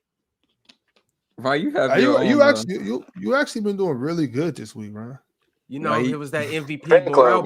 Fan club growing. Man, see what an MVP could do for you, you know. That's all it took. Yeah. You've been stepping your game up this week. I gotta say. I'll get back to it next week. I mean, we are 40 minutes over time, though. Oh man, I'm just giving the people what they want. Ulysses Ventura said CP to the Nuggets. How y'all like this? It's cool. It's cool. I like That's this. right. Cool. It's cool. Yeah. In and Out of the Abyss said OG Cookchaw. Nance a great addition. Yeah, word on the streets is Chill's cooking everybody up here in the chat. Shout out Chill. Dante Flint said Milwaukee not giving up Ryan. Stop it. Ryan Rollins. For the right move, Ryan gone. Yeah, what the hell? Well, I'm like, what? Talking like Ryan Rollins, one of them. Yeah. MTHJ 301 said Chat GPT, Chris Paul 6, Gary Payton 10, Dame 11, Russ 13. 13 is OD. Yeah. Wait, you put this in Chat GPT? I didn't know they could rank. Chat GPT smoking something. Chat GPT doing anything. Y'all know what it's smoking. I told y'all, don't trust the Chat GPT. Kuzma Al Qaeda said, help us from Al Kuzma. Fight him, Chill. Kuzma, heartbreak emojis. Yo. That is a wild picture. It's wild because it looked too like realistic. You kind of look like Osama still. Like low key. Shout out Al Kuzma for real. Like that's old. Y'all do know if this was like 15 years ago, like we get canceled like playing around with this. Nah, cancel. That wasn't canceling you 15 years ago. Time heals all, man. Time heals all. Cowboy Bob says, "Stop it, stop it. Drop the link. Let a fan talk. LOL. Go stop New it, York. stop go. It 5. What do you mean 5? Like 5? Like Slingo. Yeah, I mean that lingo on the West Coast like means something. Yeah, that must be some New York shit. It means something out here too, but it mean what I'm talking about. Like more than like what up 5? Yeah. I didn't know you was banging Cowboy Bob. This is all right. I didn't know you was like that. Let me put some respect on you. Next, don't put that on my boy. You right. The Casual Brown Show said Dame top 10 with no hardware. Crazy. Top 75 fake. A lot of point guards don't got hardware. Don't got no hardware. Yeah. They trying to tax Luka now with that shit. Luka ain't got no MVP. Okay. That doesn't mean that, real talk. No, not to me. Yo, real talk. Luka just got there. He ain't even unpack his bags and boxes yet, bro. Like you don't got to get delusional on him already.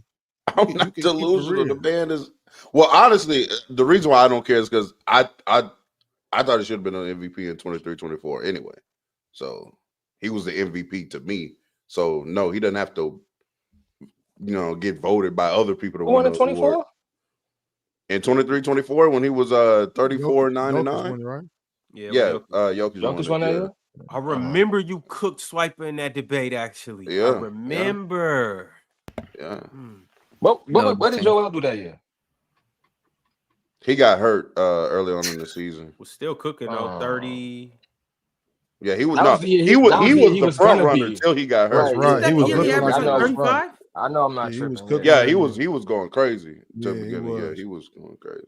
It's crazy. I didn't even hear what year you said. All I heard was what was Joel Embiid doing that year, and I knew the next word about to come out is he got hurt. It don't matter what season you say. That's crazy. It's true though. The Trib one said, "Cause y'all see Dame go to Portland or hell nah." Why not? They love him in Portland. Mello Williams said, "I'm still waiting on Ayton to the Lakers." Chill. King Bo said, "Looking forward to seeing Toppich." I hope the Nikola Lakers don't Topic? get shit. We're gonna check out a couple of Nikola Topich's summer league games, as well as Ace Bailey. Dylan Harper might be out, so I don't know what his case is. Definitely gonna check out some Cooper Flag. Gonna check out some Jeremiah Fears, Derek Queen. We're gonna try to check out all of these guys on summer league this year on Playback. Y'all know where to find us. Should be a good time, y'all. Should be a good time. Real talk. I hope DeAndre Ayton make y'all sign him to like a 3-4 year contract, and then he just play ass. I'm talking about he just be happy with the bag and play the worst basketball he ever played in his life. Hope he sign y'all. I hope he make y'all sign him to like a 4-year, 150. You see that, Congrats Intel? on- And you just try congrats to on defend Dennis Ox Schroeder, and said you know he's not what I'm saying? toxic. You see that? Yeah, you done around. Yeah. He waited That's to the not last toxic. minute of the That's show to Laker- slap Real Laker Talk on the hate- back of his head. Laker hate not toxic isn't toxic. That's not toxic. That's just Laker hate. That ain't toxic. We should all hate the Lakers. Hey man, enjoy those Sabonis Schroeder dribble handoffs. You know what I'm saying? Simon 718 said Mike Brown to the Knicks confirmed. The Trib one said Ox the type of dude to ask for the chicken in your hand. It depends what type of chicken he talking about. It could be talking about money. No, he was talking about food because we had that restaurant conversation. I was just saying, man, we shouldn't always be so secluded, you know what I'm saying? Just wrapped up in who's in front of us and our phones and whatnot. We got to get back to talking to each other, you know what I'm saying? Being a community, knowing your neighbors and shit like that, you know what I'm saying? But Intel, even that type of chicken, though, you got a stack full of money and Ox walk up there and ask you, yo, give me that. I wouldn't do that. But But I'm glad. That's such a far-fetched hypothetical that MTL don't even know how to answer a foolish question like that. For sure. But you'll ask somebody for a spoonful of their pho. Yeah, well, that was different. I was just trying to get educated, trying to become enlightened, Ryan. I feel it. Not committing a robbery. Okay. Cowboy Bob said, I do be on from the logo, laughing my ass off. PC, y'all fire. Go New York, go. W Cowboy. See, You lock. that's why he was my Iron Man cheddar. I'll be on there too. Yeah, this football show y'all about to do is about to be interesting too. I only got one narrative to push in there. And what that is? Justin Herbert. What about Top him? three. What about him? Top three quarterback. Not over Joey B. Hey, top three start with Joey B. 3 is OD. Okay. Hey, listen. Ron, when is the show going to drop? That's what we want to know. Yeah, I just want to know what they're we going all to wanna talk about watch on that. there. July be locked 20th, man. July 20th. Sunday, July 20th. Y'all be sure to set your calendars, set your timers. Sunday, July 20th at 8 Eastern time. No, 8 a.m. Pacific time, 11 a.m. Eastern time. Okay. Y'all get ready. How long is the show? Is it 3 hour, 2 hour? That's gonna be about 2 hours, 1.5 to 2 hours. Okay, cool. If we can give CJ an offensive line, CJ tough. Is CJ better than Jaden? Take your bias hat off. Real talk. Who would you rather have, CJ or Jaden? Jaden is no dope. comment. Hey, Jaden is dope. Hey, they both tough though. They both. They both fire. Last but not least, Toast the Goat said, "We don't believe you. You need more people." OG. That Todd Crane profile picture fire. Shout out Ty Crane, man. I didn't even realize that was a GOAT tie. It's only one Todd Crane. Right. All right, y'all. Yo, Vale, appreciate you for coming up. Jason Grillionaire, appreciate you for coming up. MTL, appreciate you for coming up. The only reason we went this far over our normal 3-hour limit is because Real Talk had to get his conditioning in today. He got a certain amount of minutes on his contract that he got to log per episode. But y'all, it's been amazing. We'll see y'all same time, same place tomorrow. Hopefully, DeAndre Ayton finds a location and we can figure out what's going on. That's not in Los Angeles. W-GOAT the big show. Hey man, we get Aiden, trade for Wiggins. He gonna be Finals, sleeping on we the on air the way, match. baby. I Finals, also we on just the came way, in here baby. to just be that guy and say I want to be part of the Hall of Fame episode. That does sound interesting. No doubt, no doubt. DeAndre All right. Ayton gonna be sleeping on an air mattress on the beach somewhere talking about I didn't know how to get home. I was lost. So I just went to sleep on Huntington Beach. Stupid ass nigga. Aiden in LA is gonna be trouble. Trouble. But, hey, it is what it is. Tomorrow, y'all, we'll catch you soon. Everybody be easy. Like the video on the way out.